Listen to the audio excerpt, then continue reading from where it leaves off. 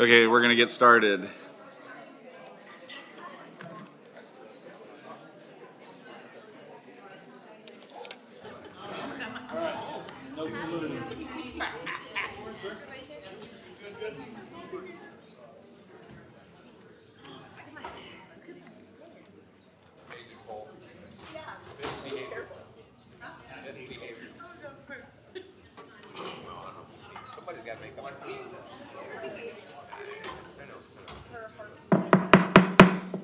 Thank you and good morning to Tuesday, November 18th Board of Supervisors meeting. At this time, we will now have a moment of silence, silent reflection, or silent prayer in memory of Benny Gatto, former mayor of Lathrop for 2 terms, city council member for 8 years, and a lifelong dedicated public servant to his community.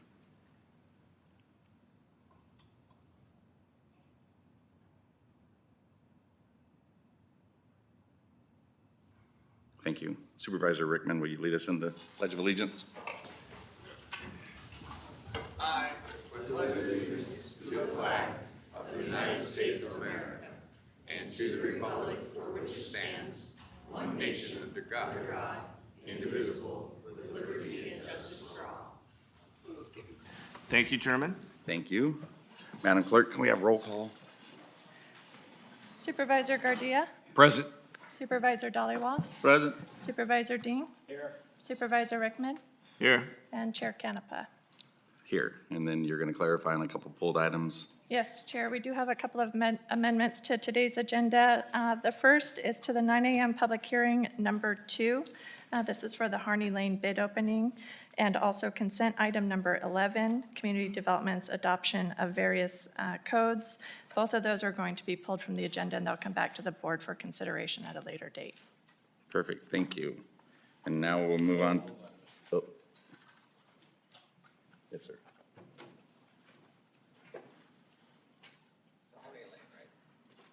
That's correct.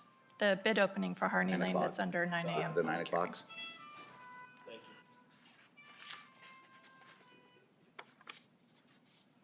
Okay, this time we will do proclamations, and the first one is. So the first recognition this morning is the proclamation of November 17th through the 21st, 2025, as California Clerk of the Board of Supervisors Week in San Joaquin County. And I'll come down and join the chair with the Clerk of the Board team at the podium for this proclamation.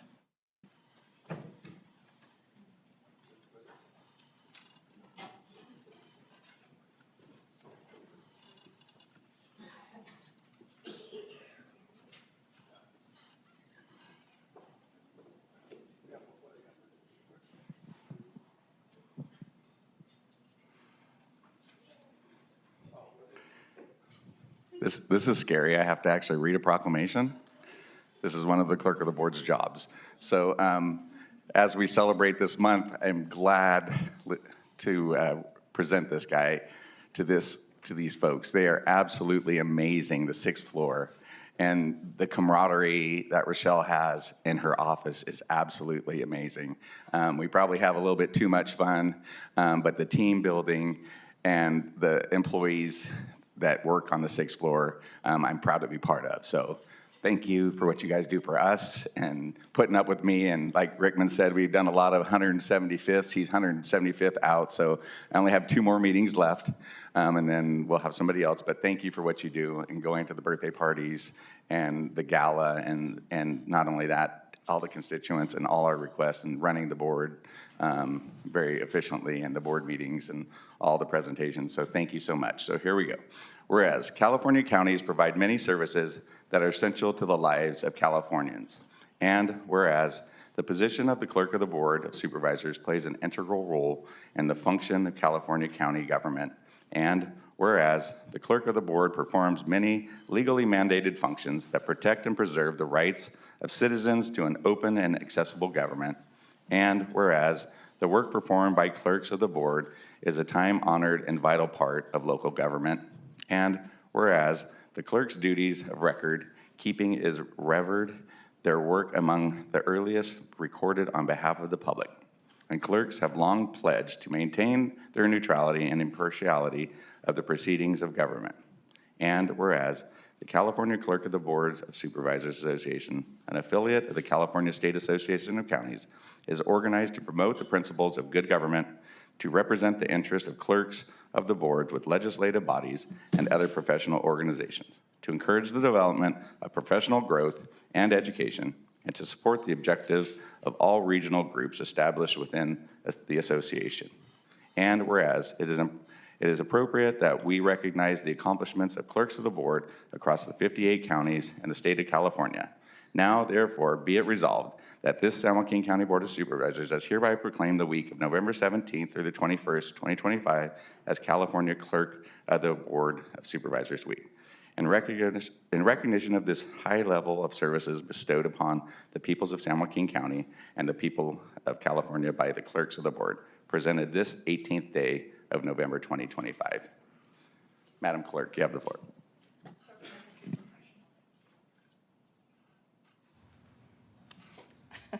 Thank you, Chair. I too feel uncomfortable. I don't like being on this side of the podium, speaking publicly. I like reading the proclamations that my staff prepares for the Board of Supervisors. So I just want to thank you, Chair Canepa, and members of the board. It is an honor, though, to accept this proclamation on behalf of the Clerk of the Board's office. The role of the Clerk of the Board is one of the oldest and most enduring institutions of democracy. Historically, clerks served as the official keepers of the public record, responsible for documenting the actions of elected leaders and preserving those records so future generations could understand how government decisions are made. That tradition continues today, but with far more complexity, statutory requirements, and public expectation than at any other time in our county's 175 years of greatness.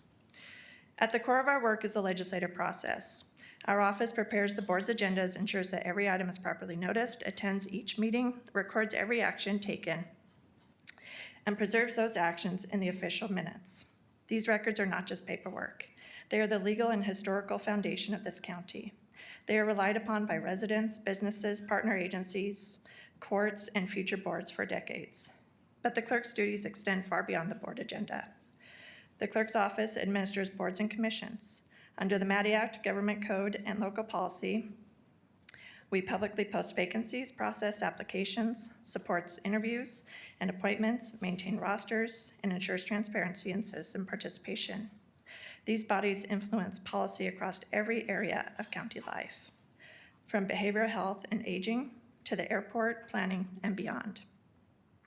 Ensuring accuracy, compliance, and visibility in these appointments protects the integrity of civic engagement and ensures that the public always knows who represents them. One of our most significant statutory responsibilities is serving as the assessment appeals clerk, administering a highly technical and strictly regulated quasi-judicial process. Under the Revenue and Taxation Code, every deadline, notice, evidentiary requirement, and hearing must meet exacting legal standards. It is our responsibility to maintain neutrality, protect due process, track timelines, manage evidence, and ensure that every taxpayer has a fair and transparent opportunity to challenge their property assessment. In addition, we serve as the administrative officer for the City Selection Committee, Countywide Oversight Board, Hearing Officer Panel, Lobbyist Ordinance, and receive claims on behalf of the county. All of this work occurs in tandem with our internal administrative duties. Under the Board of Supervisors, the Clerk of the Board serves as the senior manager of the board's office. In this role, we provide administrative leadership and support to 5 supervisors, 5 chiefs of staff, 5 board aides, and the public information specialist. Our office handles payroll, travel, coordination, budgeting, accounting, procurement, office operations, and the day-to-day support that the board's legislative and administrative functions running smoothly. Our team balances with precision, public transparency, administrative management, and customer service every single day. And they do so with an unwavering commitment to accuracy, neutrality, and professionalism. Today's proclamation is meaningful because it recognizes not only the history of this office, but the dedication of the people who carry out those responsibilities with integrity every single day. And it is my honor to recognize the team that does that for us. Chelsea Breitenbooker, our Chief Deputy Clerk, Mary Ellen Gallardo, our Deputy Clerk, Mary Southmaid, our Deputy Clerk, Janie Som, our Office Secretary, Patty Butter, our Senior Office Assistant, And Natalie Jones, who couldn't be here today, she's on vacation. To each of you, I want to say that your work matters, your precision matters, your commitment and transparency matters, and I see it every single day. You uphold the public record of San Joaquin County, and I am so deeply proud of all of you for the work that you bring to this office. Chair Campa and members of the board, thank you for acknowledging the Clerk of the Board of Supervisors Week.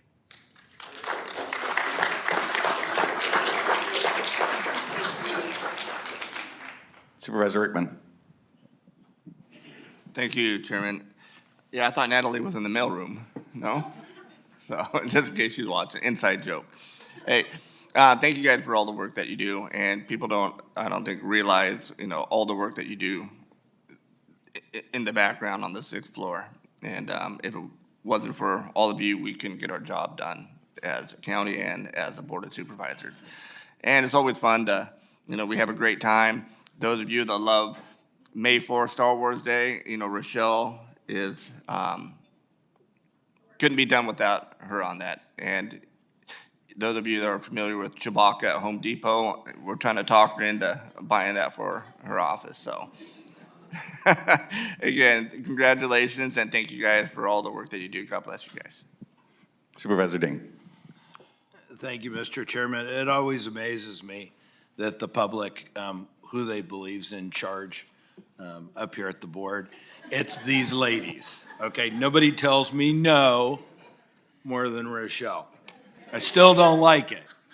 But anyway, thank you for everything you do, and we could not operate without you. So thank you for keeping us on track. Vice Chair. I agree with the Supervisor Ding 100%. People think that we run the show, but that's not correct. It's you guys. And thank you so much for your service to this board and to the public. Much appreciated. God bless you. As a new supervisor, you really don't know whose roles until you actually get into the seat and you realize that your team is very professional, and the way that you conduct business and keep us in check is very much appreciative. And I like the idea when you were speaking that you talk about a team, and it's not staff, it's a team. And you guys make us successful, and thank you for all of what you do. I agree. Rochelle's kind of like mom up here, so she keeps us in line. But just the camaraderie and the trunk or treat and the creativity that they do for team building, I commend you, and I commend all of you. You make the 6th floor a fun place to be, and you get your work done, and the team is just absolutely amazing. So can we take a photo?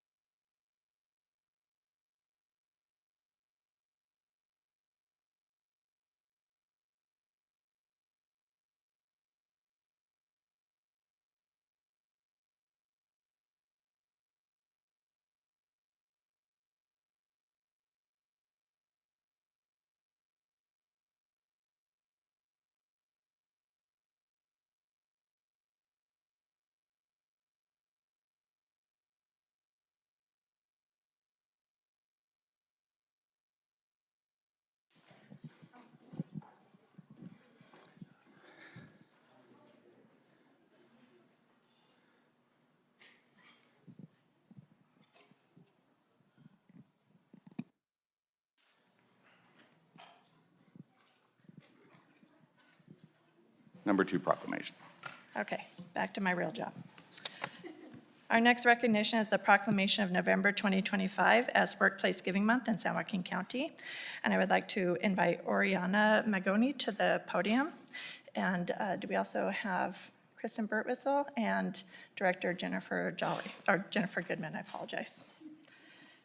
This proclamation states, whereas United Way of San Joaquin County brings together businesses, government agencies, community organizations, and committed individuals in an effort to fund San Joaquin County nonprofit and community-based organizations. And whereas there are more than 2,000 of these organizations that employ over 21,000 individuals in San Joaquin County that are integral, critical parts of the local economy and community well-being. And whereas total expenditures by San Joaquin County's nonprofits and community-based organizations are estimated to be $1.28 billion in direct expenditures for the humanities, education, the environment, animals, health, human services, foreign affairs, membership benefits, and societal benefit.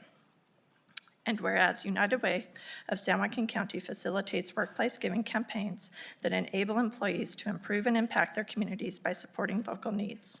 And whereas the United Way of San Joaquin County has raised more than $10.5 million since 2015 through its workplace giving campaigns that are returned to the community through employees' directions.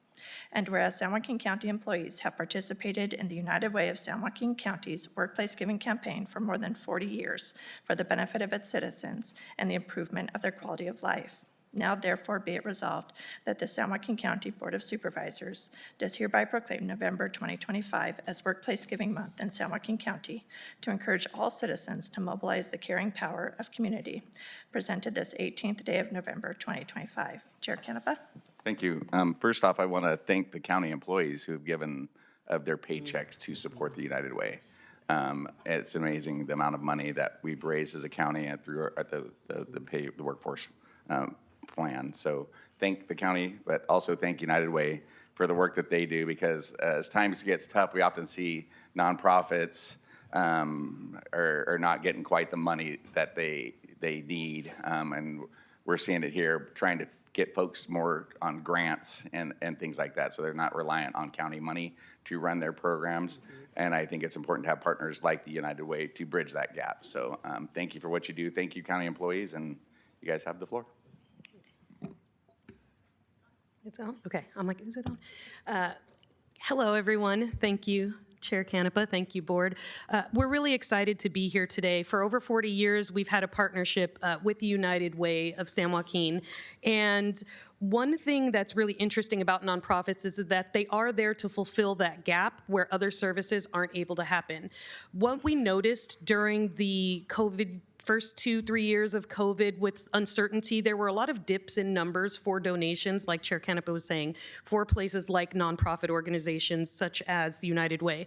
But what's really telling is that as we're starting to pick up a little bit, we really want to put forth the effort. I know that our staff already do so much. By choosing into a job in public service, we're already dedicated to our community. So taking this extra additional step to donate out of your paycheck just shows the level of support that and care that we give as employees to our community and how much we want to see San Joaquin thrive.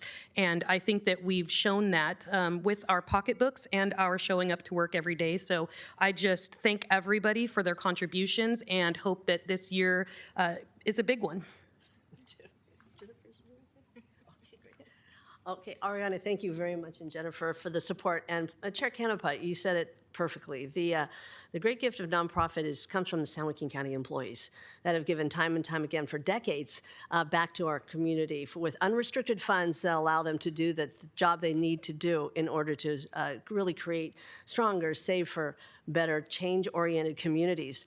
Again, as the president and CEO of United Way, I'm just very honored to, again, have an entire 30 days dedicated to workplace giving and really sort of reset the stage about how valuable our nonprofits are. We have good nonprofits, we have great nonprofits, but we have some nonprofits we know that need to have supportive change. They need greater sustainability. So we're also here to raise money for our nonprofits, but also to make sure that we have strong nonprofits through education and training, and making certain that when you direct funds to those nonprofits, that you have all the information that you need to really, again, feel confident that you are directing your dollars, again, accordingly, again, to our community. But I wanted to also recognize recognize, again, Naja Haynes here. She's our Director of Social Impact.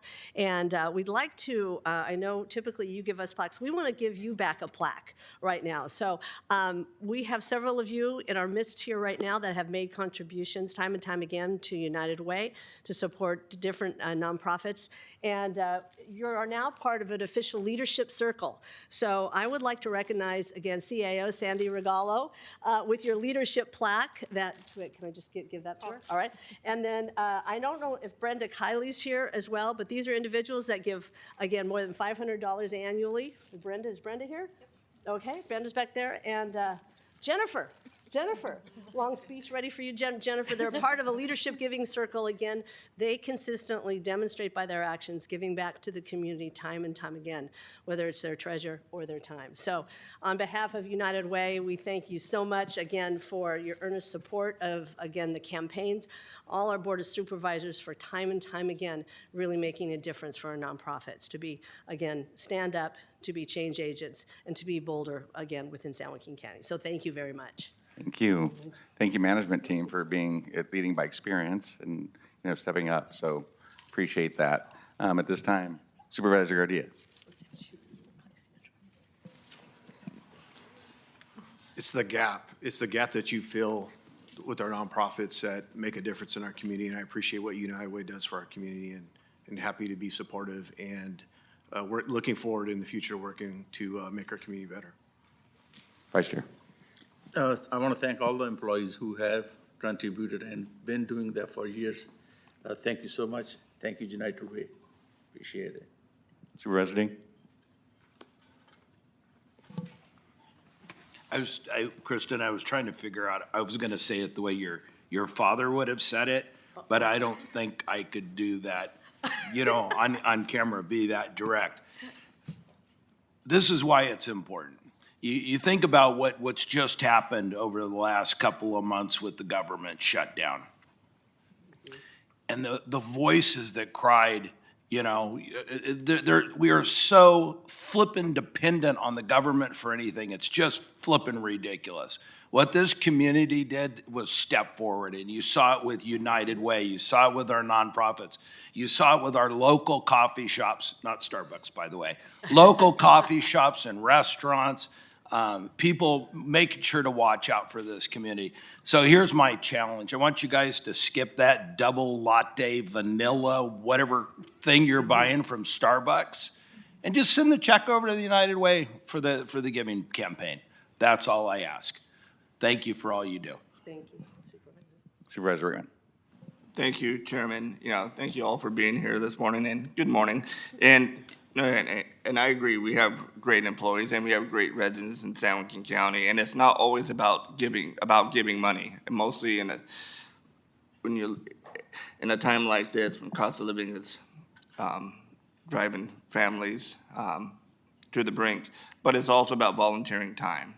And you see a lot of our employees who volunteer their time, they're not getting paid. You see a lot of our residents giving up their personal time away from the family, be it at church, be it at the local park planting trees, being like at food giveaways like Tracy Interfaith.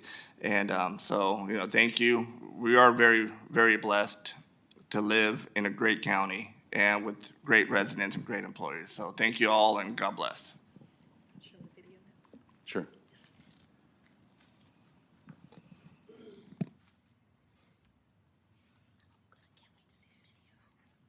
Hello, my name is Oriana Mahoney, and I am the Employee Benefits and Development Manager in Human Resources at San Joaquin County.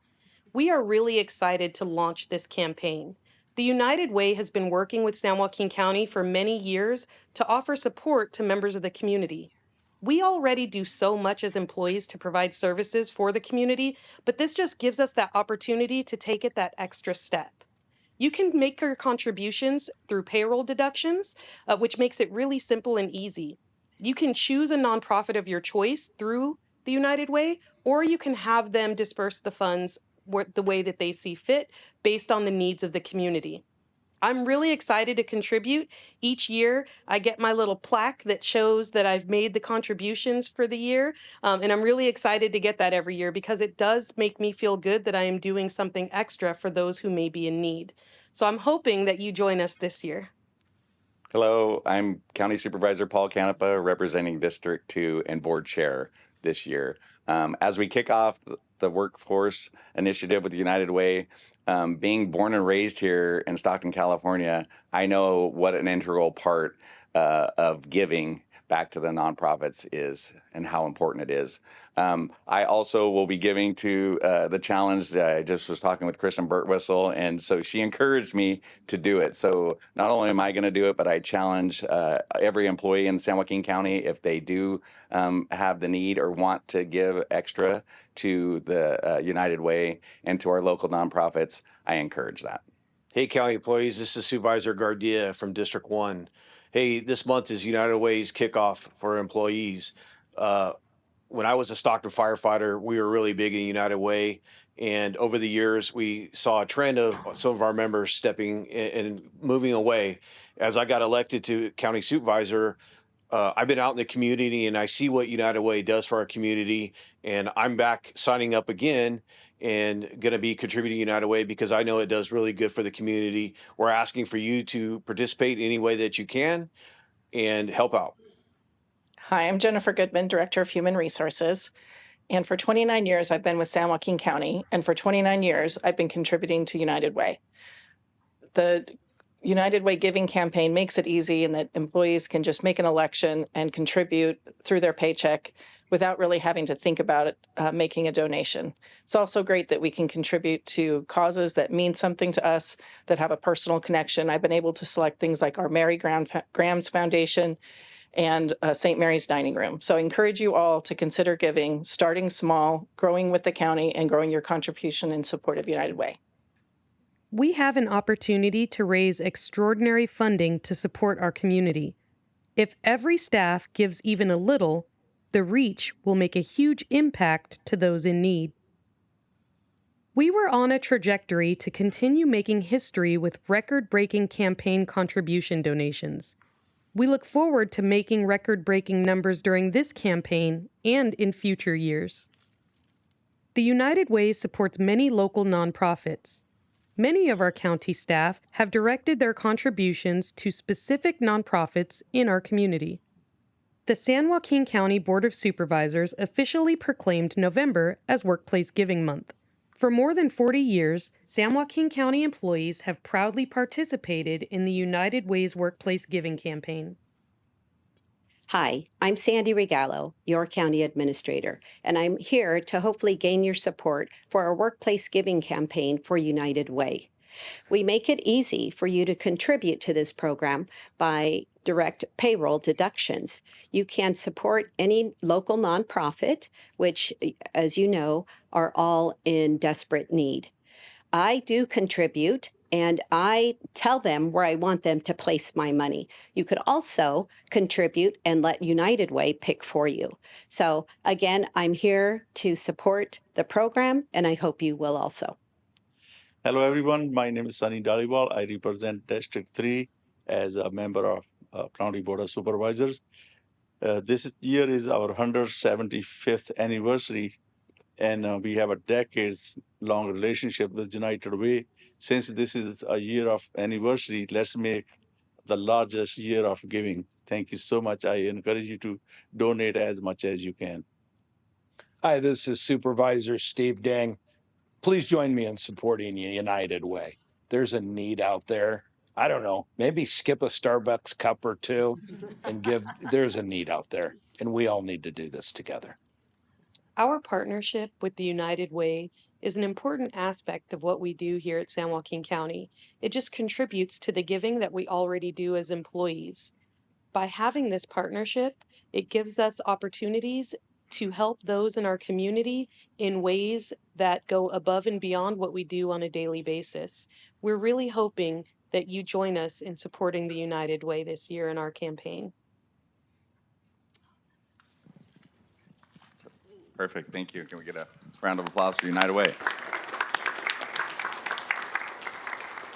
And I was told they're going to be tabling outside from what time to what time? So that 10 if to 12, they'll be tabling outside, collecting pledge donation forms and giving out a treat for that pledge donation. I also want to plug ISD, our team that helped us create that video. They went above and beyond with the last minute request. So thank you guys so much. You're amazing. Thank you. Thank you so much.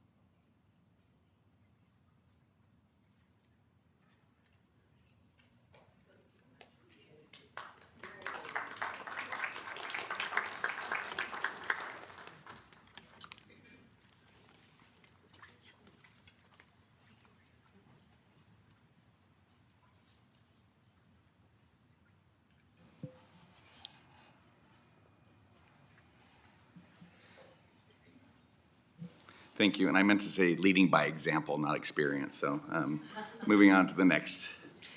Chair, our next presentation is on the San Joaquin County Probation Department's functions, programs, and highlights for San Joaquin County. So I'd like to invite Chief Jackson to the table.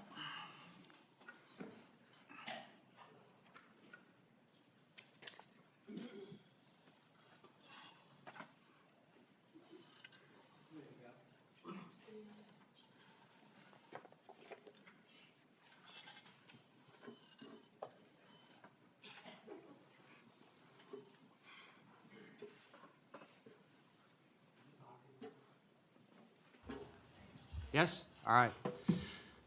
All right, good morning.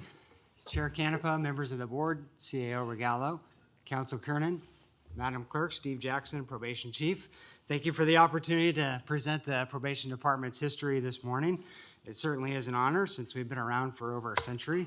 But before I begin, I'd like to give a few acknowledgments. First to Todd Bruce of the Sheriff's Office for his help in gathering information for the department's earliest years. I'd also like to recognize probation officers Jack Dighton and Dave Buffo and retired Chief Nick Catamartri, authors of A Brief History of the Probation Department.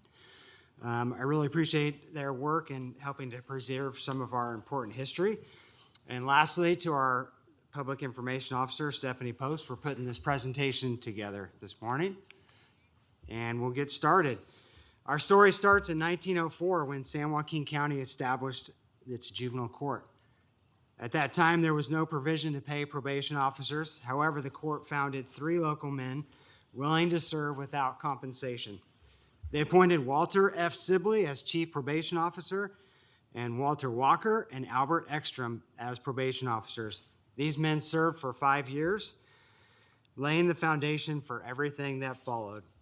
In 1909, the state legislature officially created probation departments in every county in California. And on April 1st of that year, Charles A. Taylor became San Joaquin County's first chief probation officer, and I will note, earning $100 a month. Legislation also mandated a detention home, and Chief Taylor and his wife lived in the county's first such home, located at 841 North Sutter Street, a converted residence rented by the Board of Supervisors, which served as both home and office for the Taylor family. And I couldn't find a photo of it. We really tried to find it. Even then, the department's philosophy was clear. The law required the home to be run as a home-like as possible, not as a penal institution. Rehabilitation, not retribution, has always been at our core. As the county grew, so did probation's role. In 1914, the county built its first dedicated juvenile facility at Hazleton and Wilson Way in 1949. And in 1949, Peterson Juvenile Hall opened and French Camp. Bless you. It offered an on-site schooling and vocational training, introducing the concept of education and skill building while in custody, and an idea that continues today. right. As the county continued to expand, probation services moved through several buildings, from Main Street to the courthouse downtown, before finally consolidating operations in French Camp in the mid-1980s. That move wasn't just about space, it represented innovation. For the first time, juvenile courtrooms were built adjacent to Juvenile Hall, eliminating the need to transport youth downtown Stockton and creating a more secure, supportive environment for the youth and our employees. During this time, the department also began developing new programs focused on community supervision and rehabilitation. In 1965, the California Probation Subsidy Act, AB 180, marked a turning point. It rewarded counties for keeping juvenile offenders local and emphasized rehabilitation instead of state incarceration, a philosophy mirrored decades later by Senate Bill 823, which I will touch on shortly. This statewide reform reshaped probation as a key partner in public safety and rehabilitation. San Joaquin County continued to be an innovator. In 1973, the Olympic Center program launched, offering day treatment, counseling, and education in a community setting. That same year, the Girls Exchange program opened, providing the same opportunities and services for young women. Those programs were forerunners of our modern adult day reporting centers, which continue that same spirit, providing structure, accountability, and opportunity under one roof. Another significant milestone was the creation of the department's first gang task force in 1989, formed in response to the rise in gang activity within San Joaquin County. Today, our department partners with multiple law enforcement task forces across the county, including AB 109, Assault, Delta Rat, FBI Task Force, and Metro, continuing a long tradition of collaboration and public safety leadership. The 1990s and early 2000s brought tremendous growth for the department.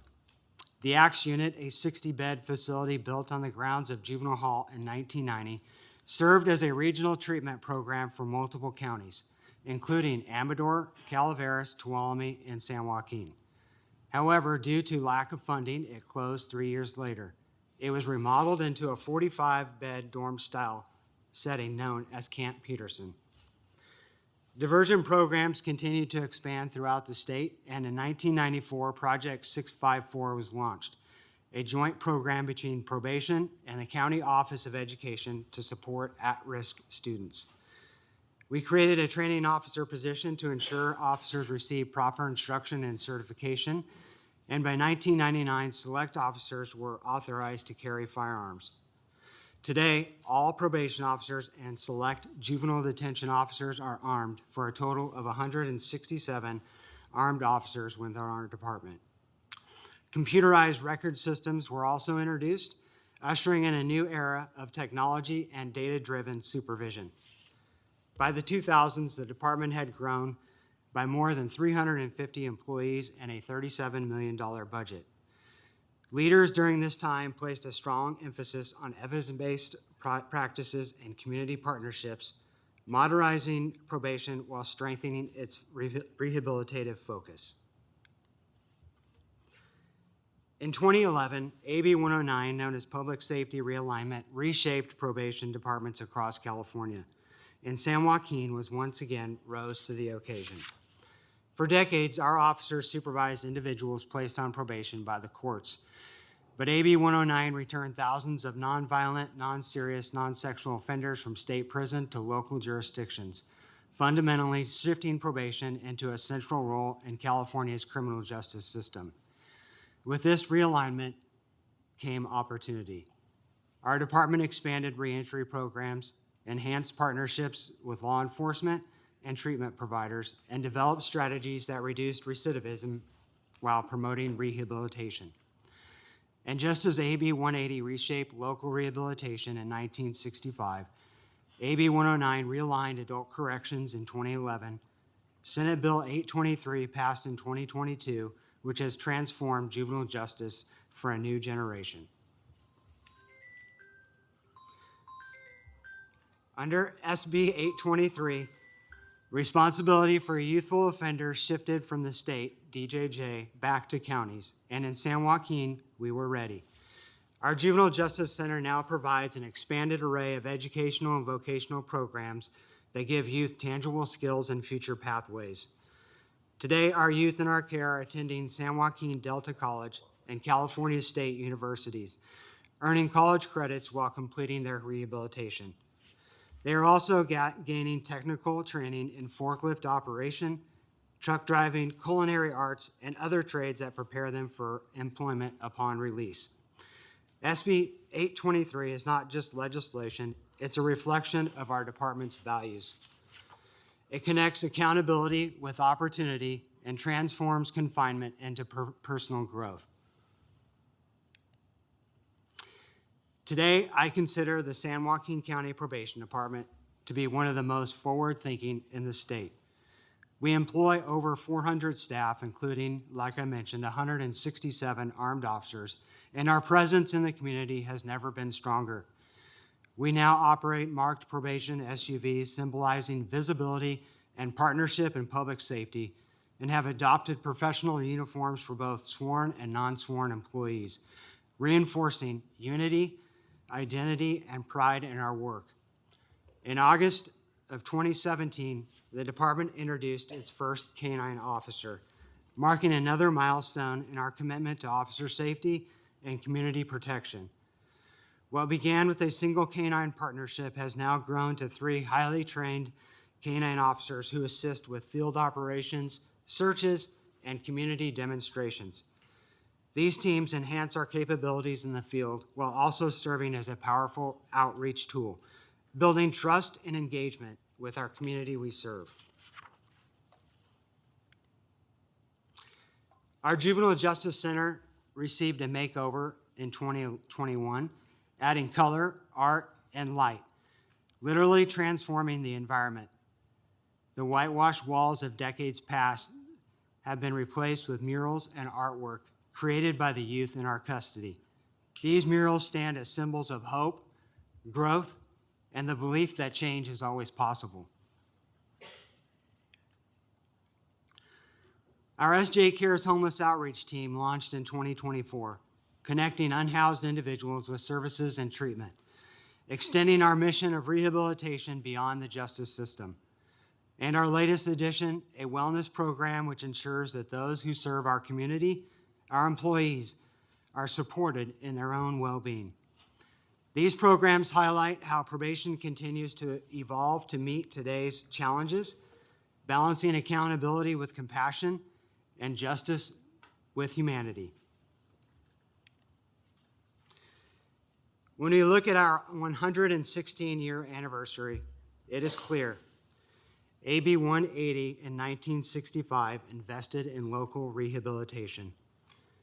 AB 109 in 2011 empowered counties to lead community corrections. And SB 823 in 2022 reimagined juvenile justice for a new era. And through it all, San Joaquin County Probation has been there for each milestone, leading, adapting, and innovating. Over the past 116 years, 16 chief probation officers have led this department. From Charles Taylor in 1909 to me today, each has helped shape a department that continues to evolve with the needs of our community while staying true to its mission of safety, service, and support. So today, as we look back, we see how far we've come.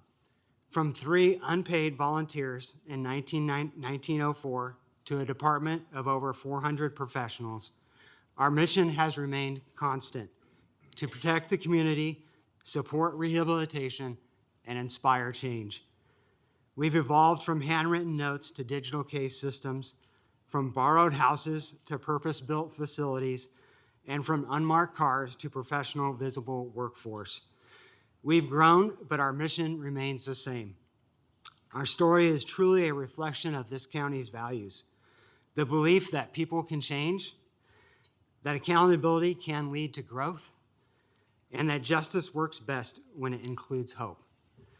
On behalf of the San Joaquin County Probation Department, thank you for your ongoing support and for helping us continue this 116-year tradition of service and progress. Thank you all. Wow, thank you.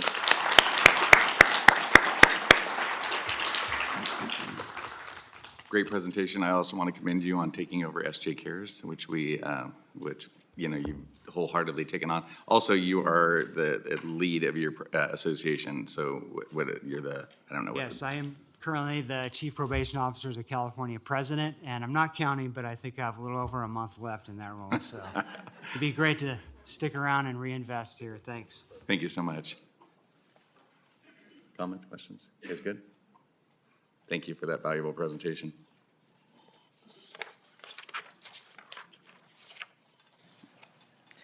Next, Chair, we have the presentation on the San Joaquin County General Hospital functions, programs, and highlights. And I would like to invite CEO Rick Castro to the table.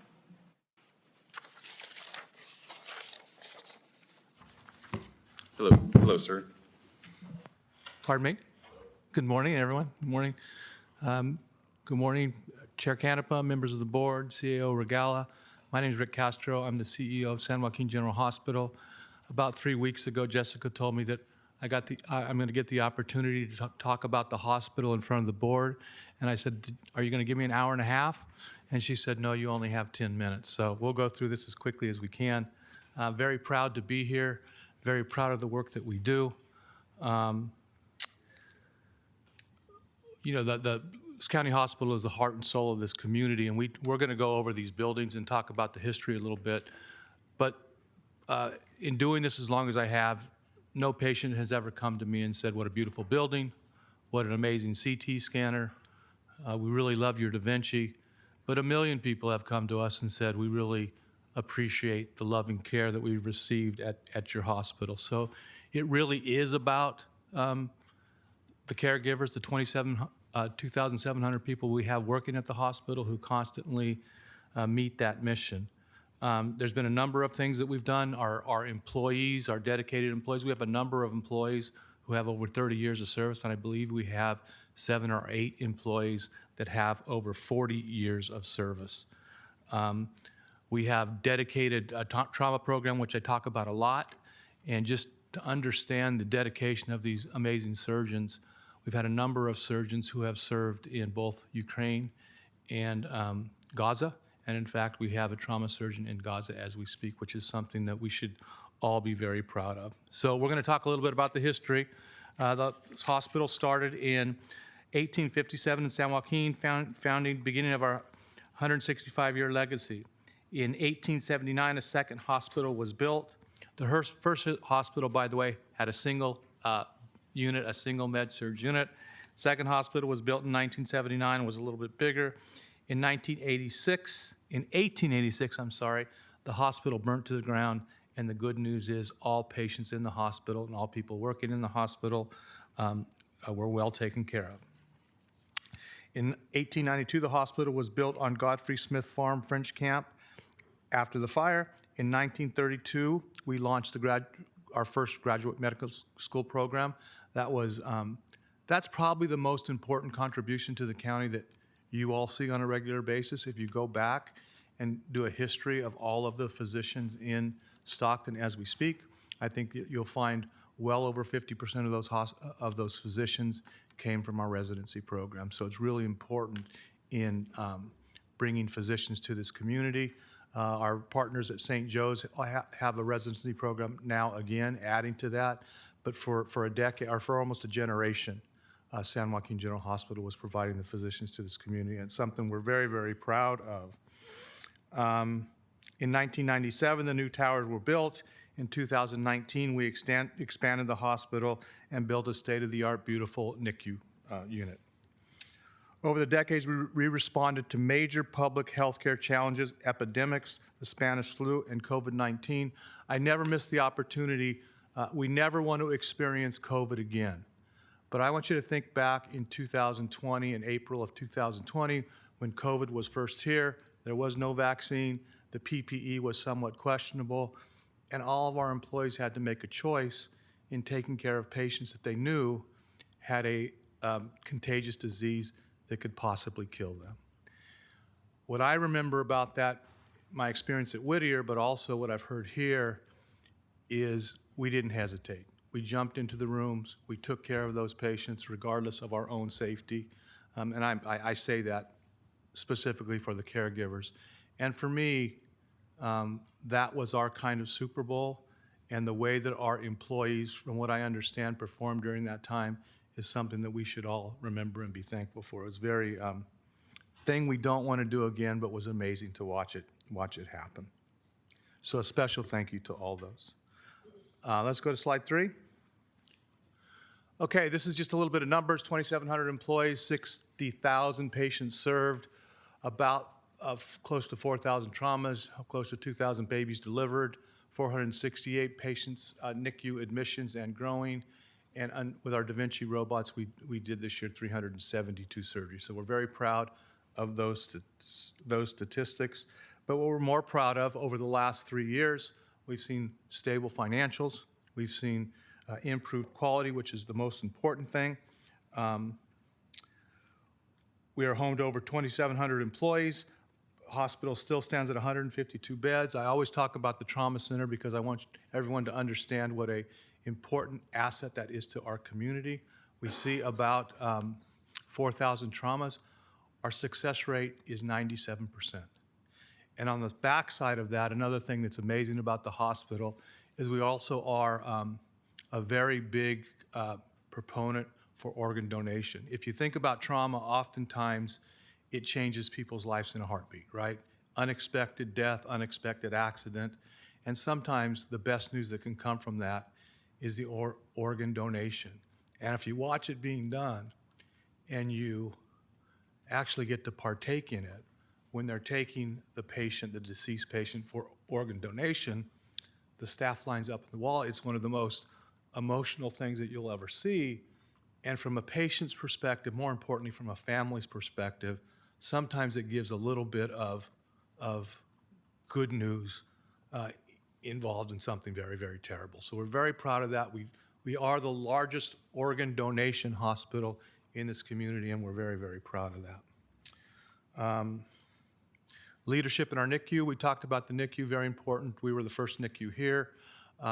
We had some challenges in the NICU. Our average daily census was running about 6. We were losing a little bit of money, actually losing quite a bit of money. Made a major change in leadership. Made a major change in leadership in June of this year. Our average daily census went from 6 to 14, sometimes as high as 19, and we went from losing money on that product line to financial positivity, but more importantly, the care that we deliver to those infants is better than it was before. So we're very, very proud of that. Our family maternity center, private rooms, beautiful place. Like I said, we deliver about 2,000 babies a year, and we're very proud. We're very proud of the work that we do throughout the whole thing. In addition to that, we've recently expanded, and all of you are there, we appreciate that. We recently expanded our surgical clinic. If you look at the old versus the new, it's much more patient-focused. It's a much, much better place to be. So at this point, we want to show you kind of what we do on a day-to-day basis with a little video. In this place, care moves with purpose, not with noise, but with heart. Here, the machines are precise. The protocols are sharp. Decisions are made in seconds, yet informed by years of training. And still, it's the compassion that carries through. The way a mother exhales when someone hands her her child. The way someone notices before you have to ask. The silence before the update. The smile after good news. The hand held during the hard kind. It's the doctor who remembers your father's name. The physician who waits a beat longer. The one who explains the monitor without rushing through it. This is the work. Not just the medicine, but the presence. Not just the outcomes, but the people who carry them. The ones who stay late, show up early, and give more than what's asked. It's not always about what we fix. It's It's about how we show up and who we become in the process. For nearly 2 centuries, we've met crisis with compassion for the San Joaquin community. Constant, steady, and always there when it matters most. We are the heartbeat of our community. We are San Joaquin General Hospital.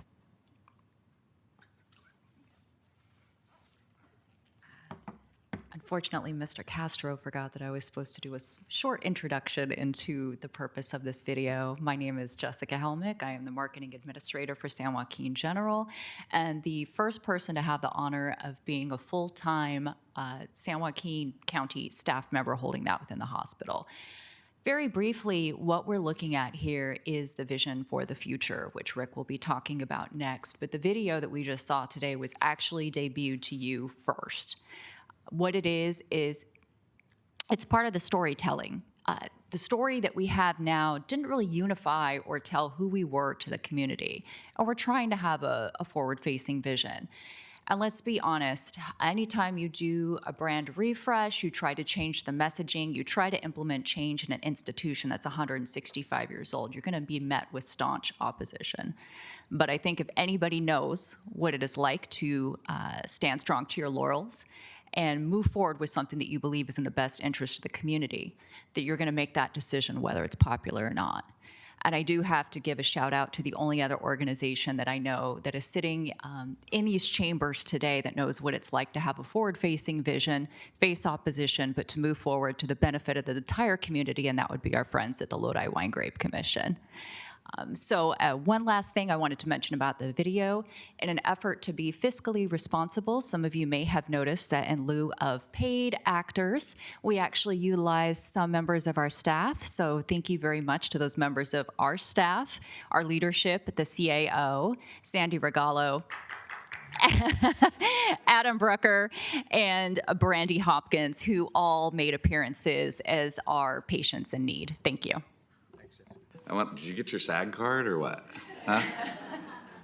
She sent it as us an invoice, but the check is in the mail, all right? So thank you very much. It's sitting on Adam's desk. How's that? All right, so you understand the passion that we have around the hospital. We're very excited about it. When you look at the future of the hospital, the best thing that you all ever did was set us up in French Camp, where we have acres and acres of land to continue to build what we hope to be a medical campus. You guys know there's a potential med school going there. We're very excited about that. Some good news in the fundraising area there, so they're moving forward.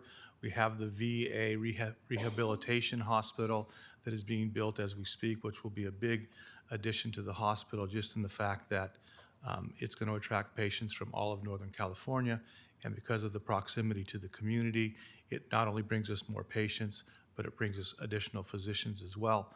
We actually envision at some point the French Camp Medical Campus, the Be Well Center across the street.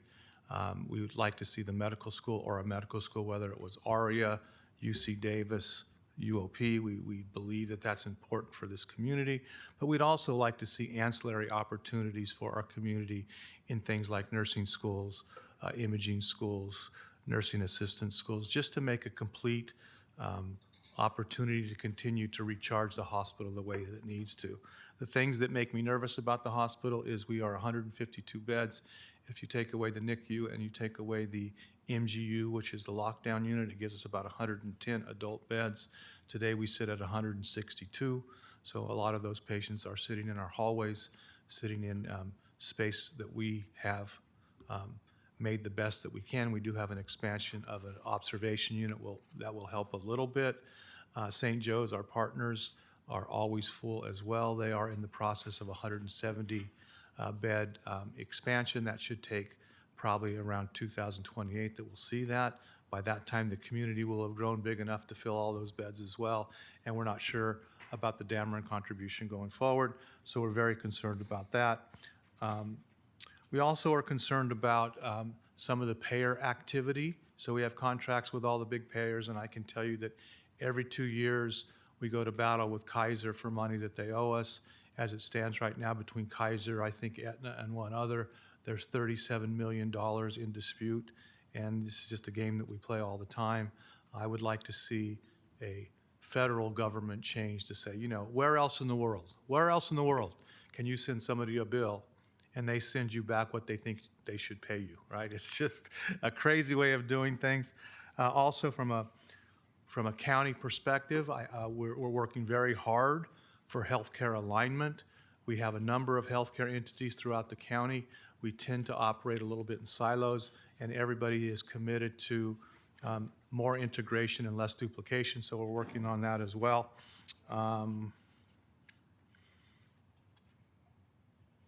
So here's the thing. Here's the message that we send to all of our employees starting in orientation. It's a privilege to take care of patients. We have a bigger privilege in the fact that we take care of anybody, presidents or prisoners. We don't care. We're going to give you the same kind of service that you would get at any private institution. We hope even better. We're committed to that on a daily basis.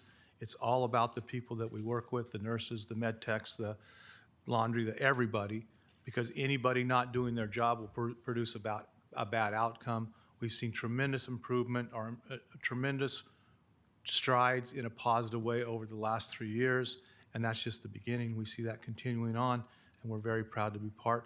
We're also very thankful on a regular basis for the support we get from the Board of Supervisors. It's very, very important to us, and so we appreciate you all as well. Thank you all very much.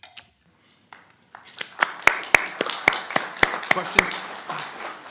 Thank you. Thank you. How many residents apply? That was one of the amazing numbers that I caught. So residency, we have, what do we have? We have 12, we have about, I want to say 72 a year, and we get about 5,000 applications for those residencies. About 5,000. That's an absolutely amazing number. So. Yeah. I do have one comment, Mr. Chairman. Yes, sir. Supervisor Ding, have the floor. Jessica, that video hits the nail on the head.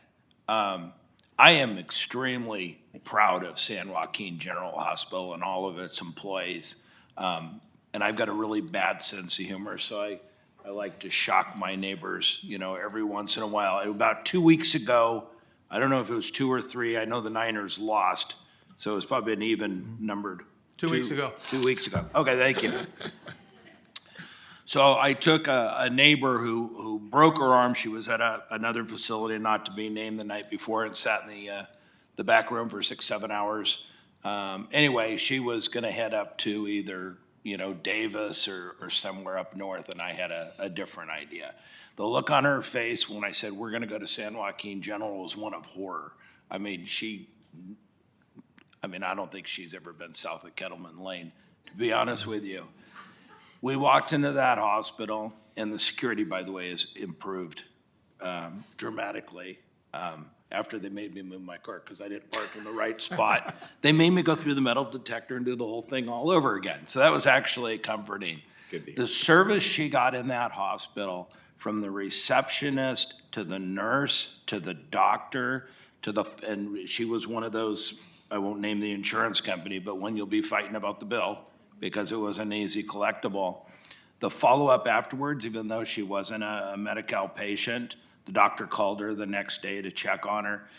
She's in shock. She goes, I have never, ever been treated like that in any doctor's office, dentist office, hospital at all. And that's hats off, because it is. You're in the customer service business, and you knocked it out of the park. Thank you, Supervisor. Any other comments? I want to thank you too, because your dedication, we have these meetings and this quality improvement programming money that Rick is always fighting for against our clinics. And we're getting back to serving as one unit. So thank you for your leadership and dedication to San Joaquin County. Yeah. And I do want a special thank you to Jessica for setting this all up for me. She is amazing at what she does, and we're glad to have her. So thank you all. Perfect, thank you.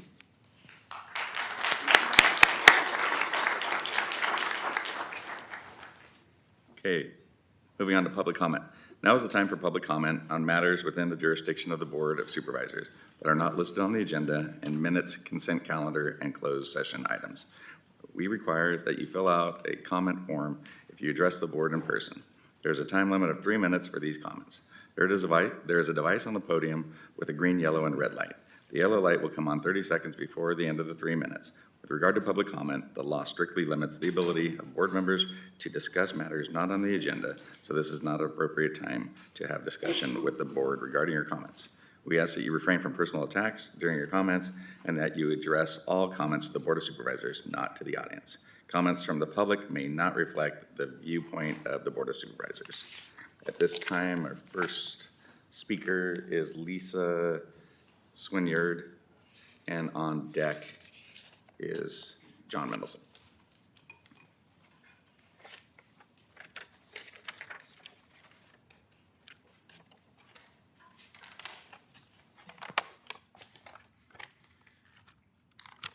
Good morning, County Board of Supervisors. At this time, I would like to ask Fritz Buckman to come forward. Is he here? Come on up. My name is Lisa Swinyard. I was appointed to the Thornton MAC in September of 2022 and currently serve as the chairperson. I'm here today on behalf of the Thornton community to recognize Fritz Buckman and his outstanding leadership as the Director of Public Works. When I first joined the MAC, I quickly discovered something important. Our residents had many questions about how to get things done in Thornton. So I began digging in, learning the systems, understanding the processes, and what I found was that Public Works is a huge partner in taking care of our town. Time and again, questions raised at our MAC meetings required reaching out to Public Works. And every single time, I was greeted with interest, with concern, with respect, and most importantly, with solutions. While I haven't had the opportunity to meet Fritz personally until now, I have met and worked with many of the people in his organization. The follow-up by each team member has been expeditious and has always resulted in a positive outcome. That doesn't happen by accident. Fritz should be recognized for the culture he's created in Public Works. It is clearly obvious that he values his employees and both internal and external customers. The professionalism, responsiveness, and genuine care demonstrated by his team are a direct reflection of Fritz's leadership. As a customer of Public Works and a community leader in Thornton, the service I have personally received has helped many in our town and made the work a pleasure that I do. That's the mark of exceptional leadership, when someone you've never met has such a profound impact on your ability to serve others. Though we're happy for Fritz to join the ranks of retirement and enjoy this well-deserved next chapter, we're sad to see him leave. However, because of his strength of leadership, I'm confident that his successors will continue the amazing culture he's created. Thornton is a community that celebrates its unique character and the people who make it special. Our slogan, "Where Chickens Roam the Streets," was born from a child's simple drawing for a potluck honoring Steve Ding, a reminder that best things about our town come from seeing it through grateful eyes. Just as we recognize neighbors at every MAC meeting for their contributions, whether through community projects or quietly keeping our streets clean, we want to honor you today. It's our pleasure to present you with two of Thornton's favorite gifts: a dish towel bearing our beloved slogan and plaque in recognition of your service, "Where Chickens Roam the Streets, Thornton, California," and a plaque in recognition of your service, another Thornton gift that is typical. Thank you, that's beautiful. These tokens carry the spirit of our small town where community matters, where everyone's contributions count, and yes, where chickens roam the streets. Fritz, on behalf of the Thornton MAC and the community we serve, thank you. Thank you for your dedication, your leadership, and for building a team that truly serves with excellence. Congratulations on your retirement and best wishes for all that lies ahead. Thank you. Thank you.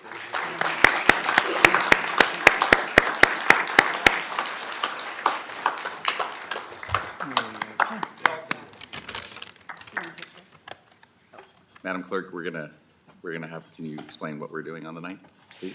Yes, I do want to let the board know, and Fritz is aware that this board will be recognizing Fritz on December 9th for his tremendous years of service, and couldn't agree more with the comments today.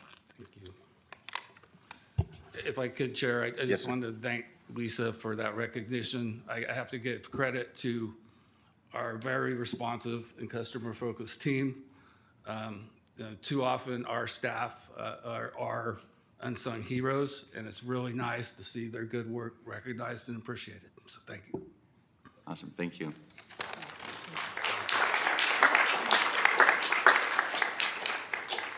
John Mendelson, you're up, and Lauren Cardinale's on deck, please.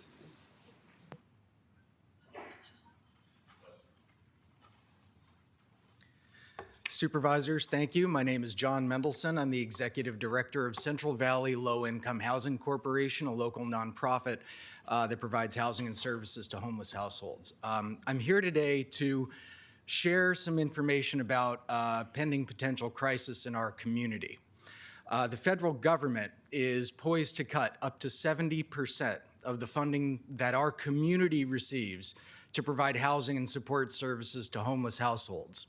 Under a best-case scenario, at least 150 chronically homeless households, people who were long-term homeless and are permanently disabled and got into housing because of successful programs in this county, will lose their support and will return to the streets. That's under a best-case scenario. Under a worst-case scenario, we will also lose the ability as a community to provide transitional or rapid rehousing for as many as 200 homeless families with children each year. That's families who are on the streets or in emergency shelters, getting them out into transitional housing and permanent housing programs. So our community is trying very hard, and our local nonprofits are going to try very hard to capture as much funding as possible in the upcoming Continuum of Care program application competition, but our community is behind the 8 ball because of new priorities from the federal government and the current presidential administration. And I want you to be aware of those challenges. It's especially distressing because the programs that you have supported and the Continuum of Care have supported have proven effective. We're about to release a system-wide performance analysis report that shows the programs you've invested in have been successful. Shelters, transitional housing, permanent housing. The reasons that we have homelessness continue to grow in this community and others is not because our local responses are ineffective. It's because our effective local responses are not big enough to handle the enormity of the problem, and because the rent remains too damn high.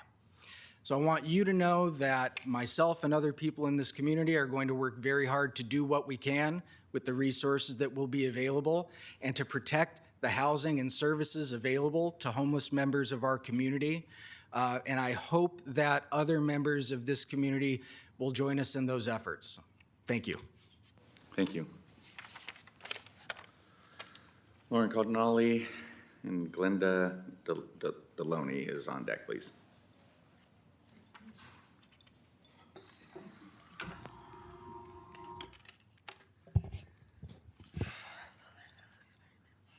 Good morning, Board. I'm here again to ask for an emergency meeting of a work stoppage to the COVID response after action report. We have a dire emergency situation where a lethal injection of a countermeasure transitioned as a matter of operational rhythm through the Health Services Agency here. That was done outside of regulatory authority, and now it is an immunization. The mRNA LNP is a toxic, gene-destructive product. It is being inserted into pregnant women, children, adults, and seniors.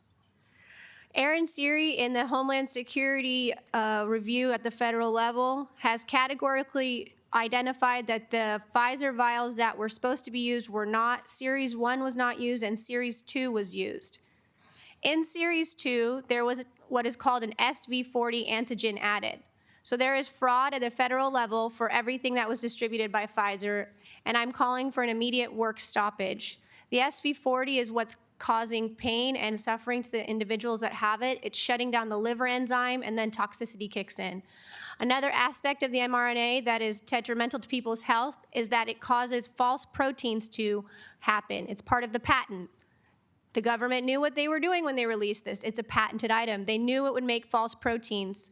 These false proteins are causing strokes, heart attacks, amputations, injuries to young children.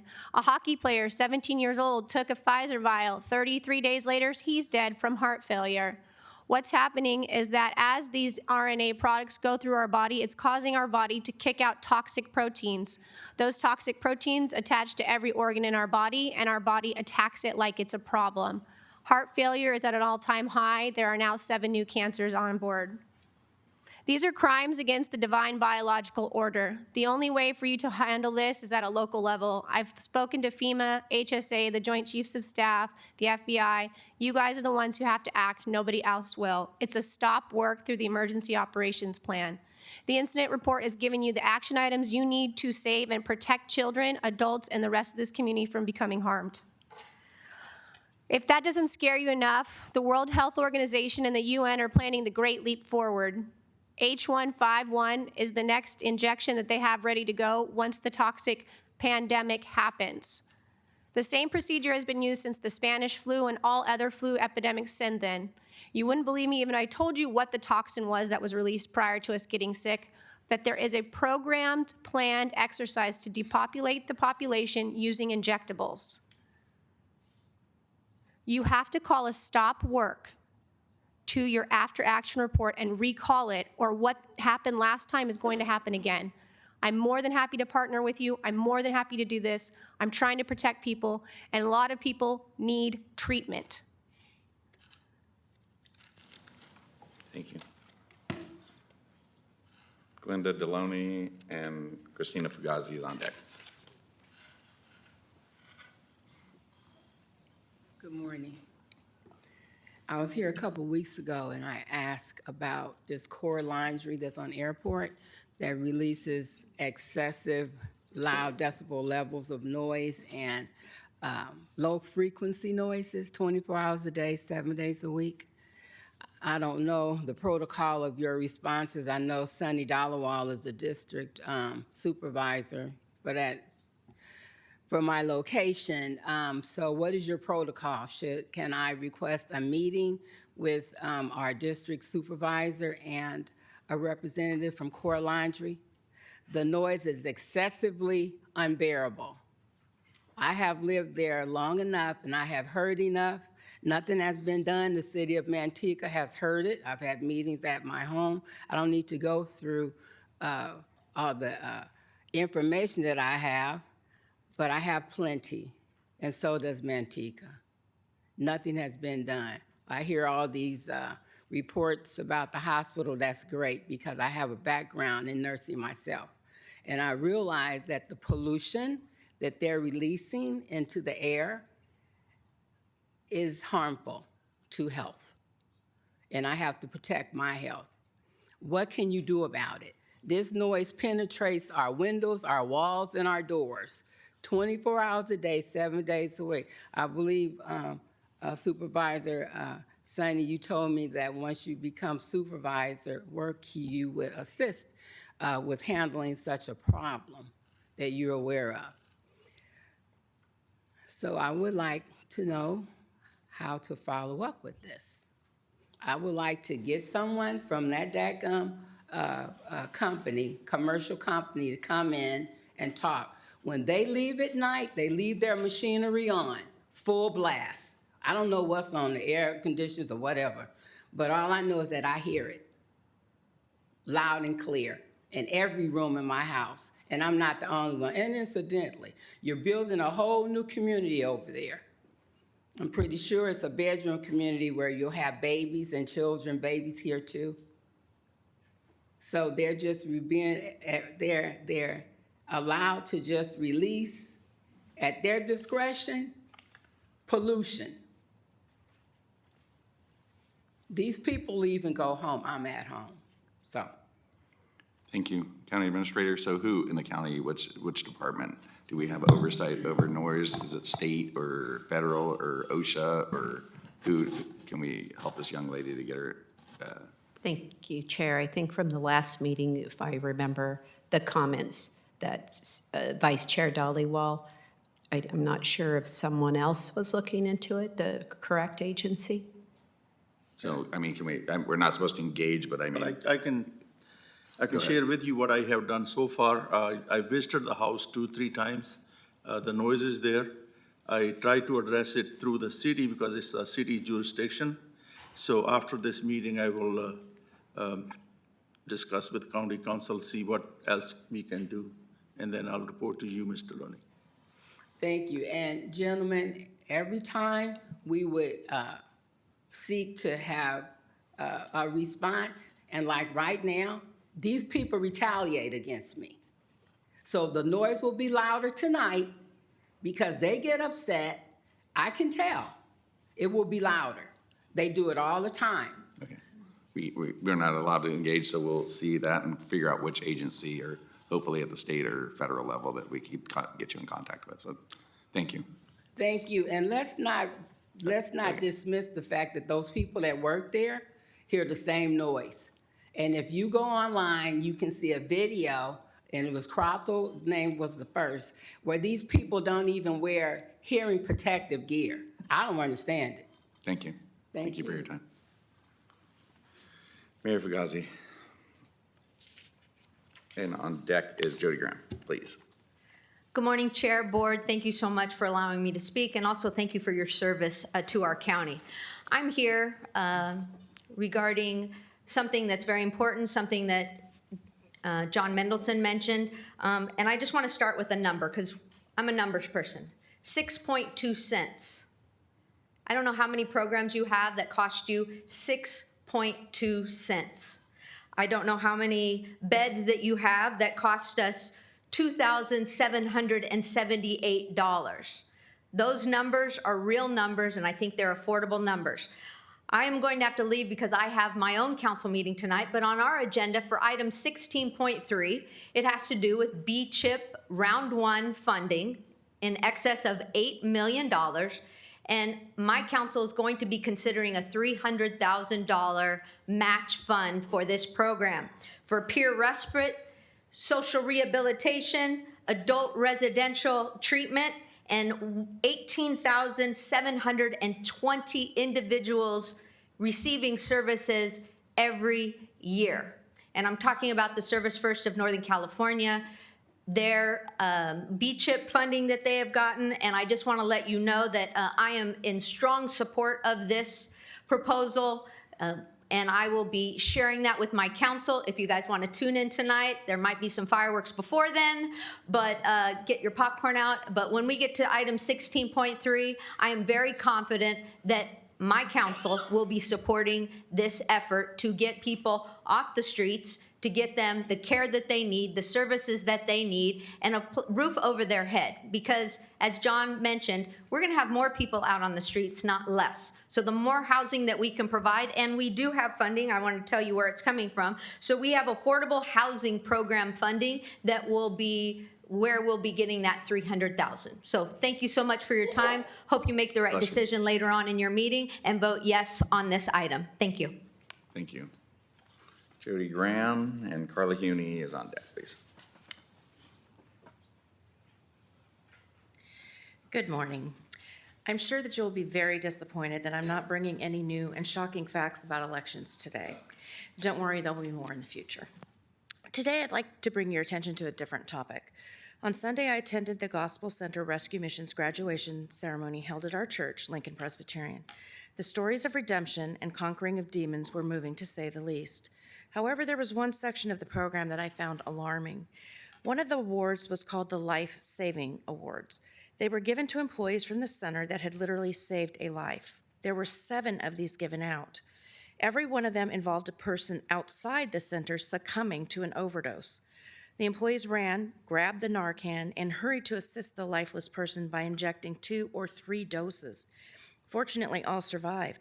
The most interesting fact of these awards was this: 6 of the 7 all occurred in the month of October, and the last one occurred in this month, November. This is an astounding and troubling pattern. I'm not sure if this is normal, but it seems as if something has come into our county in the last month, maybe a more potent batch of something, probably laced with fentanyl, although I'm sure the Sheriff's Office works tirelessly to protect San Joaquin County citizens, I would hope that each of you check in with them, see if they're noticing this trend, and help to support them in every way possible to cut off the supply of these deadly drugs in our county. Thank you. Thank you. Carla Huney, Ewell, the Blancett Jr. is on deck, please. Good morning, everybody. I'm sure you've missed me. I had other things I had to take care of, so. Nice to be here. Good to see all of you. On November 4th, even though you were meeting here, and I wish you would have moved the meeting, other counties were able to do it, but I understand. I was a poll worker for Proposition 50. First thing to come to mind, the polling cage at our polling place, and I won't name it at this point, was not where it was supposed to be, so we had to go find it. That took 15 minutes of our time. So we have to open at 7, we're there at 6. It takes all that time to set everything up. So we had to go find it because it couldn't be where we needed it to be because of the business we were in. So now it's 6:15, we get out the poll pads, tabulators, printers, and it takes 5 to 7 minutes for those to get up and running. We are missing legs on one of the tables. The printers have to be locked down on these tables, and it had no legs, so it couldn't be used. There were also missing tables to set things up. So these cages are all supposed to be checked and vetted before they come out. Obviously, it wasn't done very well. So I actually had 2 6-foot tables. What I do in the last part of the year is I do pop-up events, so I just happened to have the 2 tables, so we brought them in and used them. I might send the office a bill. So we were at the west side of this particular place, in the back. None of the voters could find us because we didn't have enough signage. We only had 1 sandwich board that went out by the driveway, but it was a good 1,000 feet in, and nobody knew where it was. So people were wandering around the facility. Some people gave up and went somewhere else. Signage is not hard. It shouldn't have been an issue. On top of everything, one of the poll pads couldn't get connected. So by 6:20, we were on the phone to the ROV office trying to get the legs to the table, to extra chairs, because we were missing chairs also, and tables, and then trying to get the poll pad connected so we could start at 7 o'clock. That did not happen. We started at 7:05. We had about 6 people in line. Okay. So both the poll inspector and the field inspector, they did not know you could scan your vote by mail ballot once you check in. That was done in November, but they had no idea because it wasn't emphasized.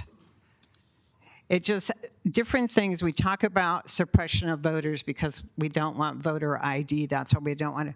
But all these other things, and things are constantly changing. So as a poll worker, you look like you're silly. No. You start training and then you just change little things and it gets messed up. So we need to change that. Thank you. Thank you. Ewell D. Blancett Jr., you have the floor. Sorry about all the stumbling, but I have a very bad right foot. My name is Ewell Desmond Blancett Jr. I'm a retired deputy DA of 31 years, did homicides for 21 of those, did vehicular death cases for 4 of those, and a variety of other cases during my career. I had a wonderful, wonderful time as a deputy DA and was actually offered the job of DA in 2005 when John Phillips retired, but I turned it down stupidly. I should have talked to my wife. I had planned to run for election in 2006, and when I got outside, my wife put her foot down hard on my right foot and said, "No way, you're not running." One of the biggest mistakes in my life. My retirement would now be $30,000 more a year than it currently is. I want to thank Patrick Withrow for supporting the history of the Sheriff's Office and being very supportive of John Basolta. And I would recommend to everyone the book that John Basolta wrote on Sheriff Cunningham, who was the sheriff for many, many moons back in the 1800s. But today I'm here to talk about one other thing, is that I am the unofficial mayor of the road on which I live out in San Joaquin County in District 4. I've been out there since 1976.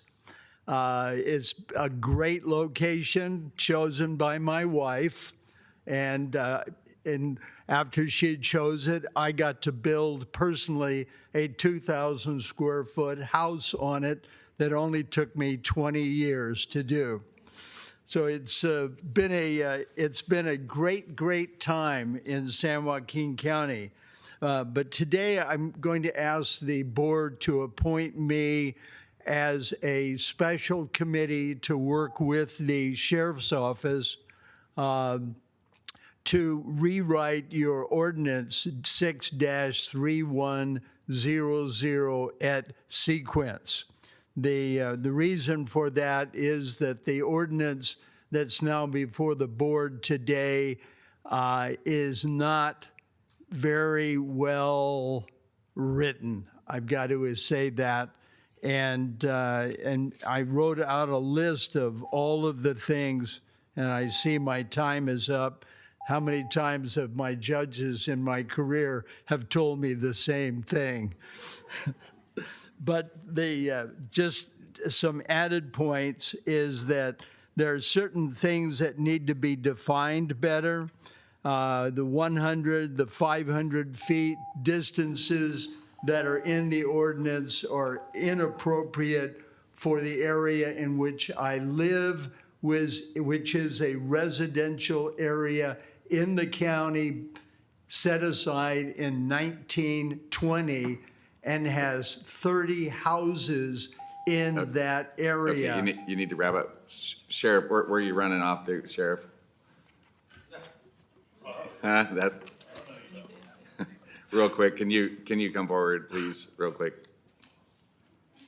and give us some divine intervention before you leave out of the door? Sorry to grab you like that. Yes, sir. Is there merit to this gentleman's request? Well, yeah, you want to put me down here close with an arm length? That's nice. He seems pretty nonviolent to me. No, but, obviously I his can defend myself. obviously his expertise is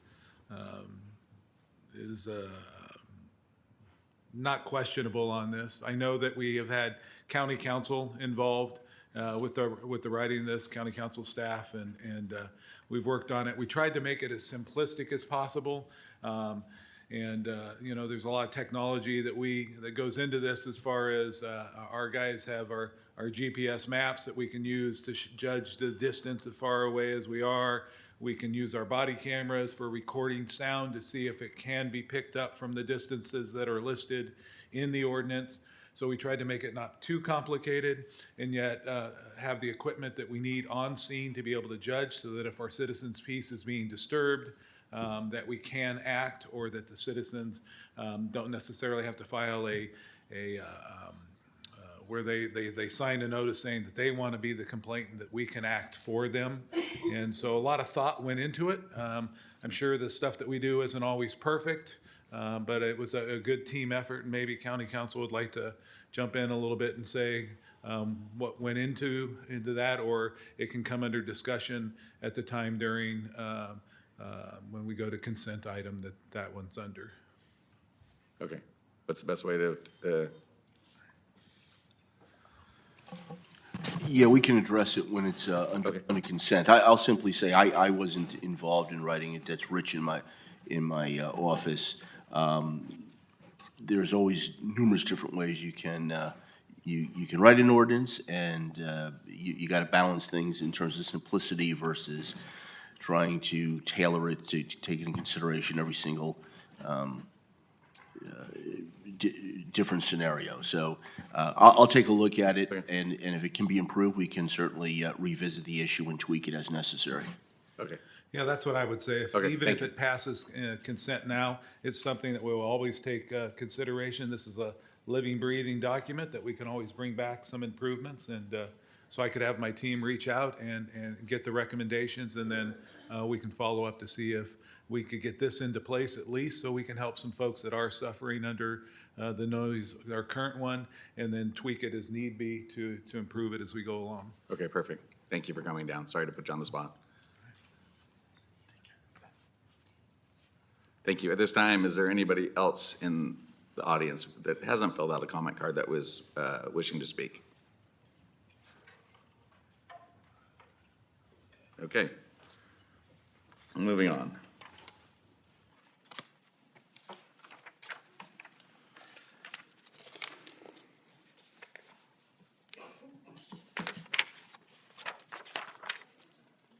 Okay.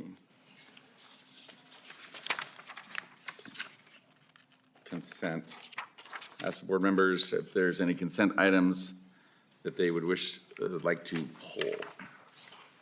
Find my handy dandy guide here. One of them was HR item number 14 will be pulled for discussion. Supervisor Gardia. Consent item number 5. Vice Chair Dollywell. None, sir. And sirs. Supervisor Ding. Oh, yeah, you're gonna love me today. 3, 8, 13. 3, 8, 13. And 15. And 15. And 21. And 21. Hold on, and 23. This meeting just got longer. Yep. And Supervisor Rickman. 12. I just have a quick question on 12. Number 12. All right. Supervisor Ding, number 3 is, do I need to read it, or? Nope.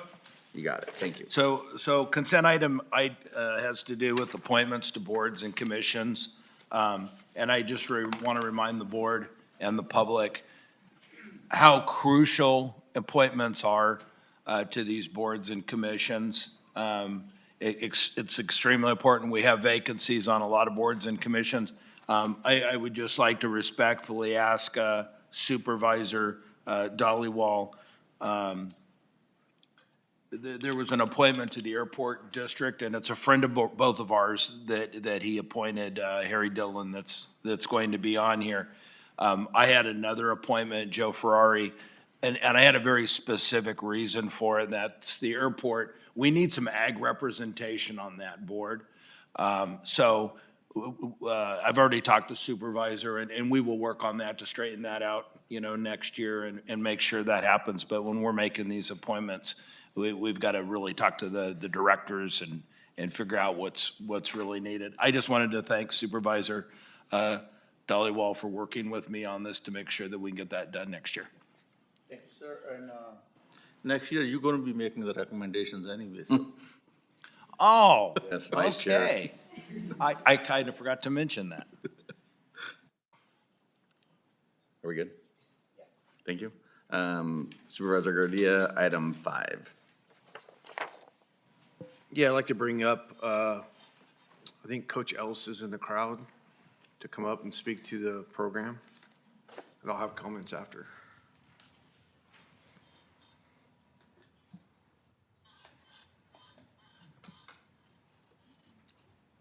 Thank you, sir. Thank you to the Board of Supervisors. It's indeed a pleasure to come before you. I'm speaking in behalf of New Birth Christian Center and our upcoming Bishop Charles E. Ware Legacy Men's Conference. This conference will be held on December the 20th. And Bishop Charles Ware was one of my players when I was a coach here in Stockton. And also, I've had the opportunity to say that I'm a native Stocktonian. I was born in San Joaquin County Hospital, and I was raised here in this community. I say all that because Bishop Ware, and he is the pastor, or was the pastor, of New Birth Christian Center, which is located in Western Ranch, and a number of you on the board have had an opportunity to come and visit our facility there. Unfortunately, he passed away in February of this year, but he had a tremendous impact upon the lives of countless individuals within not only the city of Stockton, but within San Joaquin County, and also beyond that.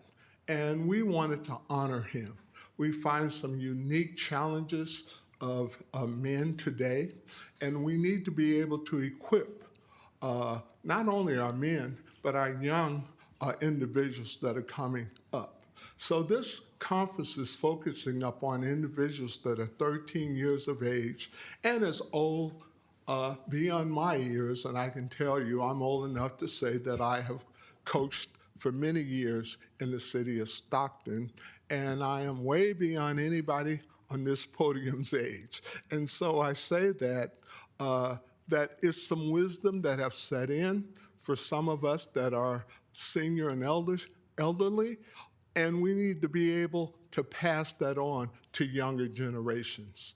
And it is said in one of the programs that I ran for many years with the Boys and Girls Club of Stockton, that program was called Rites of Passage. And that motto was, birds teach birds how to fly, fish teach fish how to swim, and men teach boys how to be men. And so this conference is bringing intergenerational approach to bring people from different age groups to pass on information. And as some of you know, I have grandkids, and some of you will know that the younger people can teach me about technology. And so that's my challenge. And so I share that with you because we can learn from each other, and we can teach them how to face some of the challenges that they will experience. And we can learn also how to use some of this technology. And so cross generations, teaching each other, and that's going to be the focus of this conference again on December the 20th, bringing young people, adults, as well as seniors together to learn from each other. Thank you so much for this time. Perfect. Yeah, and I'm honored to be in support of, when I say coach, he was my coach at Franklin High School back when we beat Tracy in the homecoming. So I just got to remind my fellow Supervisor Rickman that there was once a time that Franklin was a powerhouse. It's been a while, but I will say Coach Ellis has always been a person who I've looked up to, and has been heavily involved in our community for many, many years, and have kept a lot of our youth, kept them in the right direction. And I'm very appreciative of you and you guys putting on this program, and happy to be in support. Thank you so much. Thank you very much. Keep on mentoring. Thank you. The next one is Supervisor Ding for $5,000 for the Animal Protection League, sir. Yes, just very quickly, there's an event coming up this Friday night. You have a lot of nonprofits that come up and they ask for dollars, and then you have some that they're out there hustling on their own, and they're getting, as much support from the community as they possibly can. And APL and St. Mary's Dining Hall is teamed up for kind of a fun event this Friday night. Bingo at Stockton Ballroom starting at 4:00. So if you need more information, you can get a hold of Nicole from my office or Gina from Chairman Canepa's office. It's going to be a fun night. I'm going to be there. I'm going to be playing bingo. Not going to be talking politics. We're going to have a fun night. Come join us. Perfect. Thank you. Supervisor Rickman, number 12, Clerk of the Board announcements. Thank you, Chairman. Just real quick, Rochelle. I know we have an opening for RTD. When is that going to be announced? The recent vacancy Yes. will be announced on December 9th. And they have, how long is it? The opening? It's a 24-day application period. All right, thank you very much. And thank you, Chairman. That's all I have. Thank you, sir.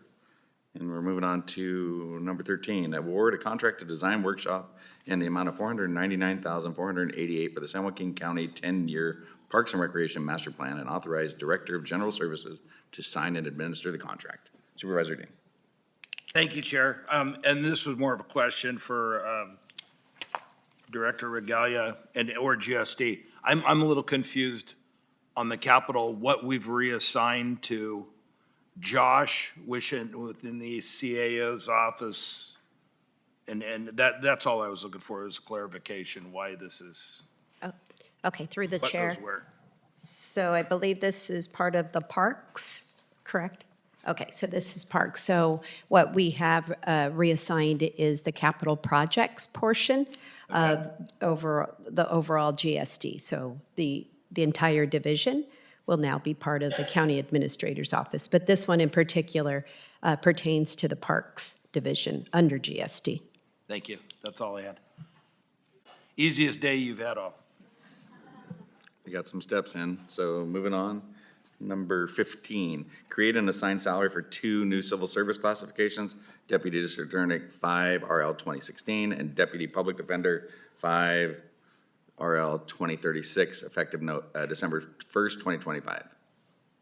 Thank you. And although I'd love to see you there, is there anybody from the DA's office here? I had more, please. Another familiar face.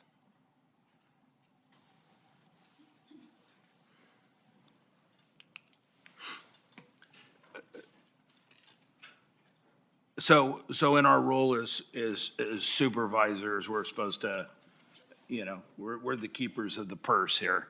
I'm looking at, we're trying to create 2 more administrative positions. Those are using existing budget funds. That's my first question. And then to follow up with the DA's office, and I think you guys are doing a bang-up job, but I'm just looking at the finances and I'm looking at the turnover amongst people in the office at the lower levels. And we've been talking about salary adjustments to keep people, or keep those attorneys within the district's attorney's office. I'm just wondering here why we're adding 2 more slots. These aren't Chairman Canepa, Vice Chair Dollywall, Board of Supervisors, Ms. Regala. They're not administrative positions. This has been created in a discretionary manner for Mr. Freitas and Ms. Villado to be able to create a different pay scale for those that have greater experience, have at least 8 years in our county, and are doing work such as homicide, for us, our office, for doing homicide trials, gang trials, vertical unit trials, people that have done significant trial work, that work extremely long hours and harder hours, and to differentiate them between what they do and some of our other DAs. We have a lot of different paths and careers that people can take, whether it's calendars, whether it's felony trials. And so this is a way to obtain additional positions that are above and beyond what our normal DAs are doing on a daily basis. So you would see this as a move to address our turnover problem as far as the long-term employees that have been dedicated and that we've been losing. That's correct, Supervisor Ding. This mirrors what has been done in Sacramento for 20 years, Kern County for at least 20 years, Stanislaus County and other counties. It is a discretionary position that is given, and it creates a retention tool and loyalty to within the office. Once our attorneys reach that 8-year mark to 10-year mark, they have enough experience to go anywhere, and this is the ability to help retain those attorneys, because those are the ones that are going to continue to serve the public for the next 20 years. Thank you. That's the answer I wanted. You have a wonderful day. Thank you, Supervisor Dean. Is there If I anyone? may, through the chair, just to clarify, because I thought I heard you, heard you ask a question, Supervisor Ding, as far as the fiscal impact. So this item, there is no fiscal impact. It's just establishing the classification. But when the DA or the public defender do come back to ask for more allocations, I'm not sure what I would have to look at their numbers. I'm not sure if they have savings that could get them through this year, or if there may be a fiscal impact. Thank you. Thank you. More to come, thank you. Did you have a comment? No, it was just if it's okay with the chair, I'll stay here for, hopefully, item 14 was also one that we were going to discuss. Oh, that's right. I'm sorry, I didn't mark that one. If I may, though, I'd be remiss if I didn't thank Ms. Goodman and her team in getting this done. This was a long process through the classification process and setting the MQs and getting it written up. So I greatly appreciate it. I'm glad to hear that. I'm glad to hear that it's also on the public defender side, because obviously that's important that we do what's equitable, fair and equitable. So thank you for that. Number 14 is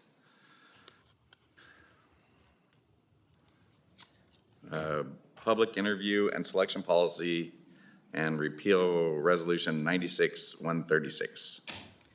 Good morning, Chair Canepa, members of the board, County Administrator Regalo, and Council Kiernan. I'm Jennifer Goodman, the Director of Human Resources, and I have a brief presentation on this item. Upon conclusion of the presentation, I'll be happy to answer any questions the board has related to this policy.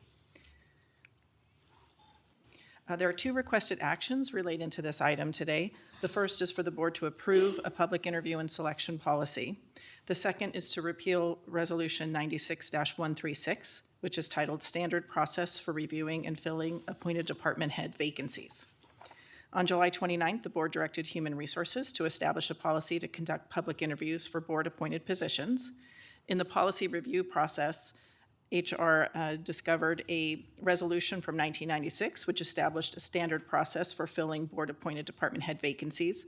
And so if the board adopts the new policy today, the 1996 resolution will become obsolete. The Board of Supervisors is the appointing authority for 14 department head positions, the clerk of the board public information specialist, and 5 district chief of staff, and 5 board aides.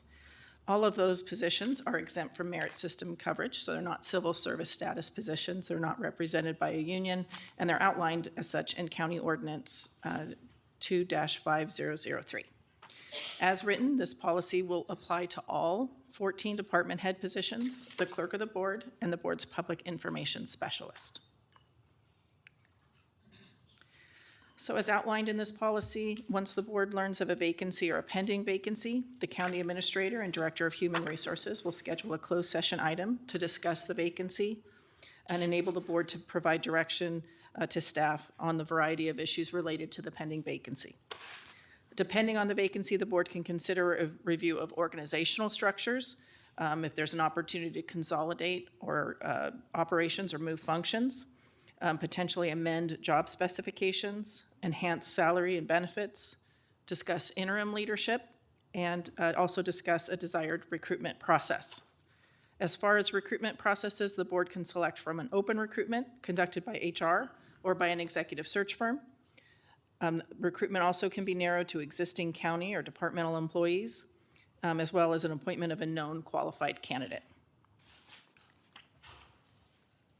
At the conclusion of the recruitment process, the county administrator and HR will utilize appropriate screening processes to narrow the pool of candidates to be interviewed by the board in a public interview. After deliberation, the board selects a candidate. If the board selects a candidate, the board would direct the county administrator and HR to make conditional offer of employment, apply appropriate pre-employment screening steps depending on the position, which may include a drug screen, live scan, and background. And then HR would conduct salary negotiations on behalf of the Board of Supervisors. HR would schedule an item for formal appointment, which included the required reading of annual salary for newly appointed department heads. So at this time, I'll just remind the board of the 2 requested actions, and I'm available to answer any questions the board may have. Thank you. So just one of the questions, so the screening process, so if you have multiple, I mean, obviously we're not going to have a public, how do we get down to the finalists?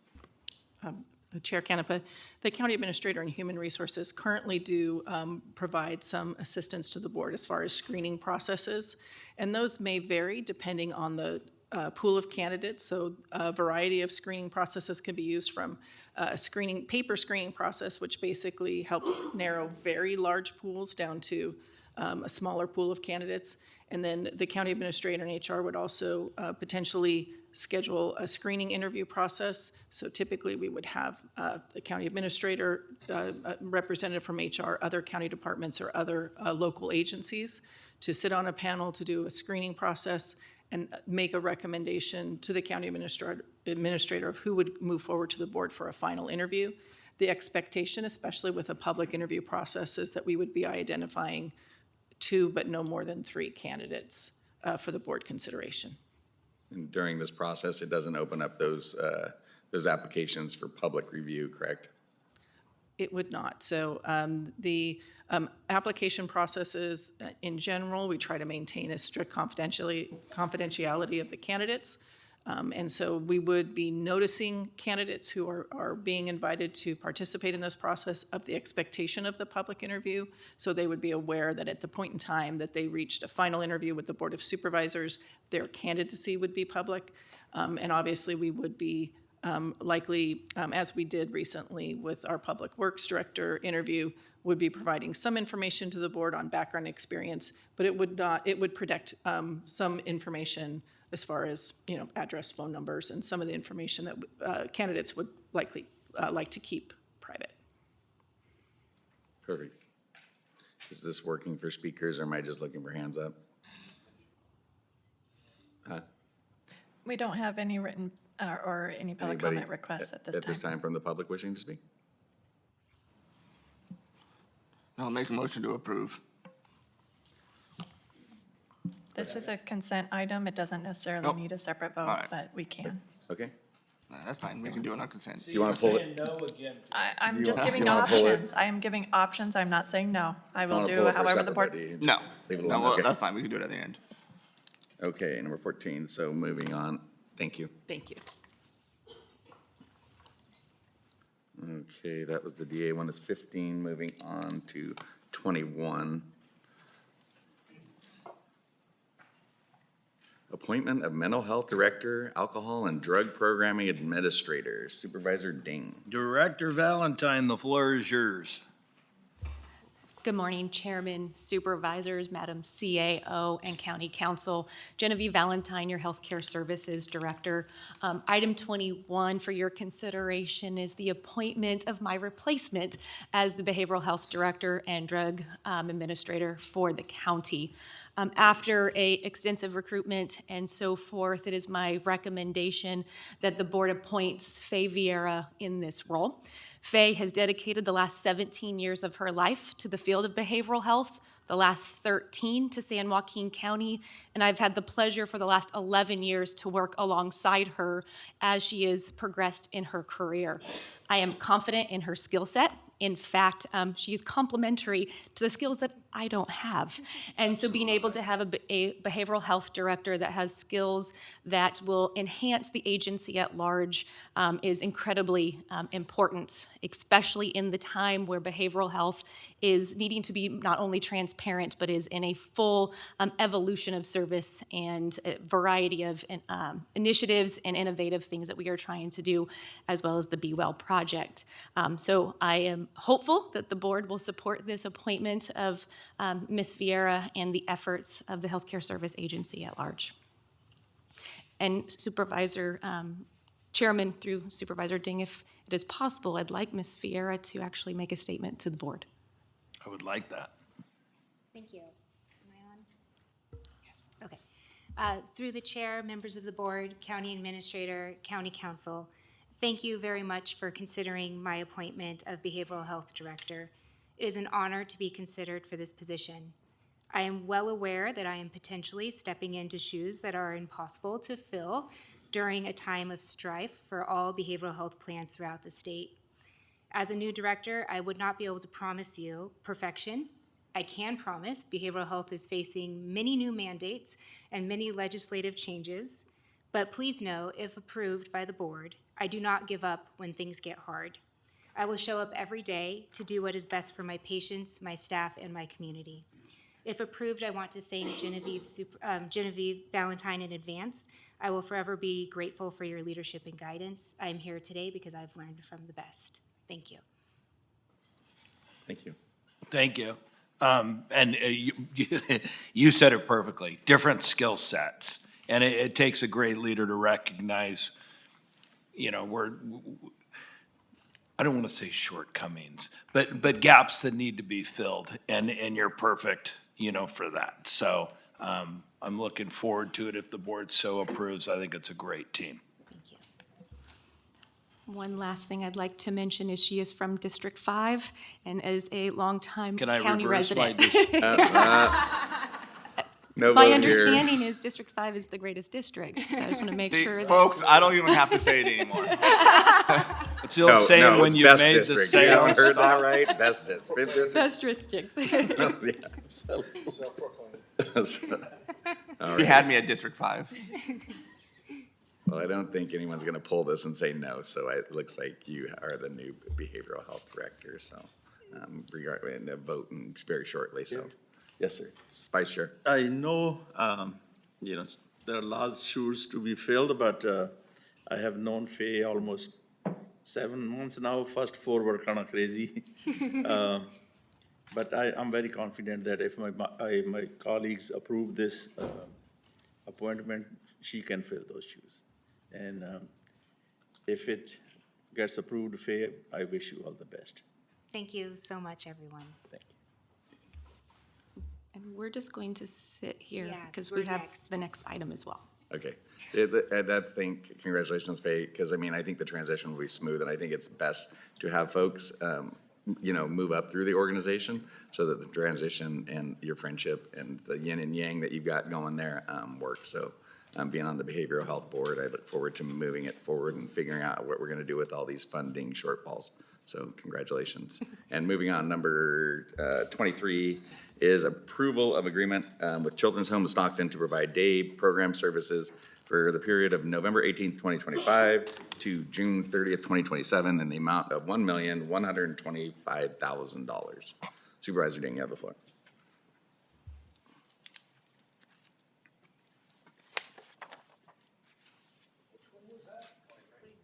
Children's Home, wasn't that you? It's item 23. Children's Home, the contract. You have the floor, sir. And I'm going to pass it over to hopefully soon-to-be Behavioral Health Director Faye Vieira in order to answer that question. Thank you. Faye, you have the floor. Yes. Okay, so through the chair, this new contract, it's a mandate that we have to provide day treatment intensive and day rehab for our Medi-Cal members in San Joaquin County. This is something that used to be done, so it's not a new mandate, but the state is now enforcing it. Unfortunately, about 9 years ago, there was an audit of day treatment throughout the state of California, had nothing to do with San Joaquin County, and the vast majority of the services provided were disallowed. So many people stopped providing it because it just wasn't fiscally sustainable. It was never removed from our contract with the Department of Healthcare Services, so therefore we are supposed to be providing it. And we are getting caps, corrective action plans on our network adequacy for fiscal year 24-25 because we did not provide this service, nor did any county provide the service. But the state has come out and said that we will be sanctioned, or every county will be sanctioned if they do not uplift day treatment and day rehab in their counties. Historically, this had always been provided by STRTPs back when they were group homes in those facilities. And so that's why we turned to Children's Home of Stockton to see if they would be willing to partner with us, and they graciously did because they have the facility that's large enough to provide the service to the community. So that's what we're here to do today, is to fill this gap in the community and hopefully avoid a sanction with the state and partner with Children's Home of Stockton in a new way. Public comment, anybody from the public wishing to speak on this matter? Seeing none, thank you very much. Thank you. I forgot to do this for when we do call for a motion. Community Development Department requests consent item number 11 be pulled. So we're going to vote on 1 through 10 and 12 through 38, correct, Madam Clerk? I couldn't, good thing I didn't miss that. It's only highlighted in yellow. That's okay. All right, thank you. Call for the motion. Make the motion to approve items 1 through 10 and 12 through 38. Yes, sir. Second. We have a first and a second. Yes, sir, we need to do a roll call vote this morning. call vote, Supervisor please. Gardia, Yes. Supervisor Dhaliwal, Yes. Supervisor Dean, Yes. Supervisor Rickman, Yes. and Chair Canepa. Yes. Thank you. Congratulations, Faye.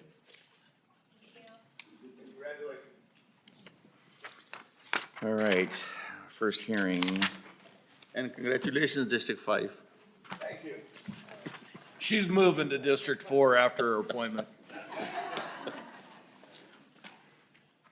You can have a satellite office at Supervisor Rickman's house. Okay, what do we got? That's closed session, sorry, bear with me. All right, public hearing, can you? All right, 9 a.m. scheduled morning items, CAO, conduct a public hearing declaring results of a majority protest proceedings, establish the Lodi Winery Business Improvement District. Announce the item as listed on the agenda and call for the department for the staff.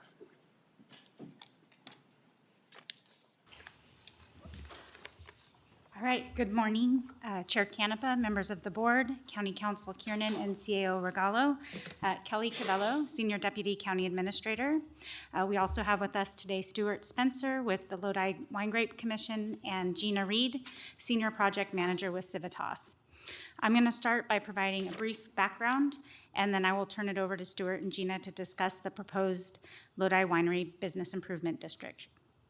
On November 29th, 2022, the Board of Supervisors approved a no-cost service agreement with Civitas, who had been retained by the Lodi Wine Grape Commission for the purpose of determining the feasibility of forming a district. Should the commission determine formation to be feasible, San Joaquin County would act as the lead government agency in the formation, renewals, and management of the district. On September 9th, 2025, your board approved the resolution of intention to form the district and the resolution requesting consent of Sacramento County and the cities of Elk Grove, Galt, and Lodi to form the district. On October 7th, the board held a public meeting required by government code to take testimony and enter it into the public record. There was no board action recommended or required. Today, we're holding a public hearing declaring results of the majority protest proceedings and to approve a resolution to establish the district. It is also recommended that the board adopt the final management district plan dated November 5th, 2025, which includes reduced boundaries for the district. The Lodi winery industry decided not to include the wineries located in Sacramento County and the cities of Elk Grove and Galt within the boundaries of the district, as originally proposed. Because they are detached from the Lodi Wine Trail, therefore the district will not be able to deliver comparable services to these wineries. The city of Lodi consented to be included in the boundaries of the district at their city council meeting on November 5th, 2025. And because the boundaries of the final district will not include Sacramento County and the cities of Elk Grove and Galt, the written petition tracker was recalculated using the same data set and methodology previously used, but omitting the wineries in the removed jurisdictions. With the omission of the wineries no longer included in the boundaries of the district, written petitions received in favor of the district represented 72% of the business owners in the proposed district. If the resolution to establish the district and the final management district plan are approved, the county administrator's office will contract with the owners association, once established, to administer and implement the activities of the management district plan. The county administrator's office will also work with the owners association to bring an annual report to this board on activities and expenditures of the district. The report will be brought to the board in spring each year, and the first report will come to the board in spring of 2027. So with that, I will hand the presentation over to Gina and Stuart.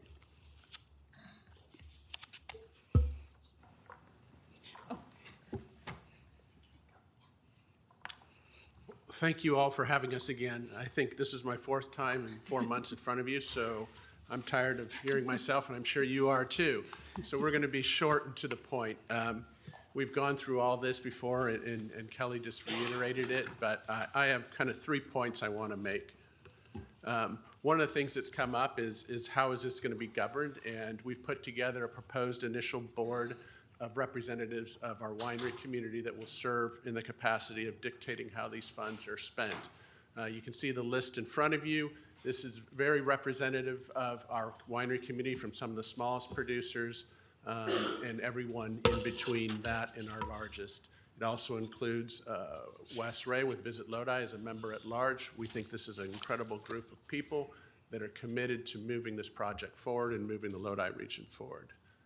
Secondly, I want to bring your attention to a program and a campaign we just launched the other day called the No Reservations. And this was just featured in Forbes magazine. And this is about making Lodi an approachable and accessible region and making it easy to go wine tasting and bringing people to Lodi.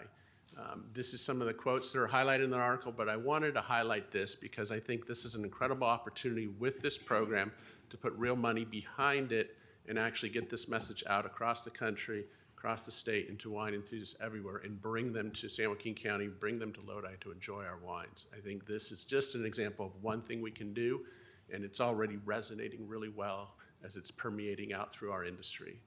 And third, I want to thank our winery community. We have an incredible group of committed individuals, many of which are here this morning, that are dedicated to making this happen and making it work for all of us in the winery community. Even those that don't support it, we are going to bring them along. We're going to try work our hardest to put new people in front of them, in their wineries, in their businesses, and make us all successful. Things like this don't happen without the committed, dedicated people to make it work.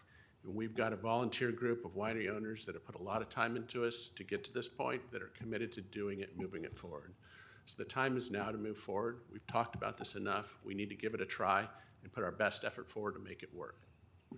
Thank you. Yeah, I mean, I probably don't need to go through this. Yeah, I mean, Kelly did a great job. Sorry. No, Kelly gave our presentation. Thank you. So essentially, the city of Lodi just consented a couple of weeks ago, and we're here today for the last and final step in the formation, opening the public testimony, assuming that there's no majority protest, adopting the final management district plan, and then adopting that resolution, officially forming the district with collections of the district beginning on January 1st. Here to answer any questions. I just have one. So when you do this, are you gonna be promoting events also? Because obviously part of this is coming from events. One of the comments yesterday is, hey, I do beer. You know what I mean? So you're going a little further than wine. So how do you sell it to those folks of, hey, we're gonna do this, you're gonna pay this 1.5% on other items other than wine and merchandise? What would be the approach to help those folks? We promote events that are taking place at our winery members and contributors, and event marketing is a big piece of how we tell the Lodi wine story. So I think it's a key piece of how we'll move forward in marketing the region, highlighting the events that bring people to the Lodi region, whether they're taking place at a separate location or at one of our individual wineries. I think that's all part of how we're going to drive interest in the region. Okay. Thank you. Anybody else have any questions? Comments? Supervisor Dean, you have the floor. I absolutely do. First off, thank you. And I want to thank everybody from the community. We live in a great community. And, you know, one thing about our community is we all have differences of opinions, and they're very loud and strong and passionate, and it makes us better. I hate, you know, it's been called a wine tax. This isn't, you tax Satans, you want to stay, you know, you tax cigarettes because you want people to quit smoking. We don't want people to quit drinking wine. This is a visitor's tax, very similar to when you go to a hotel and there's a 10% tourism tax on there, nobody questions it anymore. The grape growers have been paying for these programs for years. There are a couple of things. What we're doing here as a board, the Lodi City Council passed it unanimously. They've been working on this for 4 years. It doesn't mean through this process, we're not going to keep trying to make it better and better and try to expand it. I love what you did with the board with the smaller wineries. There might be some other things there. In promoting the region, and this subject has come up about wine and beer, what have you, we want people to come and spend 2 or 3 days here. Okay, so this isn't about what they're drinking. It's quite frankly, once that miniature golf course gets open at Mickey Grove Park, that's going to be part of. People have got to have other things to do than just wine taste for 3 days. They need to know about what else there is to do. They need to know about Lodi Lake and being able to rent kayaks and the restaurants that are on the area. When we're having a rodeo out at Clemens Ferry, all of these fit in, which is where Wes Ray, who miraculously made Stockton such an attractive vacation spot, now has joined us at Lodi Visitors Bureau. I think he's going to have an added impact as well. So, you got great concerts at Jesse's Grove. That's going to be part of the package. Those are things. The amount of wedding venues we have in Lodi is absolutely gorgeous and phenomenal. Those are all attractive things that we need to advertise more. I want to thank you for your dedication and work, and to the board procedurally move this along. Anybody from the public wishing to speak on this matter?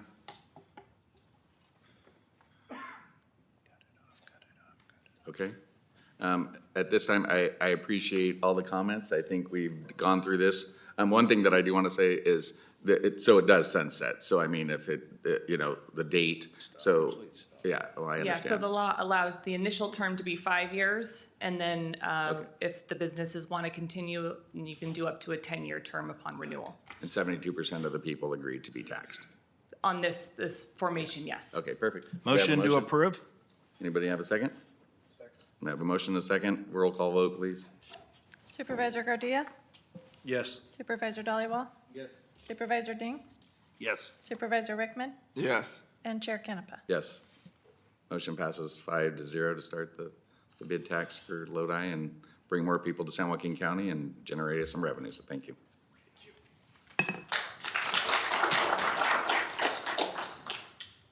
And just a reminder, Chair, the public hearing number 2 has been pulled from the agenda. Okay. And that is coming back at a date in the future. Okay, so not right. Okay, discussion item. Ag Commissioner, provide oral presentation to the Board of Supervisors regarding quantity control program. Ms. Bagger, you have the floor.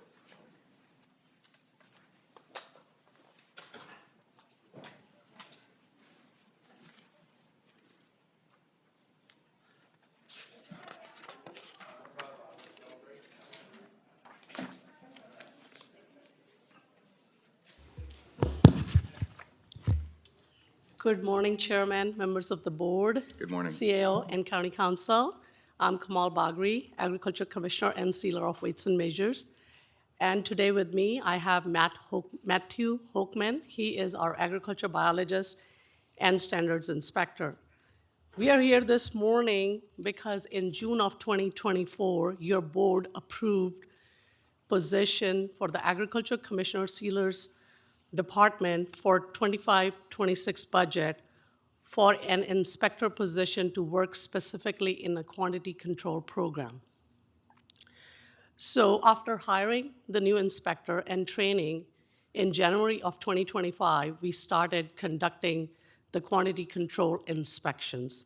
And today, we would like to present to you the results of those inspections and exactly what this program entails and what impact it has on citizens of San Joaquin County. So I'll pass on the mic to Matt here. Okay, so first of all, I want to just briefly describe what is the quantity control program. This involves market protection that's outside of device accuracy inspections. Most people already know that weights and measures check scales, gas pumps, and devices to make sure that they are accurate, but we also want to make sure that they are used correctly out in the field and in the marketplace. And that promotes confidence in the marketplace for consumers, for retailers, for anybody visiting. Just everybody wants to live in a fair society where equitable transactions occur. So it involves things like test purchases and sales. You can see in the bottom left corner there, weighed out a bunch of plastic bottles to bring to a recycler. We know exactly how much this weighs because we weighed it on our scale, and we need to make sure that the recycler, whose scale is already certified, is using that scale correctly so that the customer gets paid their correct amount. Similarly, right next to it is a purchase. Some turkey there, and you can see that 0.005 tare pounds is taken off for the plastic wrapping. Things are sold by net weight, not by gross weight. So that scale is usually being used correctly there. They're taking off the plastic wrapping before they charge you. Now there's labeling requirements as well, so consumers are fully informed and they can make value comparisons between products. And there's an example there that is from a Stockton location where it says meat $1 each bag. That is an example of improperly labeled product. Does not show what the weight is, does not tell the customer what it actually is, and that would be something that we look out for.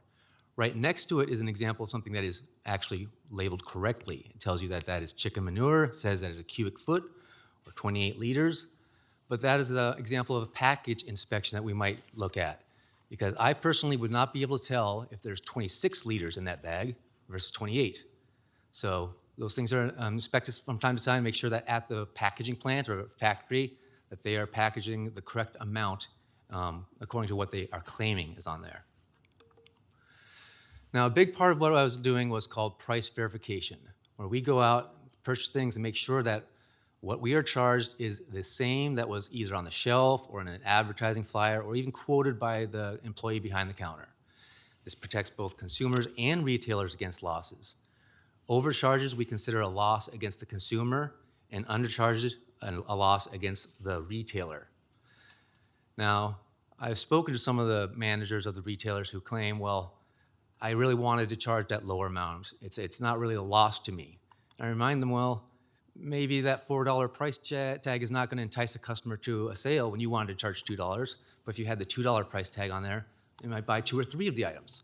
So even if it's not a loss according to what you wanted to charge, you might be missing out on sales, and there still could be losses there. So overall, we want to promote fair competition in the marketplace between all retailers. And I have a couple examples here from our county as well. The Red Bull there, this is 2 for $6, but $4.19 or $4.29 a can. So we check to make sure that that discount is really applied. Also, $4.29 and $4.19 a can, are they really charging different amounts for different flavors? And if you look closely at those labels, they don't line up with the flavors. The one that's labeled pink is not next to the pink cans. The one that's labeled amber is not next to the amber cans. So we check those kind of things, make sure the customer is going to be fully informed before he decides to make what kind of purchase. The next 2 pictures on there are from a customer complaint. Customer wanted to buy that Simply Lemonade, and on the shelf it said $3. But on the receipt right there, you can see he got charged $3.25. So those are the types of things that we're looking for when we go out for the price verification inspections. Now, what's involved with the price verification inspection? Well, it's conducted undercover, and there's a good reason for that. When I go out there, I want to be treated exactly like a customer, not as an inspector. It's just human nature that people are going to behave differently if they believe they're being watched, especially if there's some kind of authority figure or maybe penalties involved. And I don't want to be treated in any special way. I want to be treated exactly like a customer. The items are also selected randomly, cut out any kind of bias that I might have or any other inspector. You can see on the right-hand side, there's a random number generator, and that's actually what I use to pick items. It tells me how far down an item, or how far down an aisle I'm going to travel, if I'm picking the item on the left or right, and how high up on the shelf. Totally cuts out any bias I might have. These are randomly selected items. And then the items are purchased. We pretend like we purchase. We do a cash transaction, not a voided receipt or a suspended transaction. Again, it has to be the full customer experience. It'd be too easy for a store to claim that a suspended transaction receipt is not a real receipt. That's not proper evidence, and that's not what a customer gets. So we need to get the real customer experience. And afterwards, the items are either returned or post-voided. And you can see pictures of some of the items randomly selected there. Those happen to be all perishable items that the picture's taken so they can be immediately returned to the cooler and not spoiled. Then afterwards, the receipt is examined to see if there's any errors. The nice thing about this type of inspection, it's not like a gas pump where you red tag the pump out of order. They have to hire a specialized technician to come out with a license to repair it before it can be used again. These type of errors almost always can be fixed on the spot. Go out to the aisle with the manager, look at the signage, look at the labels, and fix it on the spot. So, what kind of locations were inspected? There were 450 retail locations that we made it to in the county. You can see all the red dots there. It didn't matter what type of system that the store used, if they used a scanner, if they used manual entry by an employee or some kind of price lookup codes, any type of business where there's a price representation and then you're charged something. We want to make sure that those are both going to be the same. And you can see, obviously, a lot of stores in the city areas, in each of your districts, you can see that. But we also went out to the country, went out to Clements, went up to Thornton, went to places like Mountain House, which is growing. Lathrop is growing a lot. And so we went to all locations in the county. Now the results, you can see a lot of red here. Out of the 450 locations, only 116 had 0 errors, about a fourth. So about 3/4 had an error of some kind. Now, of those with an overcharge, it was still a majority. Almost 60% of the stores had an overcharge. And a whole lot had an undercharge. There's no violation for undercharges, but like I said before, we still let the businesses know about undercharges. And honestly, if there's an undercharge found at a randomly selected item, there's very likely an overcharge somewhere. It's just indicative of less than ideal business practices. But that is just one error in each location. If we look at the number of errors, actually, out of all those locations, about 6,800 items were purchased, and 7.8% of those items were overcharged, 4.4% undercharged. So 12.2% error of some type. These numbers they blew my mind, actually. Looking at device accuracy, a gas pump, for example, is only allowed 0.5% to be off. So these numbers, they surprised me, and I was concerned. But what most people are really concerned with are the dollars. So the next chart here shows dollars. So out of all those 6,800 items, about $5,800, and these are better percentages. 1.3% of the total dollars were overcharged, and 0.8% of the dollars were undercharged, so a 2% error. The average error among all those items was about $1.50, $1.51 there. So these percentages look quite a bit better. But what would this suggest might be happening across the entire county over a year? So in 2024, retail sales in San Joaquin County were $24.68 billion. We're not a small county. We're the 9th out of 58. And if we applied 2.1% error across that, that'd be $518 million. That's a lot of money. And you break it down to overcharges and undercharges there, about 320 and over, 197 in undercharges. These are annual figures, so it could be happening every year.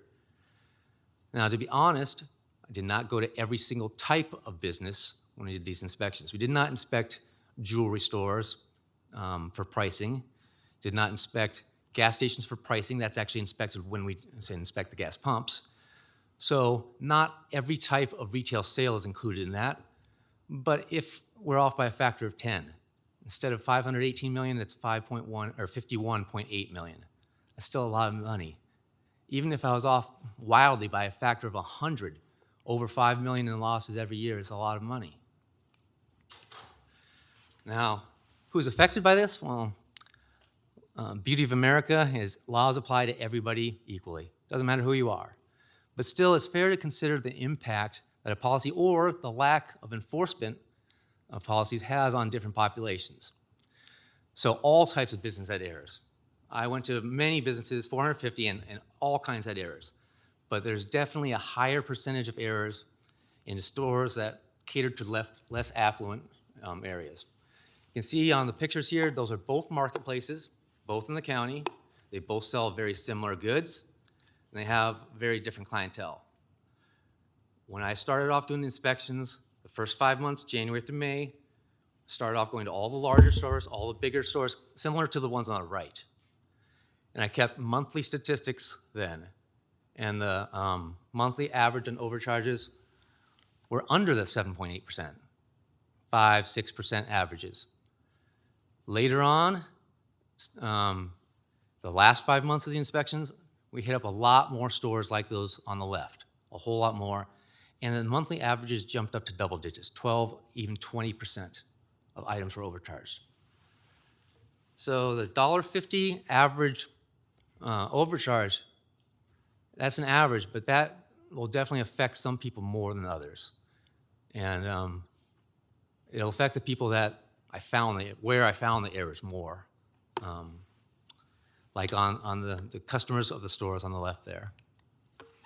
So there is a proven approach to achieve better results, though, and that's regular inspections and enforcement of the law. The law does not mean a whole lot if it's not enforced, if it's just words on a piece of paper. So I already told you guys that 7.8% of the items had an overcharge of all those items. I was really shocked by the percentages when I got this, so I reached out to Sonoma County. I was told they had an experienced inspector there who had been doing this program, and I got almost 2 years' worth of data from him. And their overcharge items were only 2.3%, about a quarter of ours. And when I looked at DMS, Division of Measurement Standards, for the state averages across the whole state, there's 22 counties that are reporting these that have a program that are active. And their average was even better, 1.9%. So that's drastically lower than what we have. So I think that it's pretty obvious that if you go out there and remind people that they have to charge the correct amount, they can't charge higher than what they're showing on the shelf, we're going to get more compliance and better numbers. So just comparing some of the numbers between Sonoma County and ours. We currently, as you can see there, do not register price verification locations, don't register any devices, get $0 from that, and we don't spend a lot of money on the program either. It's basically customer complaints, a little bit of training, so $39,000 about is what the county spent in 23-24 fiscal year. Sonoma County, which only had half the retail sales we do, much smaller county, they have a very active program though. You can see they spend quite a bit more, $450,000 or so on QC. It's almost all paid for by their registration, and their results are so much better than ours. So looking at those numbers of the cost, remember that before I showed you $197 million could be being lost to the retailers. If we cut that percentage down to the state average, it'd be closer to 40 million, 40 to 50 million, much lower to the retailers. I've had so many retailers thank me for going through the store and finding their errors where they're giving away accidentally. They called me up. Actually, overwhelmingly, the response to these inspections has been positive. The customers waiting in line behind me get a little upset at first when they are delayed, but they're generally very happy and interested in what's going on. Same thing with the store owners. Every store owner is a shopper as well. Every store owner goes buying things someplace, and they don't want to get cheated either. So overwhelming, the response to the public and the retailers I've been dealing with has been very positive with this. Now, moving forward, we would like to actually build a stronger quantity control program. You can see the numbers that we had on the last slide. We don't spend a lot of time or money on it to better protect the marketplace in our county. Other counties, they receive the revenue for this program through the registration of the scanner devices. It's usually referred to as a scanner ordinance. And looking around the counties, about $50 to $500 per location. It depends on how many scanners they have, because that affects how many items we're getting for the inspection and how much it costs to inspect. So all 8 counties ahead of San Joaquin, we're number 9 for retail sales. All 8 have a program. And 14 below us have a program. Our neighbors like Contra Costa and Sacramento, Alameda, they've got programs.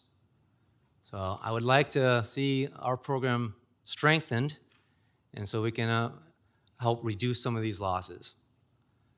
And if there's any questions, I'd be happy to answer them. And also, raw data is available for anybody if they are interested. I just have a quick question. How many devices do you think we have in San Joaquin County, obviously, because ours is bigger? So did you have Yeah, any? I was looking into that. It was difficult to nail that down. Thousands.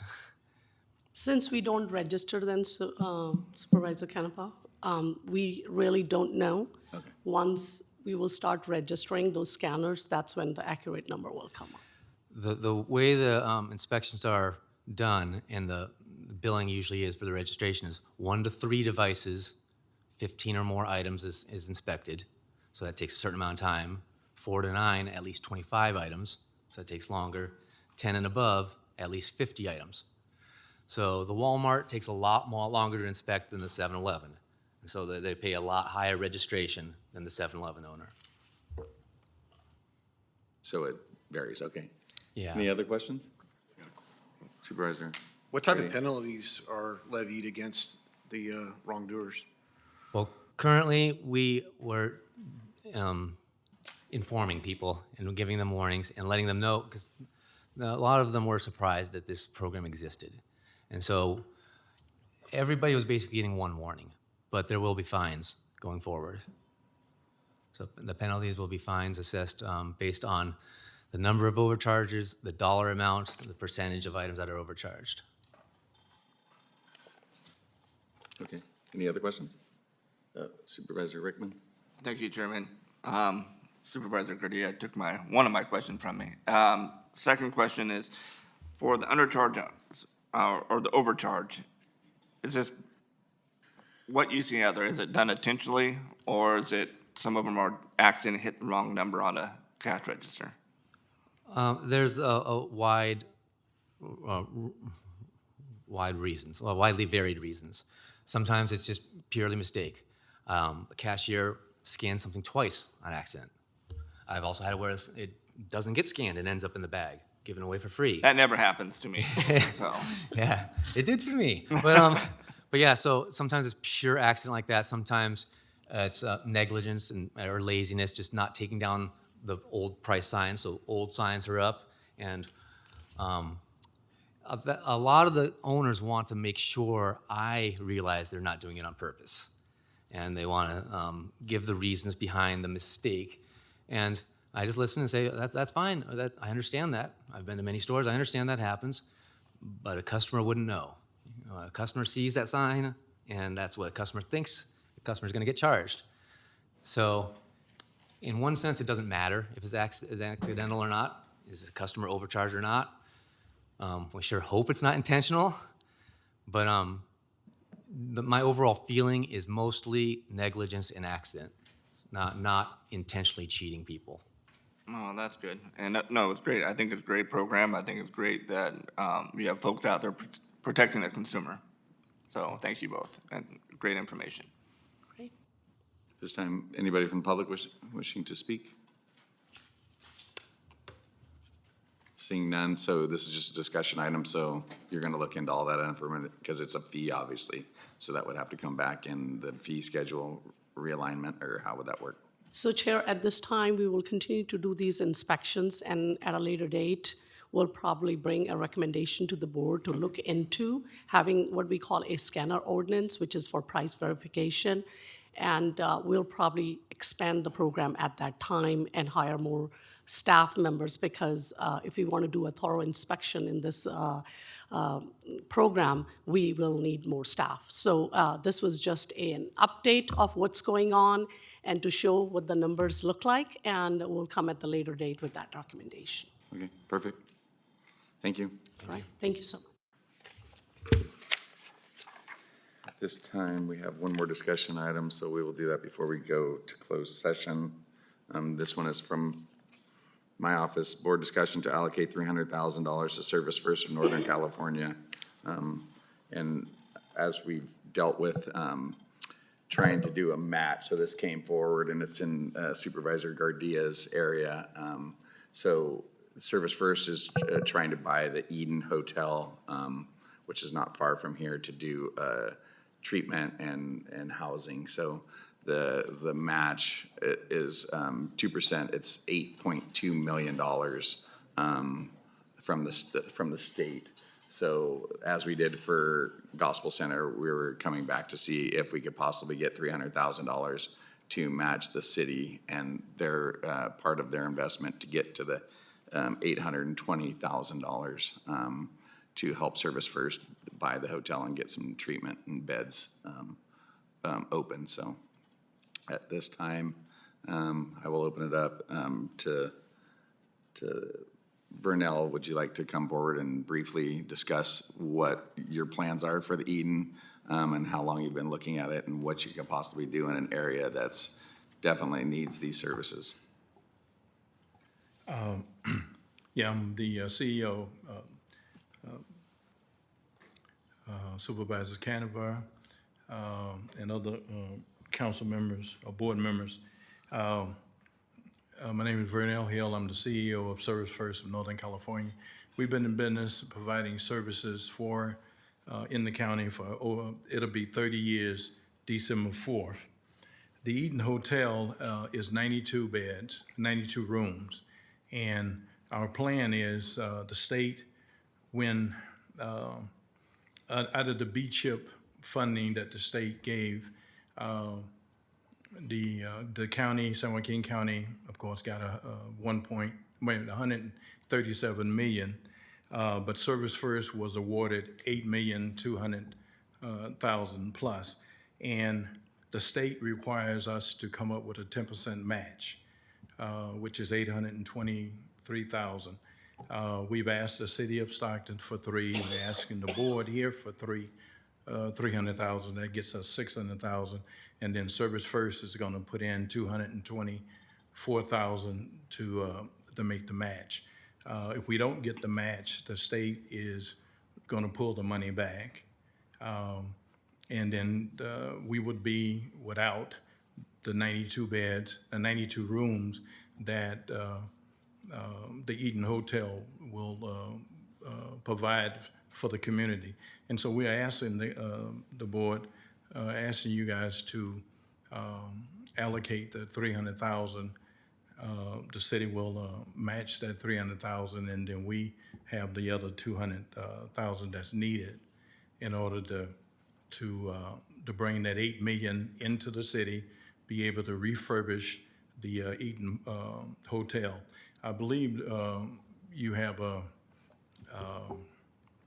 pictures of what we are planning to do and what it's going to look like. Right now, it's a hotel that's sitting there, it's empty, well, virtually empty. There's 2 or 3 people living there, homeless people. And we feel that we can come in and fix it. We can provide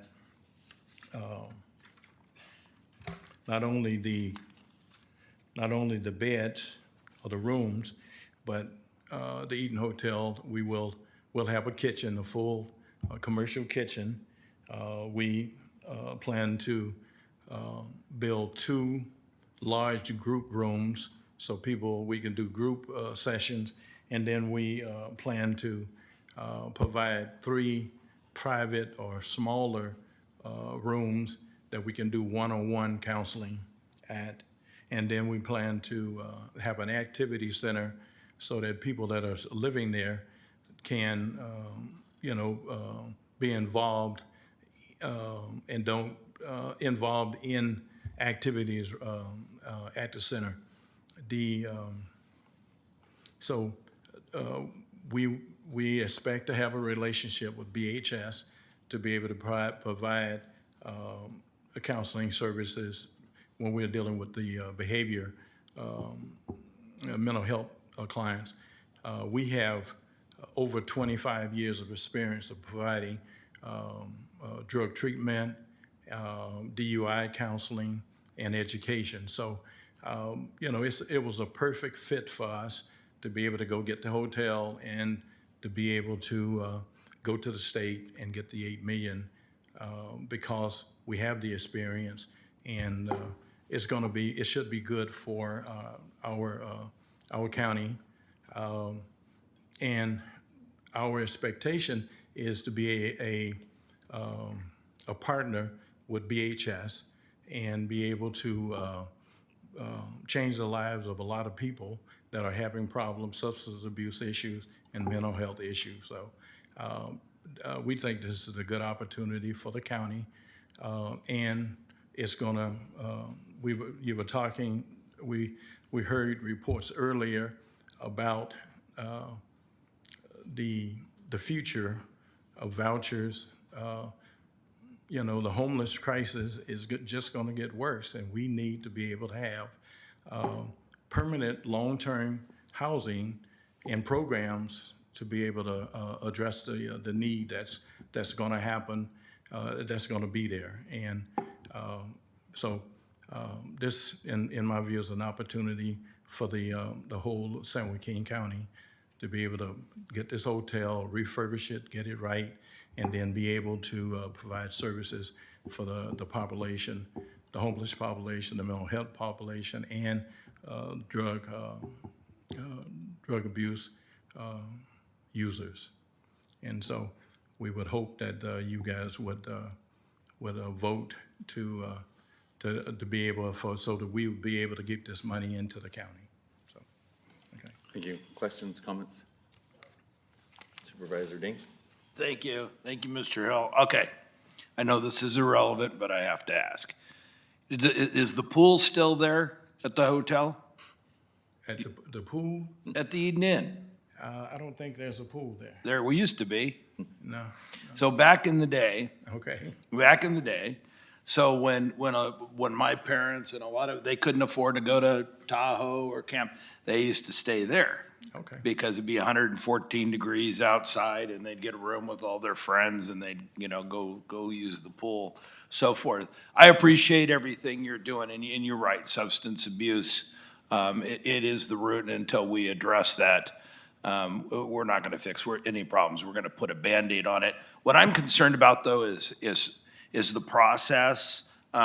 We went through a reconfiguration in our policy board and guidelines on exactly, what we're funding. And we just went through, are you still here, Genevieve? Could you come down here? We just went through all this funding through the nonprofits and everything else and how it relates to that. I'm just kind of confused why this is popping up on the agenda here and what that does as far as precedent for I've been telling a lot of nonprofits just no. I mean, because they couldn't show me outcomes. They couldn't show me, I don't care how many meals you passed out or how many people you housed. I mean, how many people did you place, so forth. So I've kind of taken a hardline stance on that, and so I'm kind of interested in the process here. Director? Good morning, Chairman, Supervisors, County Council, Madam CAO. I can discuss the process of how County Behavioral Health did letters of support for projects and so forth. It is my understanding in terms of this project's match, the request was actually through HHAP funds originally, and Director Woods would be a better respondent of how that piece went. But in terms of projects for both Phase 1, Phase 2 of Prop 1 BCHIP, anyone that was interested in establishing a project had to go through the same process. So through behavioral health, we scheduled either in-person or Zoom meetings with the individuals who were interested in presenting a project to the state. It was required by the state not only to be able to have the 10% match, but also a letter of support by the behavioral health department. What we ended up doing was we had these meetings, we found out what the project was being proposed, where there was gaps of service to make sure that this project was complementary to our system continuum, not just housing and so forth, because the Prop 1 dollars are not for housing, they are for treatment beds. So I just want to make sure that everyone understands these are treatment beds not homeless housing beds. So you have to be able to provide wraparound mental health and substance abuse support within these projects. So we went through this entire process. Letters of support were given not to everyone, just for transparency. We had over 20 plus entities wanting letters of support for round one. Letters of support, in those letters of support discussed where there were gaps in our continuum of behavioral health, where behavioral health would provide technical assistance in order to make these entities Medi-Cal certified to provide the services based off of their grant application. But it also did say in the letters of support there would be no contract obligation by behavioral health for these projects, because we don't know what the fiscal landscape is going to be once projects are fully constructed and so forth.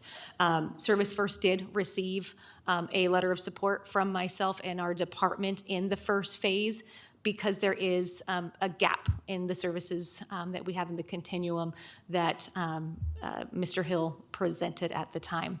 Just for transparency in this process, behavioral health did tell anyone and everyone that was part of the moving forward of the letter of support that behavioral health was not going to be providing a fiscal match. So everyone was told the same thing, that we would not be providing a fiscal match for any project that was outside of a county project.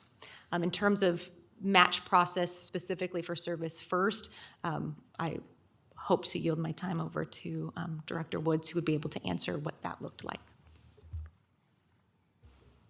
Good morning, Chair Canepa, members of the board. I'm Chris Woods, your Human Services Agency Director. In terms of Supervisor Ding through the chair, the requested match for HAP, the project that was submitted by Service First in October of 2024 in response to the NOFA for HAP Round 4, that project doesn't reflects what is being proposed now, and that is a very different project. At that time, the application appeared to have a 92-room/bed project to provide homeless housing. The project that's being requested today, and I'll just go back. That project did not meet the funding threshold based on the criteria of the review panel, did not rate high enough. The panel made that determination. It was a panel comprised of individuals who are not part of the funding process, but were applying the rating criteria that was part of the notice of funding opportunity. This project being considered today for the match would not have been able to receive the HAP funds because of the fact that it's not a low barrier housing first model. So if this project was proposed during HAP 4, it would not have been eligible for funding.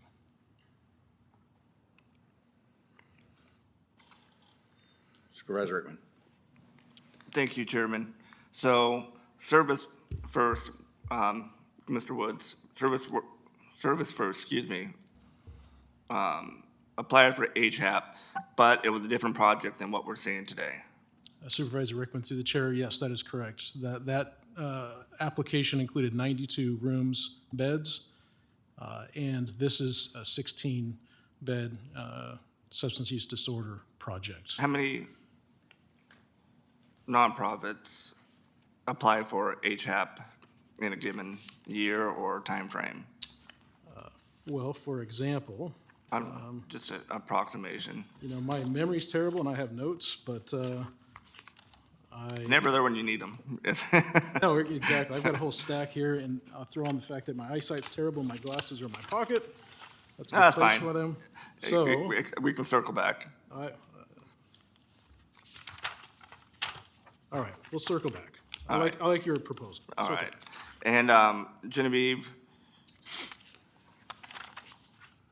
and what you just said to Supervisor Ding, so you had 20 different agencies or nonprofits, I take it, and you told each and every one of them that there was going to be no match.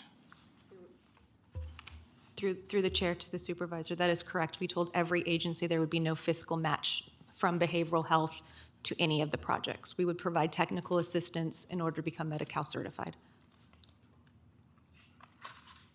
And see, and now we're here, possibly, outside of course, you to this board, going against exactly what you said, pretty much.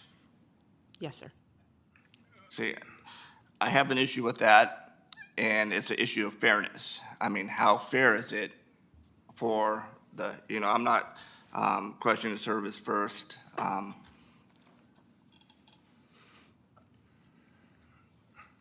What you're putting forth, but as a fairness side, I mean, if 20 other folks were told not to, or they weren't going to receive it, and then this board is being asked to do exactly what our director said that wouldn't be done.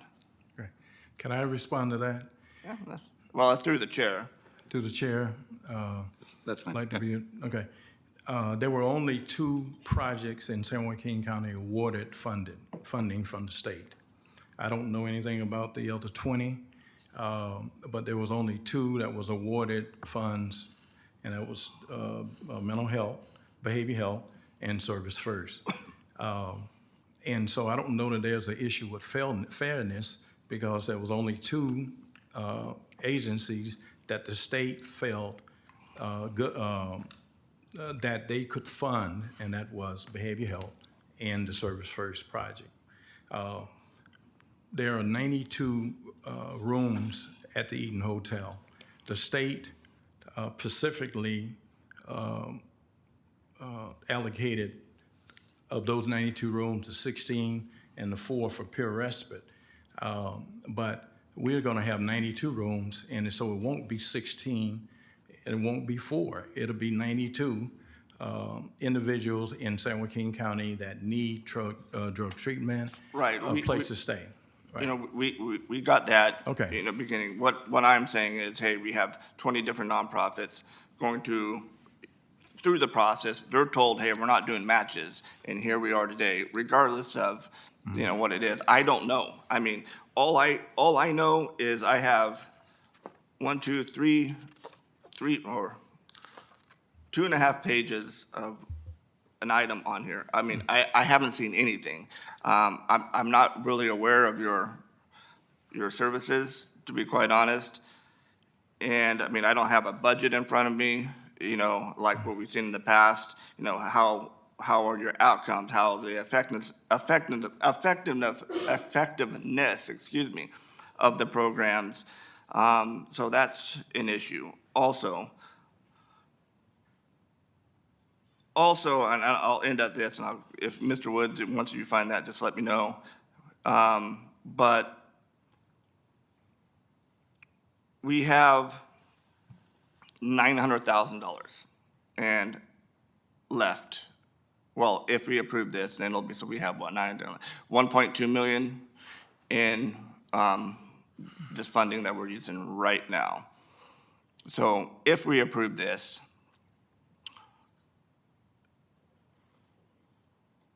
how many other folks are going to be coming and asking, and how could we deny it?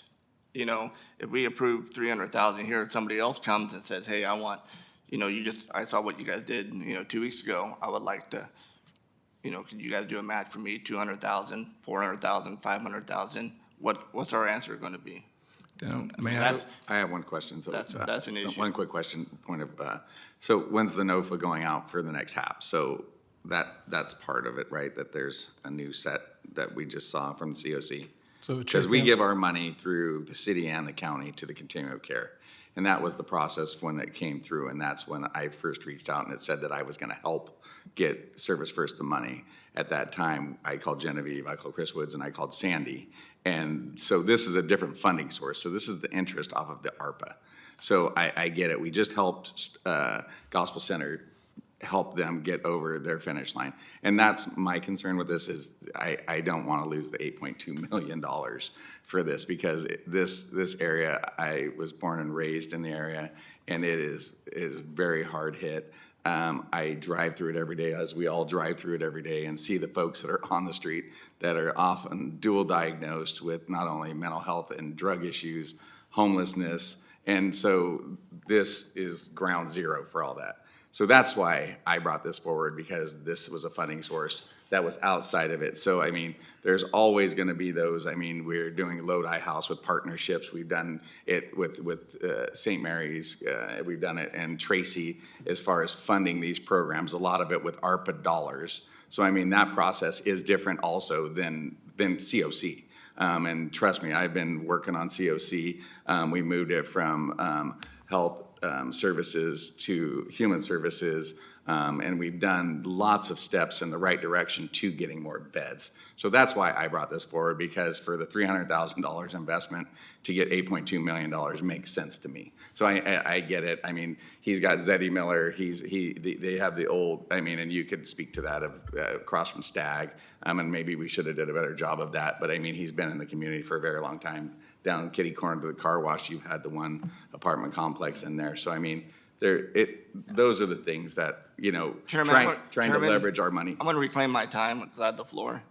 Yes. And, you know, and I'll end it there, but, hey, I think this board has done a great, we funded, you know, multiple nonprofits and programs, and we talk about homelessness in general, it's well over $20 million, and I think that's just, and that's just a ballpark 20 million folks. So, yeah, we've all done something, and all I'm saying here is, I mean, I do have a concern. I mean, again, you're doing great things, and we do need things like that, but there has to be a system in place for fairness and transparency, and I think that we do go through our directors. And, you know, if you have 20 folks, nonprofits, were told one thing, and this board is doing something else, I mean, if you talk to the other 20 folks, I mean, that would be something. I mean, do they get a shot? I mean, to me, it just doesn't seem fair to the other folks that applied. I mean, who knows? Somebody could have, you know, wanted $300,000 and got for a grant from the state that they didn't get because they didn't ask us for money or they didn't get money. So again, I'm going to end it there I just have concerns as a fairness and being the transparency side of it. And so I'll yield my time to you, Chair. Thank you. So, Director Woods. Chair Canepa, if I could respond to Supervisor Rickman's prior question. There were, on May 13 of 25, or about an item before this board, where we awarded 23 agreements to 11 different organizations, greater than $6 million in total for HAP Round 4. As part of that request, there were 10 projects from 5 different organizations that were not funded, and the total request for that fund is $1.955 million. So when the HAP 4 came in, 10 projects from 5 organizations that were not funded as part of that request. And you asked about Round 5. When Round 5 HAP, the NOFO was put out, it was put out just this last Friday and widely distributed to the public. Thank you. So is there anybody from the public wishing to speak? I still want to speak. You want to go first? Go ahead. So we're all aware of, I mean, I'm not sure if everybody's seen Eden Hotel. You know, as a firefighter that worked downtown for many years, Eden Hotel has been a problem in the community for a long time for calls for service. And if I could get confirmed, they received $8.4 million. There's a match. The city of Stockton is going to be voting on it tonight to match our $300,000 if we elect to vote this in. I think it's not only providing that gap of service to our community, I also think it's going to uplift that block in that area where we're going to be part of a group that's going to be investing in changing that neighborhood and cleaning up that neighborhood. So it's more than just that gap of service. And for me, you know, I look at all the different projects that we've supported in the past, and, you know, and some of our projects are, you know, $800,000 to $900,000 a door. Right? They're asking for $300,000, and with the match of the city of Stockton. It's always kind of been it's been a direction since I've been on this board that there's been a need for our cities to be committed to show the same investment in their communities as the county, and the city of Stockton is planning on doing that tonight. To me, it goes down to we're talking about $300,000 to get $8.4 million. I'm willing to stand on my support of it because it's a no-brainer to me. Not all nonprofits got awarded that money. They did, and correct me if I'm wrong. It's one of 2. Through the chair to the supervisor, it is one of two within the county. However, there were 4 total projects that were awarded where San Joaquin was a part of it. And what I mean by that was there was 2 projects done from a San Joaquin Stanislaus project that we are a part of for outpatient and substance abuse treatment that will be in Modesto.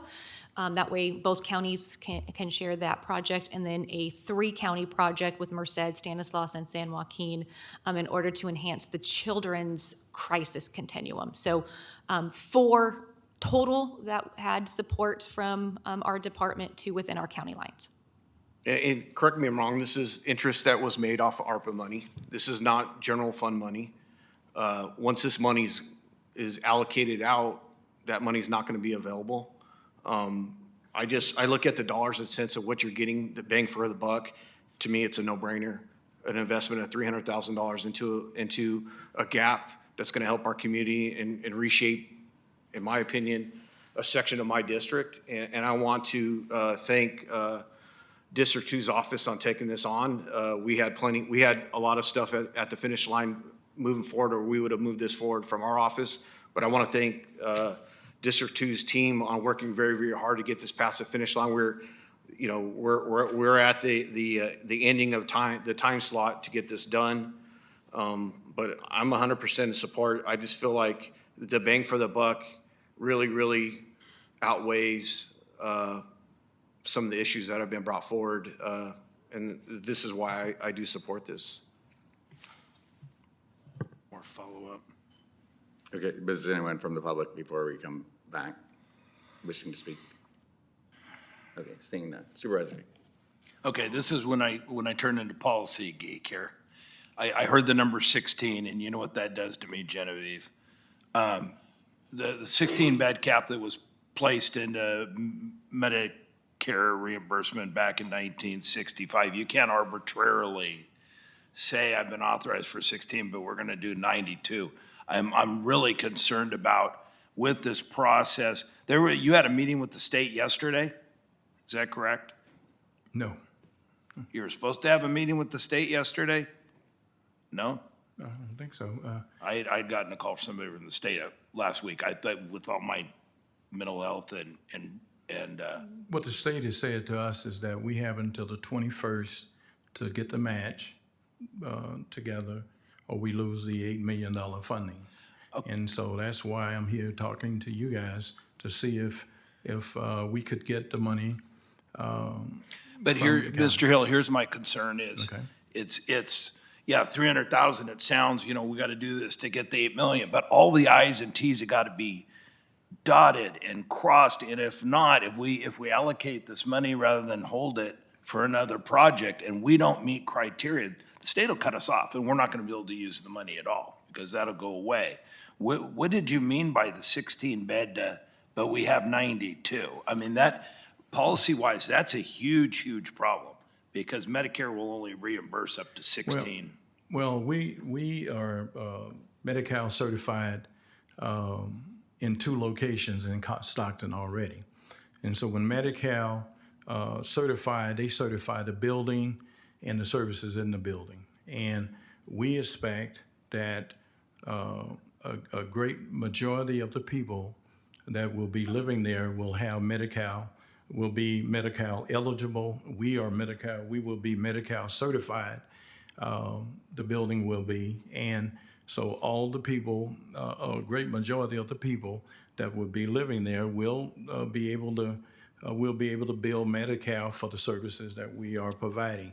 Because Service First, right now, we are Medi-Cal certified in a number of buildings. We're going through the process with BHS. And so we will be Medi-Cal certified. The 16 is the bottom of what the state expects. We will be able to provide services for more than 16 people. And I think you're misunderstanding my question. Okay. I've been to Philly, DC, this is my baby here because of the 16 bed really pisses me off. There is a cap, and you can't, correct me, Genevieve, am I out to lunch here? He can't offer any more than 16. Through the chair to the supervisor, the social rehab proposal that is in the grant is not for the locked IMD piece. So the Okay. 16-bed that he has proposed is for social rehab. And from my understanding of the 92 beds within the facility, 16 must be 24/7 social rehab mental health support services. So it's not housing, it is actually almost like a boarding care step up. So 16 beds, but it's not a locked facility. People can go in and out. So the 16-bed cap does not count for this. Okay. So 16 of the 92 must be social rehab. An additional 4 must be peer respite approved. So of the 92, 20 of the 92 must be certified to provide that level of treatment services. The other beds can be just housing. I don't know how that part is going to be funded or taken care of. And as CEO Hill mentioned, that those 92 would qualify for their outpatient substance abuse programming that is at a different location unless they actually get an outpatient certification on that site. If that is the case, and that's the goal, Service First would then have to work with behavioral health to get certain certifications. The state is the one who actually certifies for drug Medi-Cal. BHS is who certifies on behalf of the state for mental health. Social rehabs are mental health programs or co-occurring. They are not substance abuse certifications. And we have 16 adult residential, so that's 16 twice plus 4. So, but the allocation of funds that we're asking the county for is to take care of, so we take care of what the state is requiring, which is 16, that's 36 units, 36 rooms. But the county needs, and the people in San Joaquin County needs the 92. And so what the state is requiring, we are gonna give them that requirement. But we do have the additional beds for substance abuse and mental health individuals. And we will have services that Service First will provide because we already are doing it. We have 2 locations in town that we do treatment and DUI education classes. We have the ability to provide that additional services to those other people. So you have the 36 from the 92. So the 92 beds, 92 rooms are going to be used, and people in San Joaquin County that need substance abuse services, mental health services, and housing. That's what you are providing. That's what the 92 is going to provide for this county. And in San Joaquin County, there's only 2 of us that receive funding from the state. And the state, the level that we had to provide for the state, they know everything about Service First because those applications are big. We passed the test with the state, and the state is saying to San Joaquin County, here's $8,200,000 to buy the hotel, rehab it, and then provide services for your people in San Joaquin County. That's what we are talking about. That's what we need to be able to do today. And this would be a missed opportunity for the county if we had to give this $8 million back to the state. And I just don't, that's where we are. Thank you, County Administrator. So there's safeguards, right? So that this is, if the city of Stockton doesn't agree to it tonight, so that's the match, right? So that we did put in there. What were the safeguards that we were? Okay, Chair, just reading the Contingent. board letter, it does say, yeah, there's a number of things. So if Service First isn't awarded, if City of Stockton does not provide the additional $300,000, then the 300,000 would be returned to the county, must be returned to the county. Yeah, if that's your question. Yeah, Is that your question? Yeah. So if the city doesn't do it tonight, then it's dead in the water. I mean, my big problem here is we're going out of process. I mean, we hired two individuals to make these decisions. And we've kind of, how did they save face going back to all the other applicants when they start banging on Sandy's door and asking for money? Yeah, I mean, I it's mean, we like just did it for giving one gospel. of your I mean- 5 kids candy and the other 2 have to eat salad. I mean, it's, We just did 1.5 million for gospel. that was on your request. So we happily, but I mean, at what point, that's my only concern. Okay, all right. Any other questions? If I could just add just a little bit, just for clarification. And I realize, and I appreciate Mr. Hill saying, you know, it's a loss to the county. This is not the county's grant, a little bit different than the Be Well project. The county was awarded $137 million. In this case, it was Service First that was awarded the $8.2 million. And yes, because of whatever happened, because I'm sure in the application you had to state where your 10% match was coming from. Normally, that's what, but it didn't happen. And so I know I had read something from the state to you saying on this date, you know, this didn't happen, and then several dates in there. But now Mr. Hill is coming to this board to try and get a portion of his match, $300,000 from us, $300,000 from the city. But I just want this board to know it's not the county's request. It's a little bit different than the Be Well project. Right. Genevieve?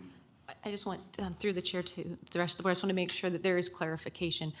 The moment that the Board of Supervisors puts a fiscal component onto this project, it does become, from the state's eyes, a partnership, and it will become partly a county project, which means it will be an obligation of your new BHS director, Faye Vieira, and myself to make sure that this project has the service delivery that is being offered. So it does then require the county to put in additional work in order to make this a project, because the moment there's a fiscal component of it, it does put on the list of one of the BHS projects. So I just want to make that clarification.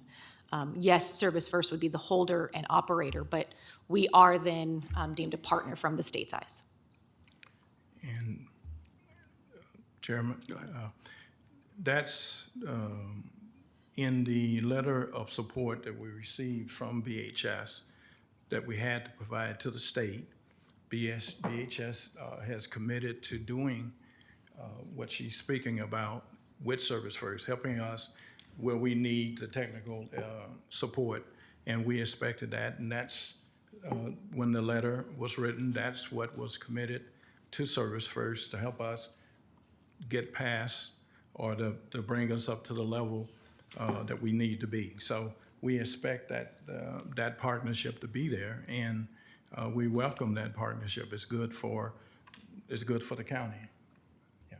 Just to clarify, it would be more than just technical support, because anyone that applied was offered technical support. The moment there is a fiscal match, it then looks like it is a BHS partnership and project, which means we would have to make sure that there is a variety of oversight that our departments would have to do, God bless you, from a step farther. And so it would be deemed a BHS project. And so I just want to make sure it's not just a CBO who is trying to get into the mental health business, even though Service First has been in the substance abuse and DUI programs for a very long time.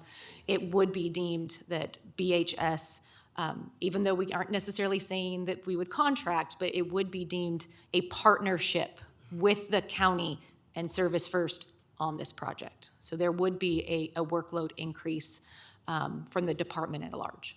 I have one quick question. So all those people are eligible to go to 1212 though also? That is So I correct. mean, there are babies to begin with regardless, right? I mean, the minute they fill out a prescription or, I mean, there are folks. Right? It- I mean, so in a roundabout way. To the chair would be ours or the health plan of San Joaquin. So it, And even Kaiser or Permanente Kaiser. or CMC. Or CMC, yes. I mean, huh? I know, I'm just saying, there's other options for, I mean, mental health. That is I mean, correct. and that's always a competitive, you know, it's mild to moderate or severe, or, you know what I mean, and, which you guys have trained me in, so I'm getting better at it, so. So to answer your question, the 36 beds would meet BHS requirements. So the 16, and the 4 would be the responsibility of 1212. The other beds would not be, because it's not part of the continuum of treatment beds. So I don't want to give off the impression that all 92 beds would be that responsibility, but the 36 would be. So, I mean, in some of the similar projects across from Mariani's, across from the public library, you know, are similar behavioral health landing spots. That is correct. However, they are not deemed behavioral health projects. They have their own contracts and so forth. Okay. Okay, Supervisor I got a Garcia, we question. probably need to Yeah, through the get this chair. wrapped up because we're. So if we're not if we're not looking to invest $300,000 in our community, we're subjected to losing $8.4 million of funding for, it's not gonna stay in this area. We have no idea where that $8.4 million is gonna go. So if we don't invest $300,000, we're subjected to lose $8.4 million. Through the chair to Supervisor Garcia, my understanding, if the $8.2 million is not awarded to Service First, that funds goes back into the state's bucket for this next round of Prop 1 grant awardees. So we cannot guarantee where those funds would be awarded. That is correct. But there is a guarantee that it'll stay here if we choose to vote to allocate $300,000. If through the chair, Yeah. if all of those other contingent things go through. So if the full match comes into play, yes, that there ends up being a service commitment, yes, all of those other pieces. So once something is built, because these are infrastructure dollars, there is a 20-year agreement with the state that property will be used for behavioral health services for the next 20 years. So technically what ends up happening is that portion of that building goes to receivership to the state of California. So if anything happens between day one of service delivery to 20 years and it defaults from that agreement, the state actually becomes the owner of that property. And we agreed to provide the services at that location for that amount of time. And just like I said, we've been in business for 30 years already. And we expect to be in business providing service in this county for many, many years to come. You know,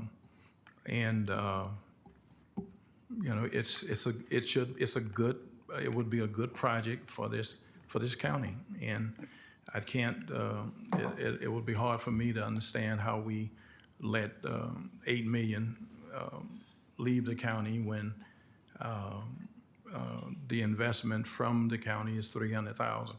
And we are almost matching, as a nonprofit, we are almost matching that $300,000. We have $72,000 into the project already that we had to put in. And so, you know, we are on the ground floor working in this county, and we are not asking the county to do the whole match. We are going to put our funds into this match also.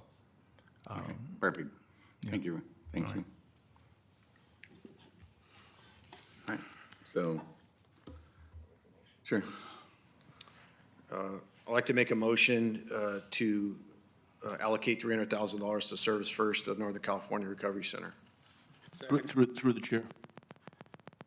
I just want to clarify, because I've heard discussion that this is contingent. Does your motion include the contingency set forth in the board letter, which indicates that the donation is contingent upon the city of Stockton matching the contribution, as well as SFNC able to come up with the balance necessary so as to receive the funds from the state? Correct. We have a motion and a second from Vice Chair Dollywall. Call for the vote. Supervisor Garcia, Yes. Supervisor Dhaliwal, Yes. Supervisor Dean, No. Supervisor Rickman, No. Chair Canepa. Yes.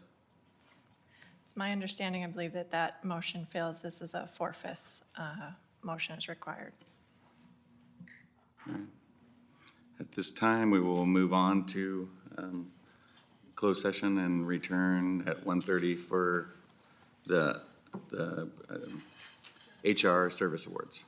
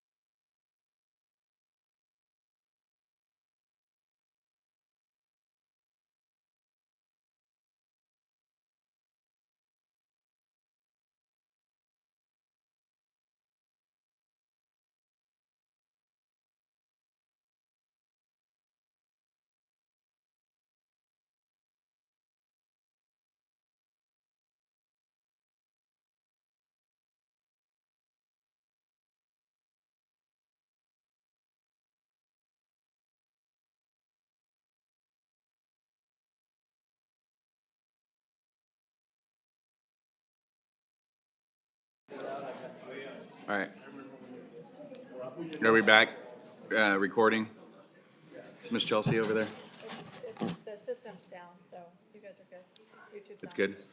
Okay. Do we have county council any reportable action from closed session, please? Yes, there's one reportable action with regard to the litigation, Tulare Lake Basin Water Storage District versus Department of Water Resources.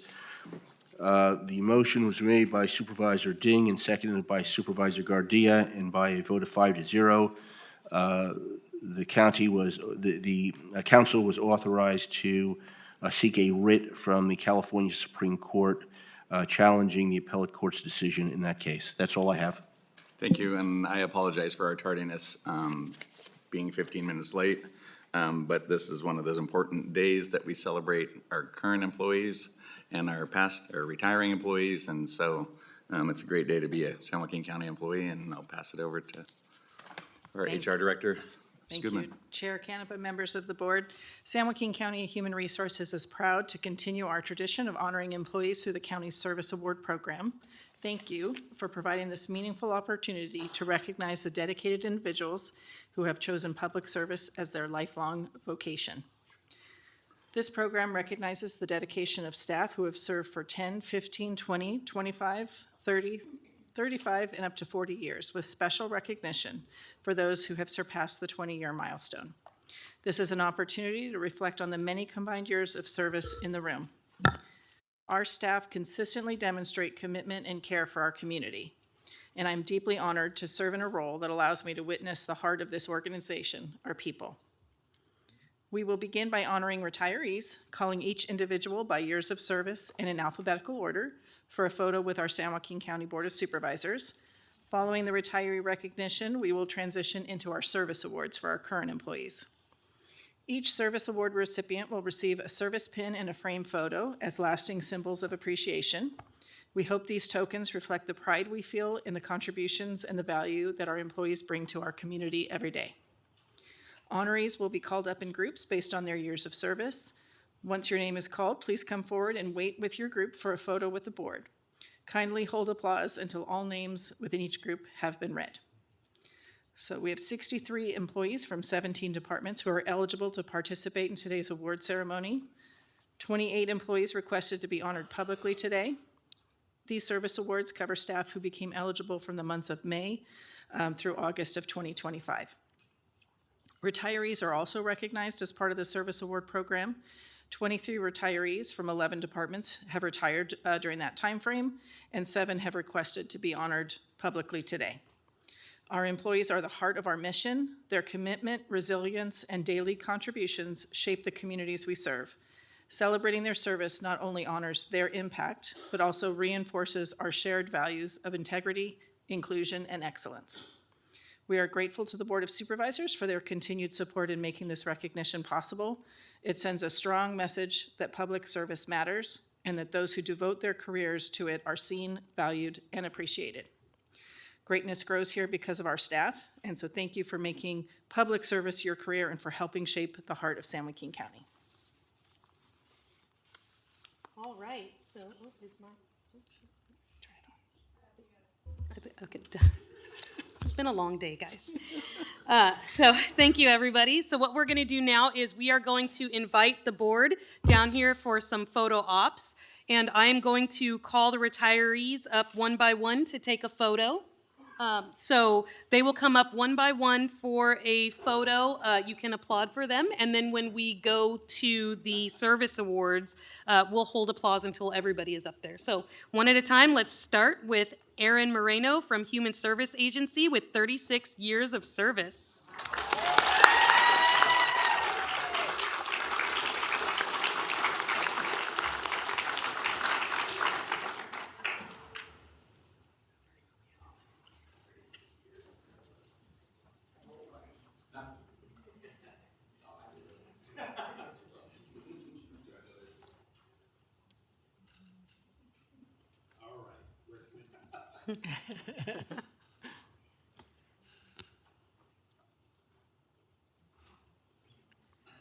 Great, thank you. Next up, we are going to call Cam Feng Veng from Correctional Health Services with 30 years of service.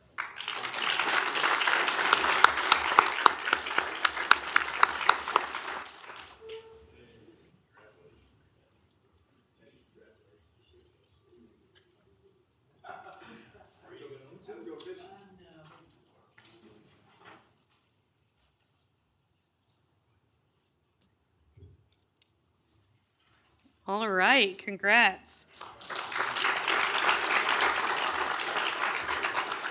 Next up, we have Maria Montalvo with Public Works with 36 years of service.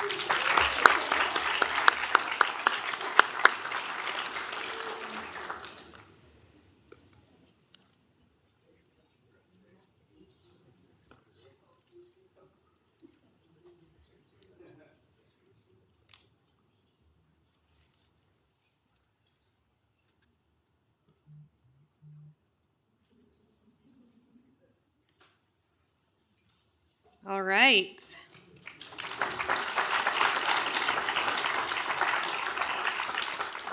We now will bring up Meng Lor from Probation with 22 years of service.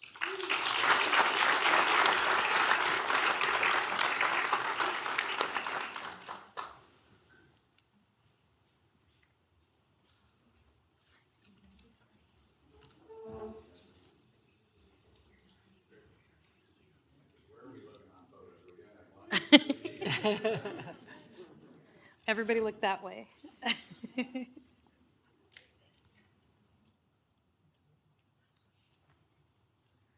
All right, beautiful.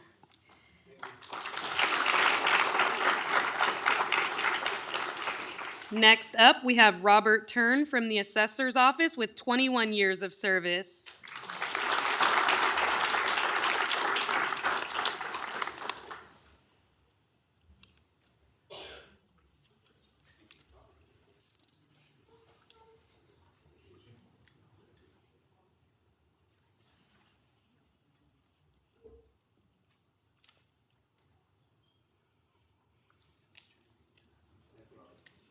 All right, thank you.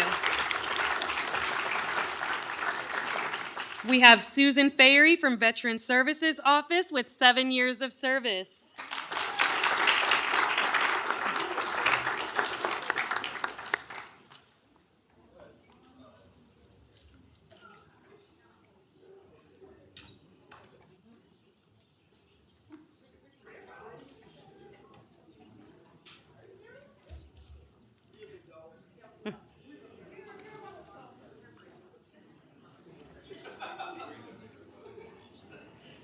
Yeah, let's get one of you first and then we'll add them.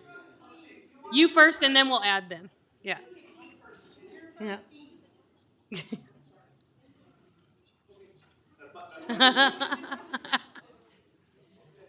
All right, you guys run up there. Go ahead.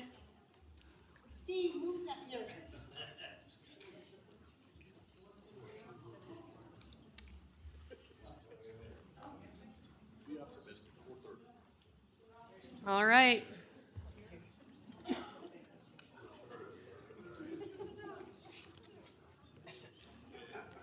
All right, good job.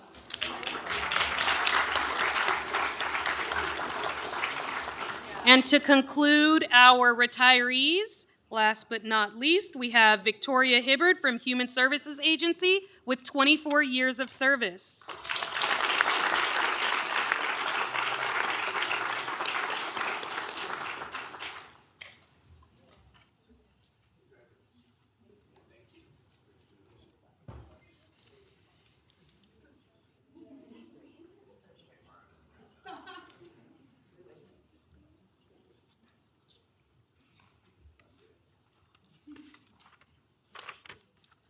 All right, great. Thank you so much. And that's all of our retirees. Let's give them all a round of applause. We are now going to bring up those with 20 years of service. So there's about 7 names. I'm going to call everybody up. You will stand up there, and then we will give a nice big round of applause once everybody's name has been called. All right, we're going to start with Desiree Quillentang from Human Services Agency. Next up, we are going to go with Donald Vaughn from the District Attorney's Office. Jeremy Davis from the Sheriff's Office. Kevin Patrick Ford from the District Attorney's Office. Stephanie Grijalva from the Sheriff's Office. Tasha Dunham from HSA.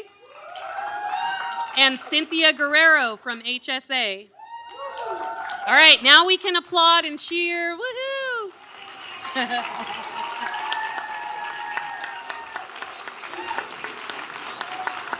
If you guys could scooch in a little bit, we're going to need you guys to make fast friends.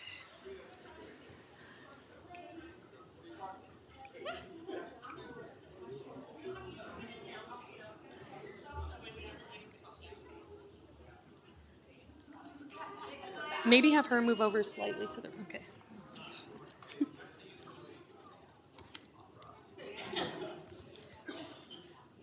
All right, one big round of applause. We will now move into 25 years of service, and let's try and hold those wonderful applause till the end so everybody could hear their names. We're gonna go with Annalisa Navarte from the airport. We have Jennifer Klein from the Sheriff's Office, Jennifer Delaney from Human Services Agency, Latasha Powell from Probation, Mary Ellen Gallardo from the Board of Supervisors, Mary Lou Martinez from Department of Child Support Services, Melissa Hernandez from Human Services Agency, okay, Stephen Thomas from Community Development Services, Tammy Van Camp from Human Services Agency, Vicki Harrison from the Sheriff's Office, and Maria Arroyo from Behavioral Health Services. Let's give them all a nice big round of applause.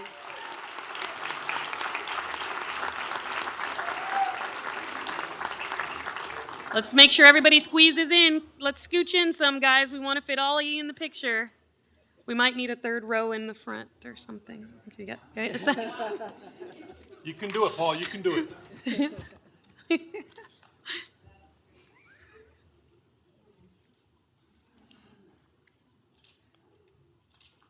All right. Thank you, everybody.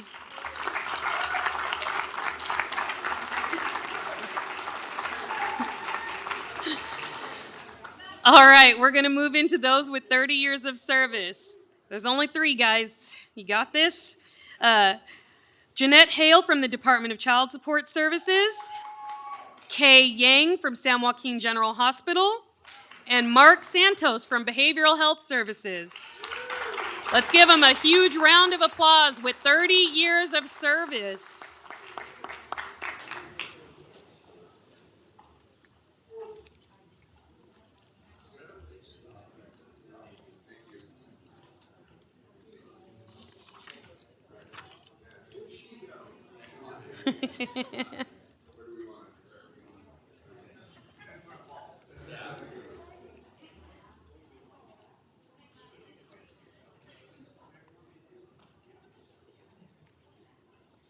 All right, wonderful. Thank you, everybody.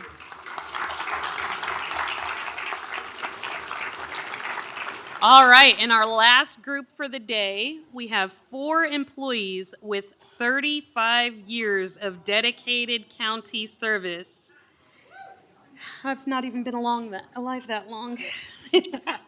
All right, just kidding.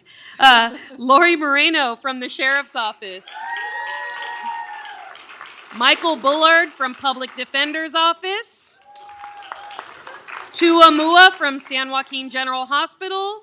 And William Bayer from Public Works.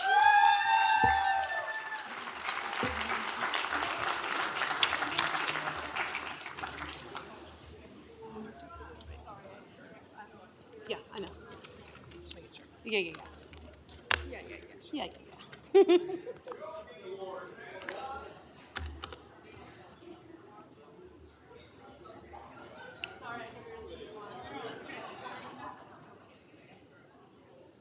Do we need anybody to scooch in?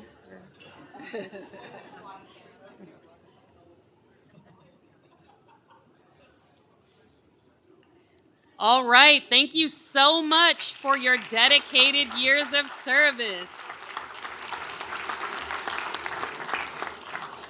And supervisors, you guys can go ahead and have a seat. We want to thank everybody for coming today to celebrate, and for those who are here for the moral support piece and who have been the moral support for the 30, 35, 20, 25 years that folks have been in service. Once the supervisors leave their final comments and we are released, we will have some treats out in the lobby area for you all.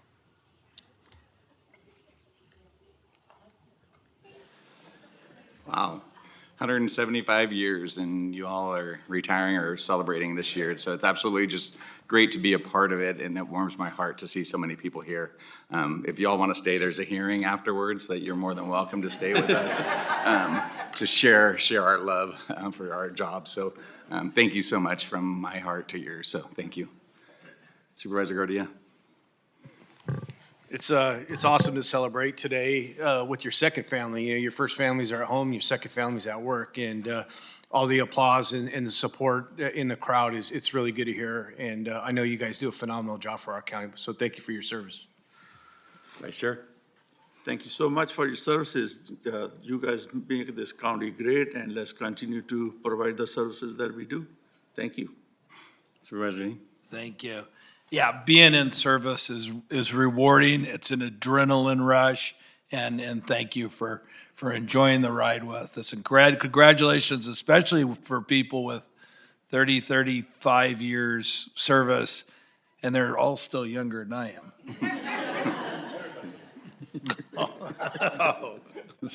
Supervisor Rickman. Thank you, Chairman.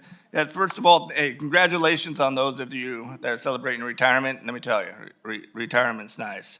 And hey, if you're ever in Tracy, yeah, true. Hey, if you're ever in Tracy, you know, if I'm out, hey, I'll buy you a beer, right? And those of you that for years of service, thank you, and for your continued dedication.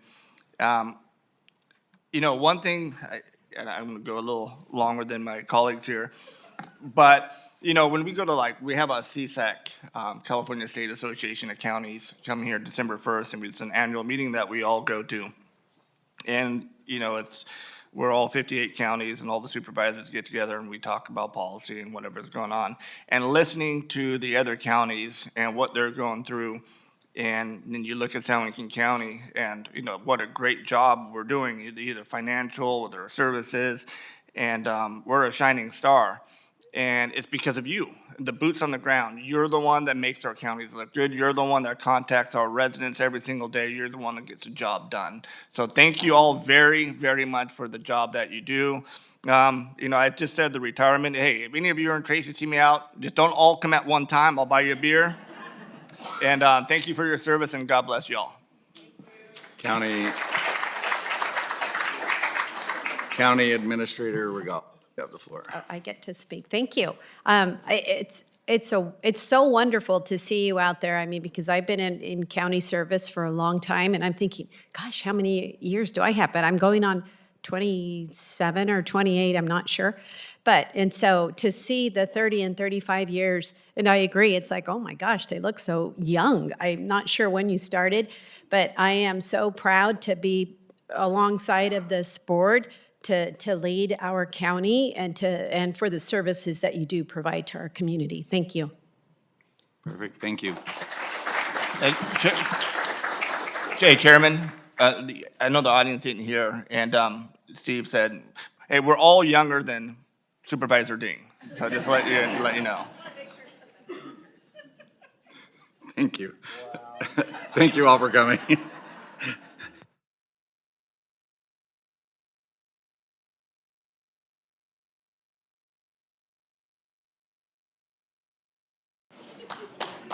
We'll take 5 minutes. Take 5 minutes.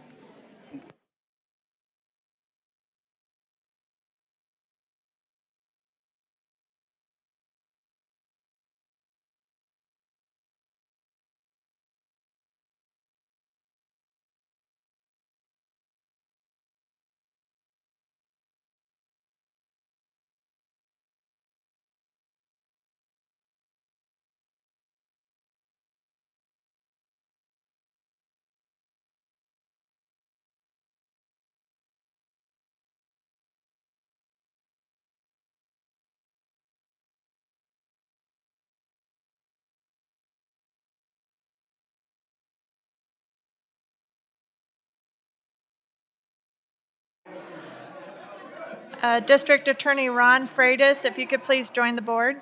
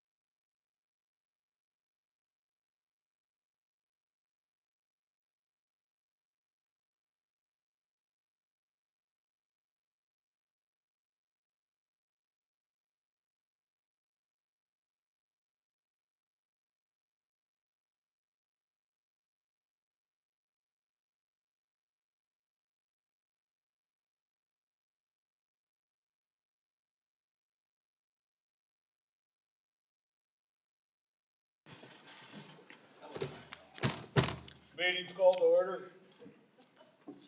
All right. Excuse me, sorry. I have better manners than that. Well, I'm sorry. All right, at this time, we'll do the 1:30 scheduled afternoon items at 2:15. Apologize for the tardiness again. Treasurer Tax Collector Public Hearing regarding the Quik Stock Markets Incorporated and EG Retail America LLC's petition to rescind the tax sale of APN parcel number 141-214-030-000.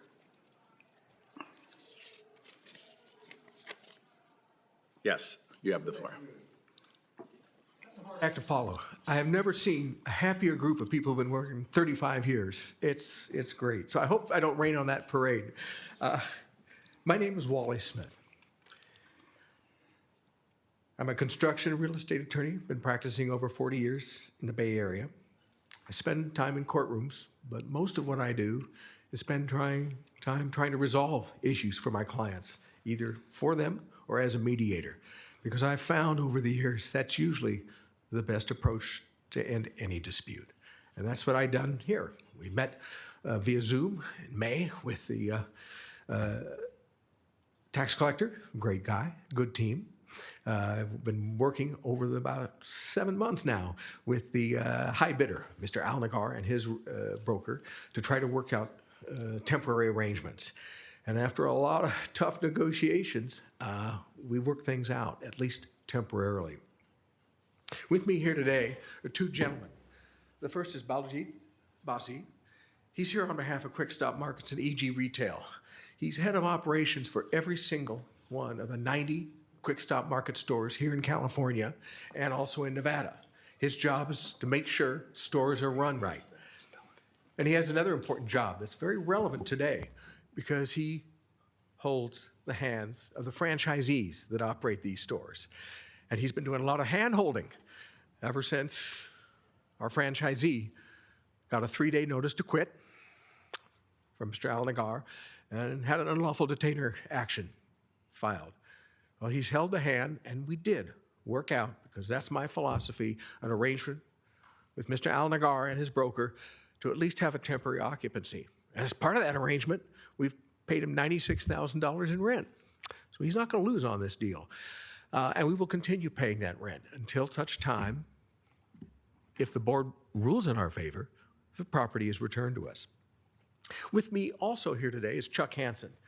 Mr. Hansen, another 40-plus year special, is a real estate attorney, taught at Cal for 30 years, advises clients who bid at tax sales, just like this one, and at foreclosure sales, of the risks and the rewards of those transactions. He's here to answer any questions you may have about the law. If we don't get to that, he won't say anything. What's this all about? I don't think it's a very complicated issue. I don't think it's a difficult case. It's pretty straightforward. Our client lost their convenience store at 2285 East Fremont. And when I emphasize, that's east, because if you go west, I think you hit water. They lost that store at that tax sale, March 6, 2025.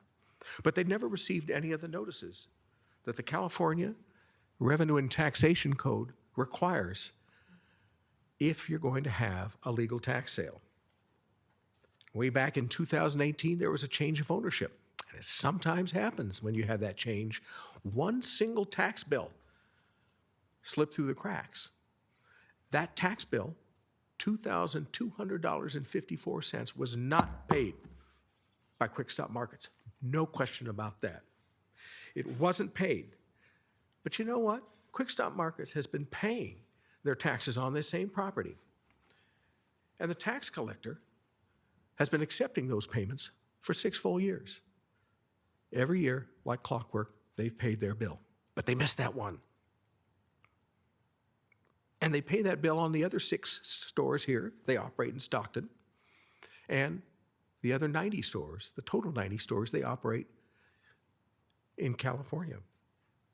They didn't receive the notices that the tax collector's office was required strictly comply with the law because of a simple clerical error. Now, that simple clerical error might have been made in the assessor's office. I read the submission. We got a submission from the tax collector's office last night at 4 p.m. We were told we had to get everything to the board here by October 21st, and the notice said all parties were going to submit their submissions by October 21st. We did it. The folks from Mr. Alnagar's team, attorney there, they got it 21st. We got ours from the tax collector last night at 4 p.m. Well, I'm going to do my best to respond to that. I would ask for an opportunity after their presentation to briefly respond to some of the things they've said. But going past that, the reason the problem started, that clerical error, was very simple. They switched 302 West 3rd Street in Cincinnati to 302 East 3rd Street in Cincinnati. And it's not like even Fremont Street, where you hit water one end and you go 2 miles, you get the Quik stop. It's a big city, a big city. It made a difference. That error was repeated, not 1 year, not 2 years, 4 years, from the year 2020 to 2024. And when the tax collector's office discovered that error in 2024, after receiving return to senders from the post office, when they discovered there's no such thing as 302 East 3rd Street. It literally does not exist. It doesn't even exist. It had no connection to our clients. And when they discovered that error, and then they received 6 separate and distinct certified mail return to sender from the U.S. Post Office, all the critical mailings that told our client, or supposed to have told our client, hey, you could lose your property. There's going to be a tax auction. Every one of those 6 notices came back, returned to sender. And the problem is, the assessor's office had our correct Massachusetts address, because in 2020, they got an authorization that said all tax bills and correspondence should go to Massachusetts. Well, I read the little bit of the submissions here. Apparently somebody made a mistake. The typist might have been the assessor's office or the tax collector's office. I don't know. It doesn't matter, because you must strictly comply with each step in order for a tax sale to be legal. Well, the only thing to do at that point, after actually figuring out after 4 years they made a mistake, and they did know by July 2024, oops, East 3rd Street was wrong, so they knew. And after getting those 6 return receipts marked return to sender, what should they have done right then and there? Stop. Stop the march to a tax sale. Something is weird. Something's wrong. We need to do something. The last thing they should have done is marched merrily along to a tax sale. And that's really one of my fundamental criticisms. Again, we had a very pleasant meeting. We tried to work this thing out in May, but that's a fundamental criticism. They should have stopped. That was the only right thing to do at that time, but they didn't. Now, the governing tax law, the law here, the Revenue and Taxation Code, is specifically designed to do what? To actually protect property owners who miss their payment. It's not there to protect people who pay every single payment. It's there to protect people who miss one payment. And the reason the Revenue and Taxation Code is so strict is this is a harsh remedy. Think about it. What other penalty for doing anything wrong in the state of California or the United States, you could lose a $2 million property for failing to make a $2,200.54 payment 6 years ago? Nothing. And that's why the courts and the law are clear. You've got to strictly comply with every single step leading up to a tax sale, because they want people to pay their taxes, but they don't want them to lose their property unless every single step is strictly complied with. Unfortunately, those mistakes were made. The tax collector's office did not strictly comply with each of the steps. And I'll say something. They complied with a lot of them.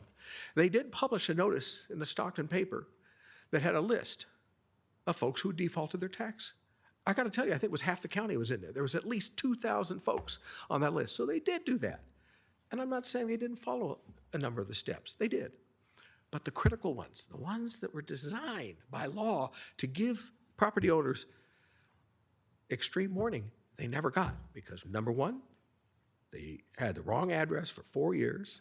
Number two, they didn't use the Massachusetts address. They didn't look at their own records because the final step in this whole process, the law says you shall use reasonable efforts. Wouldn't it have been a reasonable effort after getting all of that, all those certified mails, to look at your own records? Because if they had just gone click on their computer, 2285 East Fremont Street, they would have seen their unsecured roll, which are different than the secured roll. But their record for the unsecured roll had Massachusetts address, our Massachusetts address in there for 4 years. That's a reasonable effort that they didn't take. And I hope people recognize that's the least they could have done. The tax sales not only had a harsh impact on our clients, but on our client's franchisee, who's invested time, effort, and money in this store. I think he works about 12 hours. No, he's not here today. He's probably out there working. The stores, some of these stores are open 24 hours. Now, quick stop markets aren't the fanciest places in town, at least they aren't in our area, but they serve a community purpose. They're one of the few places regular people can go at almost any hour and pick up that half a gallon milk. Anyhow, that person is in mortal fear of being evicted. We've done what we could do by offering rent, paying rent, and the deal is, in negotiating, we agreed that they could keep every one of those dollars that have been paid. $96,000 so far, and it's ticking $400 a day. They get to keep that no matter what happens. It was a fair way to work out a deal as a temporary arrangement. So nobody's going to be hurt if you elect to find that maybe not all of the steps in this revenue and taxation code weren't met. Maybe they weren't strictly complied with. Maybe there were a few things that were missed. But if you don't, Mr. Al-Nagar will end up evicting our franchisee, as he's already filed to do so. He hasn't, because we've worked out a deal, who paid $350,000 for a property that he was willing and asked us if we wanted to buy it back for $2.95 million. The good news is that the law gives you, as the Board of Supervisors, special power and authority to independently review the facts and decide whether all the legal steps for a tax sale were strictly complied with. Why does the law do that? The idea is to give elected representatives who represent every property owner in this county to ensure that every property owner is treated fairly. We all make mistakes. The true test is what we do to make things right after we make a mistake. You have the power to make things right. You have the power to return the property to its rightful owners. And as I said, if you do it, nobody gets hurt. Mr. Al-Nagar not only gets to keep the $96,000 plus in rent, he'll get 10 grand from the county, according to the submission, and he'll get his $350,000 back, no matter what. The tax collector will receive every dime. In fact, they could receive it today. Every dime owed, including penalties and interests that have been accruing for 7 years. And the best part for the county is no fiscal impact. Today, I'm asking you to exercise the authority that the law has given you. Rescind the tax deed and return the property to my clients. Now, I think there's just two basic principles that I think we hopefully all agree on. One of them is you should pay your taxes. How else do you support the services that we all rely on? There is no question that our clients missed that $2,200 payment back in 2018. And there's no question they have to pay what they owe today. I think a second principle is we all have to follow the law. And that applies to us individually. It applies to businesses such as quick stop markets, and it applies to government agencies. But the law doesn't force you to lose your property for missing one payment unless the tax collector strictly complies with the law for every step. And that's the key issue. Did they strictly comply? What is strict compliance? Well, it means no excuses. It doesn't mean I mostly complied. It doesn't mean I complied with some of the requirements, but not all of them. It doesn't mean I tried, But those efforts didn't work. I tried. I made a good faith effort. It means you got to just do it. You can't try. You've got to do. It's what we call a bright line test. And if you don't pass that test, the tax sale is not legal. My favorite example of what strict compliance is case back almost 100 years ago. The tax collector made a mistake. Do you know what that mistake they made? 8 cents on the amount owed. They said, oops, we missed it by 8 cents. Now that's a ridiculous mistake. Should that make the tax sale no good? The court said, I'm sorry, when we said strictly comply, we meant strictly comply. That 8 cents error was enough to invalidate the tax sale, and the property owner got the property back. Now, you compare that 8 cent error to what we're dealing with here, I kind of think it applies. Why do we give the property owners the benefit of the doubt? That's just the law, and it's there to protect folks because the punishment of losing your property is so harsh. Now, briefly, I want to address the address issue. There's no question a mistake was made.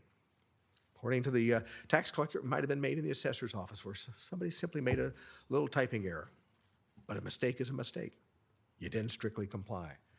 And we know that the Massachusetts address was something the assessor had. How do we know that? Well, not only did we send a notice, a little accounting firm called Ernst & Young sent a notice saying all tax bills back in 2020 should go to the Massachusetts address.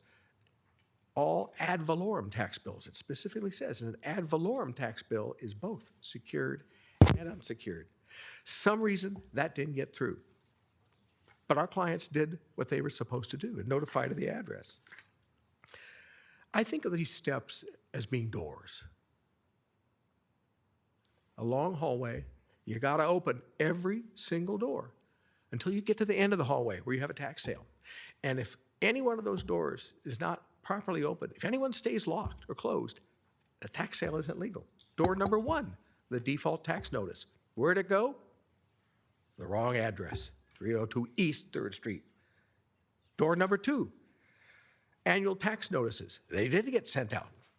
As the tax collector said in the submission, they did send out those tax notices that said, warning, there's a default in the right-hand corner. It's very, very obvious. Where'd those go? The wrong address, 302 East 3rd Street. So door number 2 doesn't open. Door number 3, now we're getting serious because this is the notice of impending sale. The first notice that folks get, you could lose your property. Where did that notice go? Via certified mail? And why is it sent via certified mail? Well, to help guarantee it gets to the property owner. But the other reason is to let the tax collector know whether the taxpayer, the property owner, received it. Well, that one, where did it go? The same wrong address. And now we're talking 2024, after 4 years of bum notices. They got that back. Return to sender because it was the same wrong address. A handwritten note on that June 2, 2024 notice from the tax collector said, can't find that address. Of course they couldn't, it doesn't exist. And so as of July 2024, the tax collector's office knew, without a doubt, whoops, we've been sending stuff for 4 years to the wrong address. Again, may not have been their fault, may have been the assessor's fault. We'll blame them since they're not here. But the bottom line is they made a mistake. And the mistake, it's not who made the mistake, it was a mistake. They didn't strictly comply, sending all this stuff to the wrong address. So then they tried again. They sent it another one. And what happened? Sure enough, return to sender. That's door number 3, that notice of impending sale, such an important step. That door number 3 didn't open. Door number 4 is the penultimate notice, the notice of an auction. You're going to lose your property if you don't cough up your taxes. You're going to lose it. They sent 4 certified mail return receipts. They sent them to both Quick Stops and EG Retail, which is our parent company. All of them came back, returned to sender. They weren't the right address. Did they send one to that Massachusetts address that they'd been sending unsecured bills to since 2020? Now, that one, for some reason, they didn't do that. Had they done it right then and there, guess what? I'd be out of a job here. I wouldn't be here. We all wouldn't be here. but they didn't. They proceeded with a tax sale.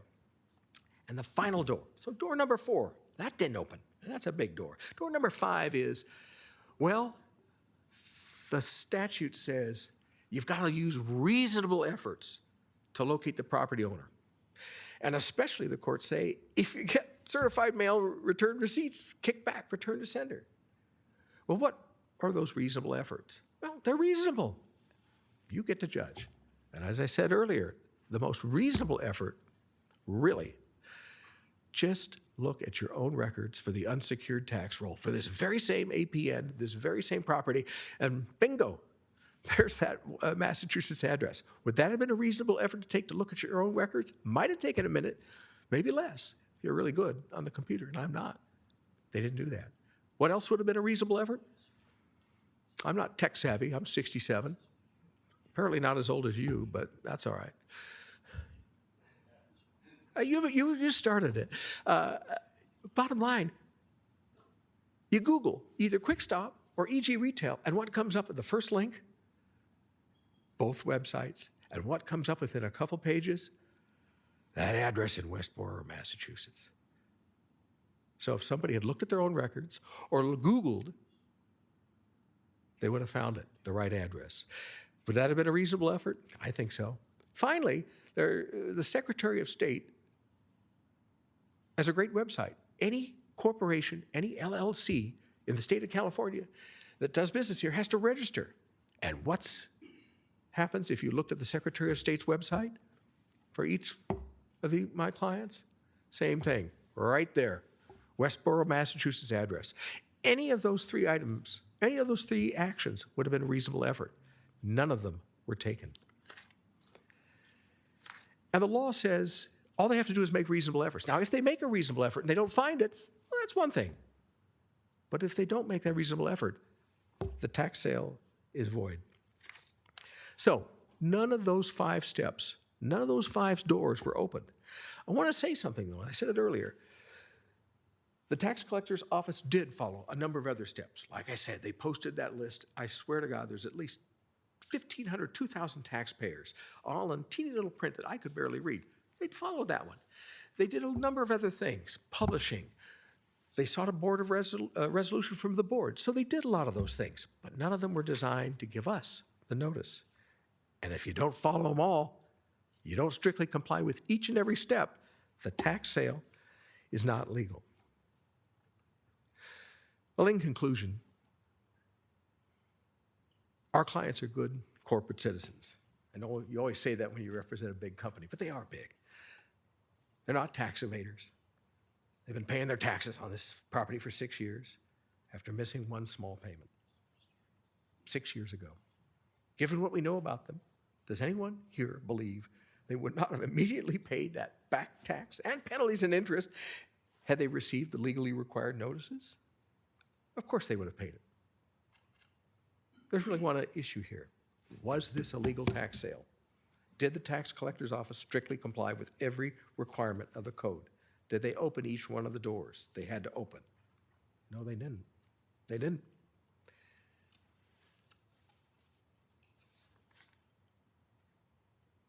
I don't think our clients should lose this $2 million property because of a small but critical clerical errors that were repeated over a period of 4 years.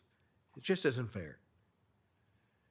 And if there's a tax sale that's the polar opposite of a regularly conducted tax sale that strictly complies with the law, it was this one. As I said, if the tax deed is not rescinded, Quik Stop Markets will lose its property to Mr. Al Nagar, who paid $350,000 for it and who wanted $2.95 million to sell it back to us. That's not fair. And is it fair that our client's local franchisee, who's been trying to build his small business, will be evicted and lose that business? I don't think that's fair. We all make mistakes. As I said, the real test is what you do to make it right. You have the special power to make it right. And that's an important power because the alternative, which the law requires us to do, is to file a lawsuit to recover our property within 1 year. We don't have much time. But this tax sale isn't final until that 1 year expires. But we have to file a lawsuit. We don't want to do that. Wouldn't that be the worst possible result? Absolutely the worst. There is expensive, protracted litigation will profit only two people in this room, me and the attorney for Mr. Al-Nagar. I'm willing to give up that profit, every last dollar of it, if the right thing is done. The best way to support the integrity of tax sales is to ensure that every property owner in this county knows that they will not lose their property unfairly. The best thing to support the integrity of a tax sales is to stand up and insist that they be conducted legally. And who knows, if you follow all those procedures, you'll actually get your property taxes paid a little earlier. You've been given the authority to independently review the facts. All we're asking is you recognize that maybe some mistakes were made.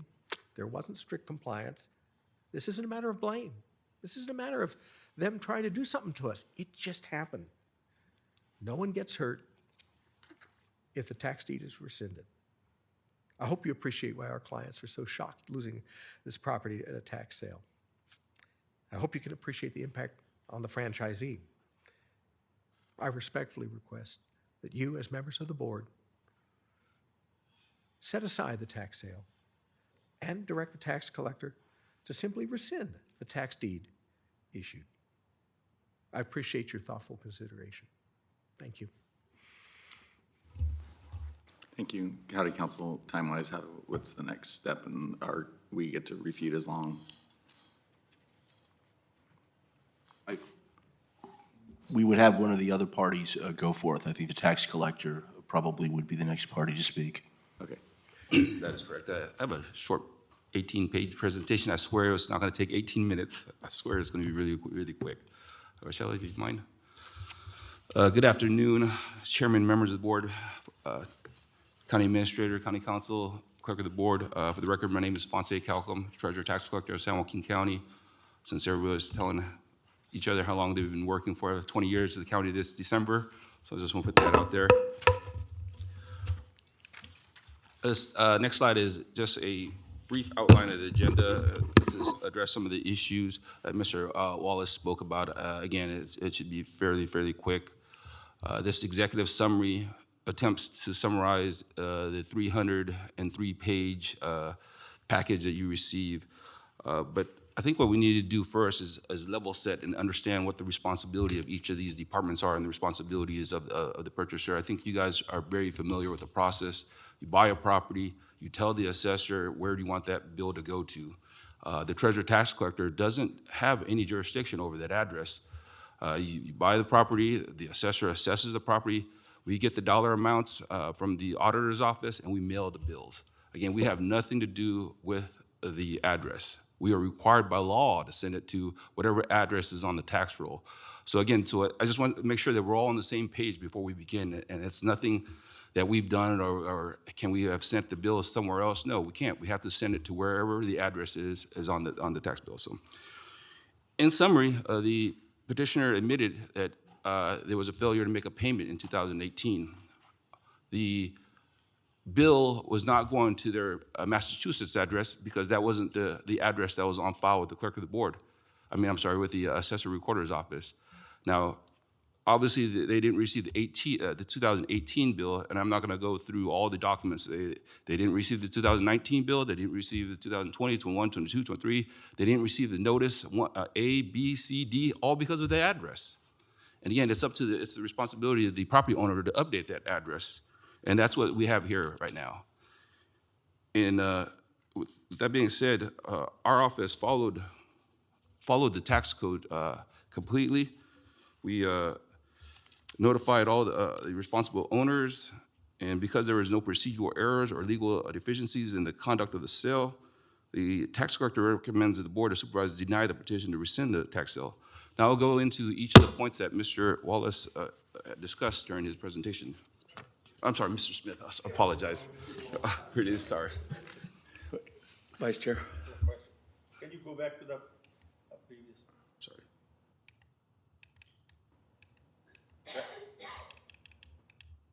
No, the first one. I'm sorry. You're going too fast. I'm sorry, I had the wrong button there, sorry. He said it was gonna be fast. The second one, that one. Fonse, the Second line of second paragraph, it says, record shows that the payments were made from 2019 through 2024. During this period, each tax bill included a notice of default or taxes. So how were those payments made? How did they get that tax bill? Who was making those payments? The petitioner has a tax payment provider.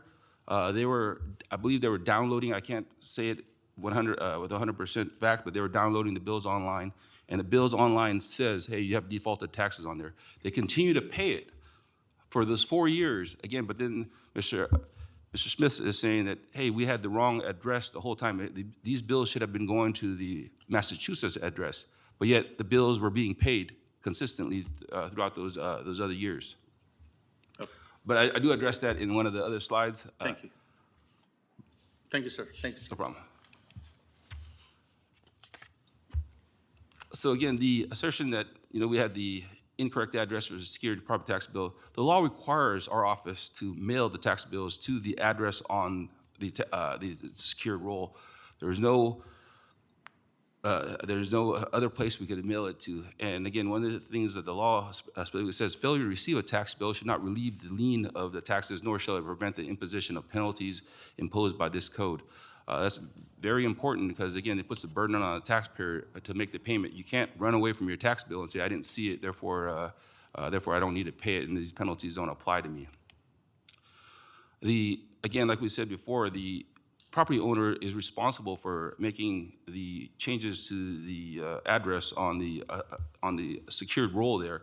This is a change of mailing address form that the assessor's office has on their website. If you read that last sentence in there, it reads, property owners are responsible for notifying the assessors promptly whenever their mailing address has changed. I know we were talking about errors have occurred, but really the error is in not updating the address. Had the address been updated by their office, again, I believe they would have received all these notices and we wouldn't have any issues here. They did submit a change of address, but it wasn't quite in the form. However, this is the address, this is the document that they submitted to the assessor's office, and which caused the assessor's office to make the change to the roll. As you can see, that's not the Massachusetts address, that's the Cincinnati address.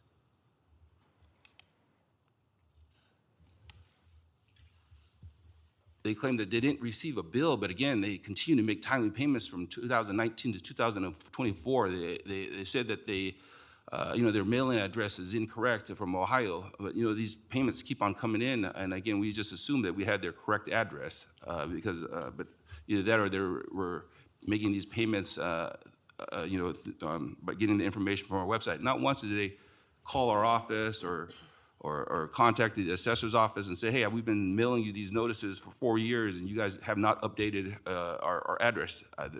That portion of it, again, we have the assessor here to address that portion, but again, they don't have any records of the change of address form being submitted to them. Again, this is the notice that, this is the tax bill that you would receive if you're obtaining it online. As you can see, the top box there, it reads, prior year taxes unpaid. So they were downloading these bills, ignoring, one thing we didn't understand is why we were ignoring this portion. An easy call to our office or somewhere, it would explain to them, hey, you guys, your property is in jeopardy for being sold, being sold if they just made a phone call to our office or paid attention to this little note here. So when you say you're unaware of the sale, there's many things we do in regards to the sale. Not only we send all the bills, we send notices to the address, to the owner's address. We actually publish the property tax delinquent list 3 times in the Stockton record. The record. We also publish a notice of impending power to sell in the record 3 times. We also record a notice of power to sell on the property. So if anybody were to look at that property and say, hey, they'll know that this property is subject to sale. This slide here basically tells you, hey, we come to your board to ask you guys permission to authorize the sale. We notify the state controller's office regarding the sale. Once we get all the approvals, then we publish a notice in the paper saying that, hey, there's going to be a sale on this day. And then we publish the tax sale list on our website. So again, there's a lot of public notice. It wasn't being done in the dark or anything, as what you may make it seem like. So the correct address for the unsecured portion, again, to level set, there are two different roles. There's a secure role, then there's an unsecured role. The secured role is for your home or your building. This unsecured role is for your business equipment. Those two are completely separate roles. And the address that was, the Westboro address that was updated on the unsecured role was not from their document, the declaration that they said that they sent in that updated it. It was actually from a business form that the assessor's office received from the state. Again, you as the owner of a property, you could have your property tax bill mailed to your property management firm, and then all your unsecured property mailed to your accounting firm so they could handle those things. It's up to you to decide where these bills are going to. This is a snapshot from our property tax system. Again, you can see the current secured roll and the unsecured roll. Those are different names, different addresses. Again, it's not quite as simple as, hey, you should just look at your system, because it's not quite the same there. And then in regards to the certified mail, again, I need to kind of define what the parties of interest are. We're required to send a notice to each of the parties of interest. A party of interest is a person who is defined as a lien holder or a record, and an individual title of record to all or a portion of that property. So in summary, that is your lender. You don't want the tax collector to sell your property and your lender not be aware of it. That is your co-owner. You don't want the tax collector to sell your property and your co-owner not being aware of it. So again, what we do is follow the state procedures manual and also the tax code, and we hire a research consultant to look at the recorded documents in there, and they try to find the latest address that's in there in the recorded documents to find out who is the party of interest, and we mail a notice to each of these parties of interest. Again, we also use a commercial database, LexisNexis, to look up different mailing addresses. We even contacted their payment provider, because Ryan LLC, we contacted them by phone to let them know that, hey, this property is up for sale. Why have you not paid these taxes? And again, here is the code that really shapes everything here. A tax seller send the notice of proposed sale by certified mail with a return receipt requested to the last known mailing address. The tax collector shall make reasonable effort to obtain the last known mailing address to the interested party. And then C, which we kind of gloss over really quickly, but it's very important. And the validity of sale under this chapter shall not be affected if the tax collector's reasonable effort fails to disclose the name and last known mailing address of the parties of interest, or if a party of interest does not receive the notice. So basically, you can't just say, because I didn't receive the notice, this sale should be rescinded, or the sale shouldn't go through. The burden is really on the owner. They did mention the authorized agent saying, hey, Price Waterhouse had this notice. It was mailed to you guys for 4 years in a row.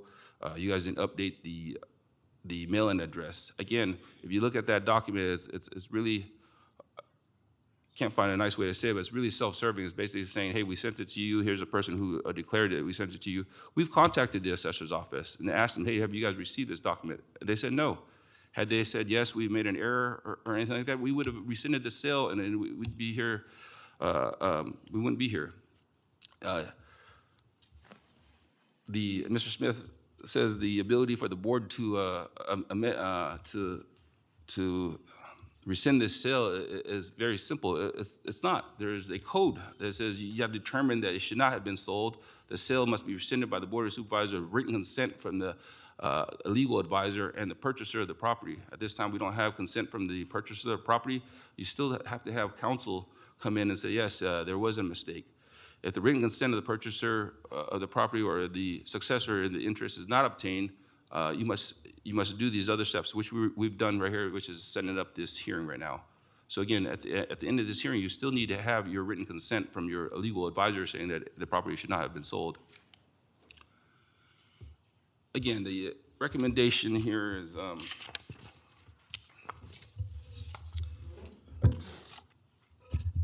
I do want to emphasize that, if our office made an error, I'd take full responsibility of that, and I would make every possible step to correct it and ensure it doesn't happen again. However, in this case, the petitioner failed to update their mailing address and disregarded the default notice included on the tax bill. While it's unfortunate the property was sold, the sale was conducted in accordance with the Revenue and Taxation Code and the tax sale procedures published by the State Controller's Office. All tax bills and notices were mailed to the address listed on the secured tax roll. We recorded the required documents, published the mandatory legal requirements. We also made reasonable effort to identify the names and address of the parties of interest by researching the recorded documents. Finally, again, I want to repeat myself regarding the Revenue and Taxation Code 3701. The validity of any sale under this chapter shall not be affected if the tax collector's reasonable efforts fail to disclose the name and addresses last known mailing address to the parties of interest, or if a party of interest does not receive the mail notice. For these reasons, it is recommended that the Board of Supervisors deny the petitioner's request to rescind the tax sale of the tax defaulted property. And that concludes my presentation.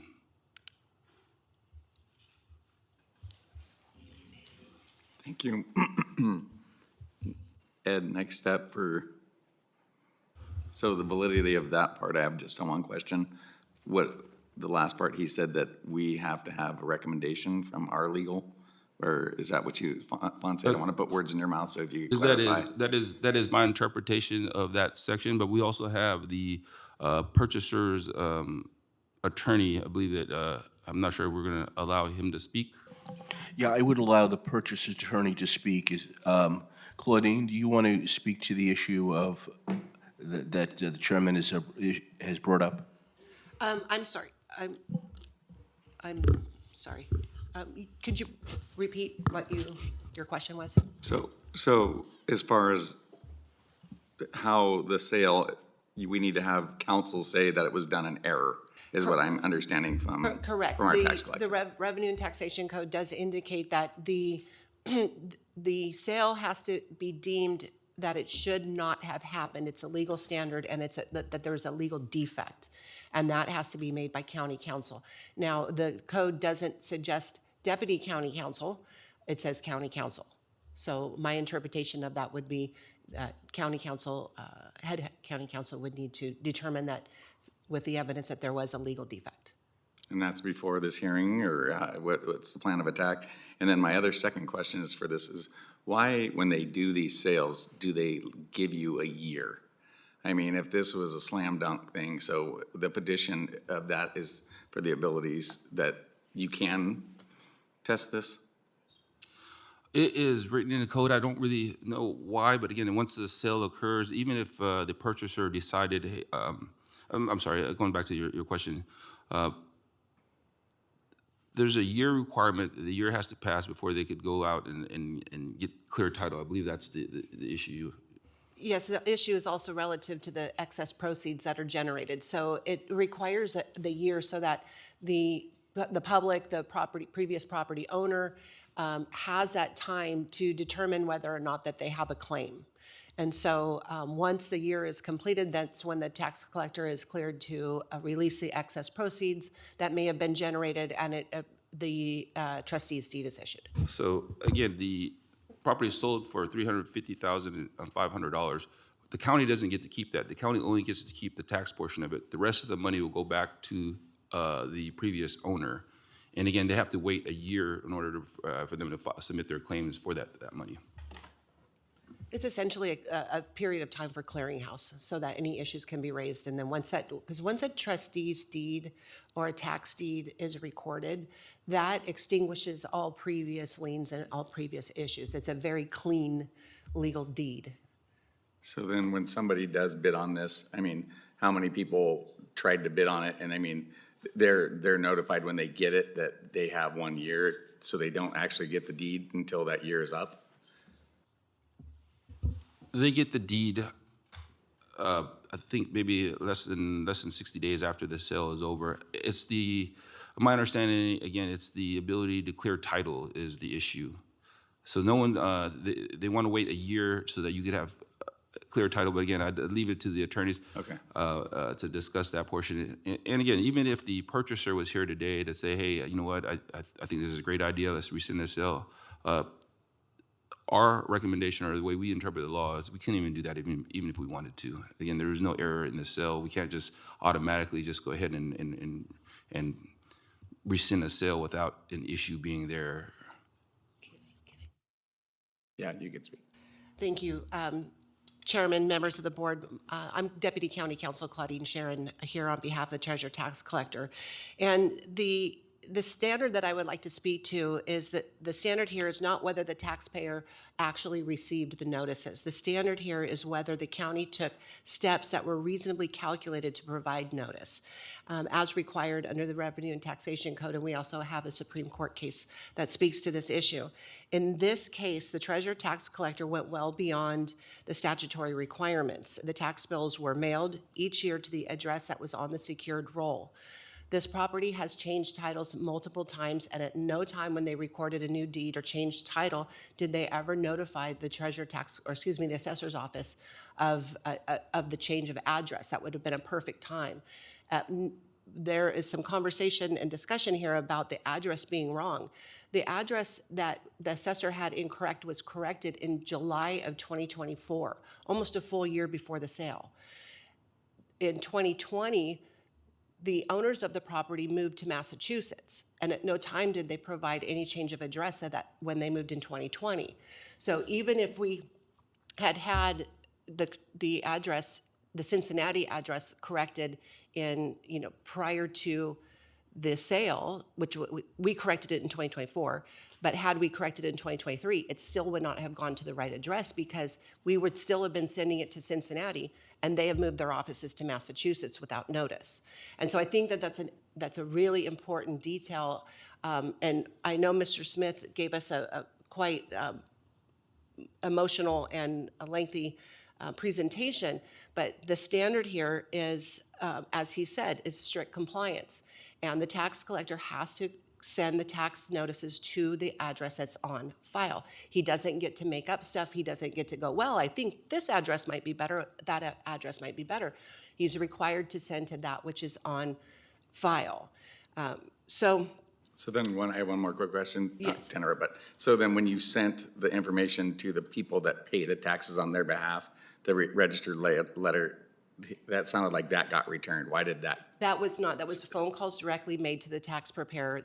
And the reason why is we were making proactive, reasonable, calculated steps to try to find somebody who we could provide notice to. And when in the timeline did that happen? That happened prior to the tax sale. So that was one of their agents was called. Okay. Correct. So if I might, I can list the steps that was taken by the Treasurer Tax Collector. Before the sale, Treasurer Tax Collector sent certified and first-class notices, hired a title research consultant, conducted extensive database research through the LexisNexis database, published and recorded all mandatory notices, and directly contacted the owner's tax agent. These steps all fulfill the Tax and Revenue Code requirement of reasonably calculated steps taken to try to notify the tax property owner. And so I don't want to get caught up in the misaddress because the address was corrected and then all of these other steps were taken after the address was corrected. Had the property owner provided the address, the Massachusetts address, none of this would happen. The Revenue and Taxation Code, as Mr. Keegan pointed out, puts the burden of the change of address on the property owner. It simply does. It's the plain language of the statute. Okay, thank you. So any other questions? So this time, do we go back here or do we let the purchasers folks talk and then let them have rebuttal to that? How do we? I would recommend allowing the purchasers to address the issues next and then allow for rebuttal. Through the chair, though, I do have one inquiry. Claudine, can you refer me to the section where evidently county counsel is supposed to find an error? because I'm not finding it. And I've you got don't- a and- question for you, Oh, sorry, General Counsel, as well. It was on the slide, and it is. Sorry, he wasn't here when I offered questions, so. I was just saying, it's really up to the board, if you want to go back and forth, or do you have enough information or any direct questions? This isn't a debate. Do you need any more information to make a decision? Subsection A. That's all. I have a quick question. Chairman, if Yes, sir. so. Did you guys post anything on the property or, okay? We only post notices on the property if it's an owner-occupied property. Let's say if someone is living there, we have their mailing address the same as their home address. That's required. And notices were sent to the Quik Stop Corporation in Fremont. But, okay, so there was nothing. So for commercial properties, we wouldn't post something on, on the window or something like that? But on the residential, you would? Correct. I didn't understand that Fremont part about the Quick Stop in Fremont. We went as far as to send notices to the Quik Stop Corporation, their headquarters, trying to reach somebody. And that was sent to the address in Fremont for Quik Stop Corporation. Trying to reach, thinking maybe even the Quik Stop Corporation could contact the property owner and get in touch with them. Again, these are steps above and beyond we're trying to make in an effort to reach the property owner. Chair, I have one more. Yes, sir. All the steps that you mentioned, for under the due process, is that all the same between commercial and residential? Yes. So why would posting on a property just apply to commercial? I'm sorry, residential? It's in the code. It's in the code. It's in the procedure manual that we follow.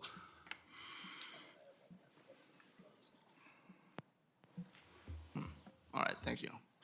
Supervisor Ding. Another question for General Counsel. Ed? Us as a board of supervisors, I mean, they might have a case in court. Our only job here is to find out if the county, the assessor recorder, if we followed county policy of whether to affirm or reject the appeal. It doesn't mean that, I mean, they might have a case that they can take to court, but that's not our decision here. It's just whether county policy was followed. Am I correct? Yeah, either party could take a writ or go to court if they dislike the decision of the board here. Your job is to simply decide whether or not this sale should not have taken place based upon the standards that are applicable and make the decision on that basis and not worry about the fact that there may be a subsequent suit that's brought. That's pretty good likelihood regardless of whatever decision you make, and it's irrelevant to your decision. So then, are you good? I'm just wondering, so like maintenance of effort, is that our job here to decide what we think judicially is right as far as we have a it's for maintenance, That's what I was just asking him. Our only job here is to make sure that our policies were followed. That our policies, and more importantly, the state laws requirements were followed. But either the plaintiff, can go to court after this. Our job as the Board of Supervisors just to affirm or deny that our policies were followed. Because just for me, the most complaining, the hardest part is that on those tax bills that you all paid showed delinquencies. And that's the thing. I don't know who you're paying to do it. Not to get into any of that because I know that's not our job. But that's the kind of maintenance of effort. So if you were paying that bill and there was on there that you have a discrepancy, that would be kind of the red flag for me because you were getting the notice and it said on how many years was that little sidebar note on there? Every year after the default. So it's been 4 or 5 years? Okay. Yeah. Okay. So Supervisor Garcia. So it's my understanding that we're here to make sure that the county followed policy when we send out these tax notices. I sit up here and I don't know tax law to make a decision. It's obvious to me that I would think that this is going to go to a higher court. the recommendation from the tax collector is to deny. I make a motion to deny, and You have to let him rebut, let him rebut. You don't have to do anything. He's made a motion. This isn't a collegiate debate. I thought it was a hearing. It's a hearing. Through the chair, I would recommend that so that due process is fully exercised, that all parties with an interest in this have an opportunity to speak. And for that reason, this is a quasi-judicial proceeding, and for that reason, I would recommend that the purchasers of the property also have an opportunity to express their views.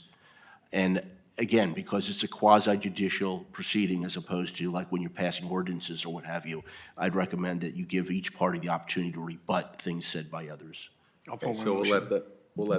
pardon? I'll pull my motion. Okay, thank you. So we'll let the purchasers, representative folk, and then we'll Well, I let. want to clarify one thing. You do have the power. This is a special power under the Revenue and Taxation Codes that allows you as the board to act essentially as the court of first resort.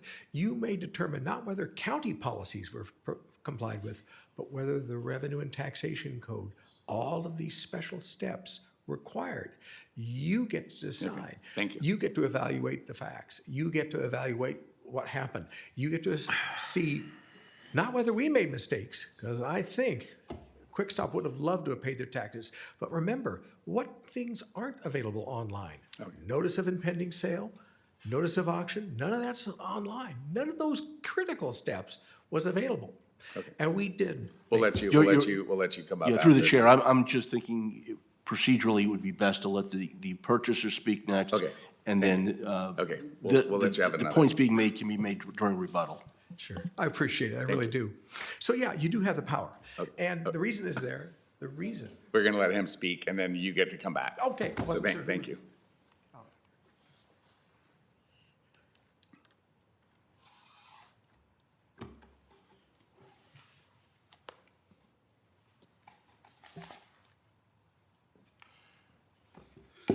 Good afternoon, Chair Canepa, members of the Board of Supervisors. Brett Jolly here on behalf of the purchaser of the property, Al Nagar LLC. I am joined by its owner, Mohammed Al Nagar. Mr. Al Nagar is a Stockton native, born and raised, and he's a property investor. Supervisor Rickman, I would like clarification. Was that offer to buy someone in Tracy a beer open to anyone, or was it just retirees? No lawyers. Okay, fair enough.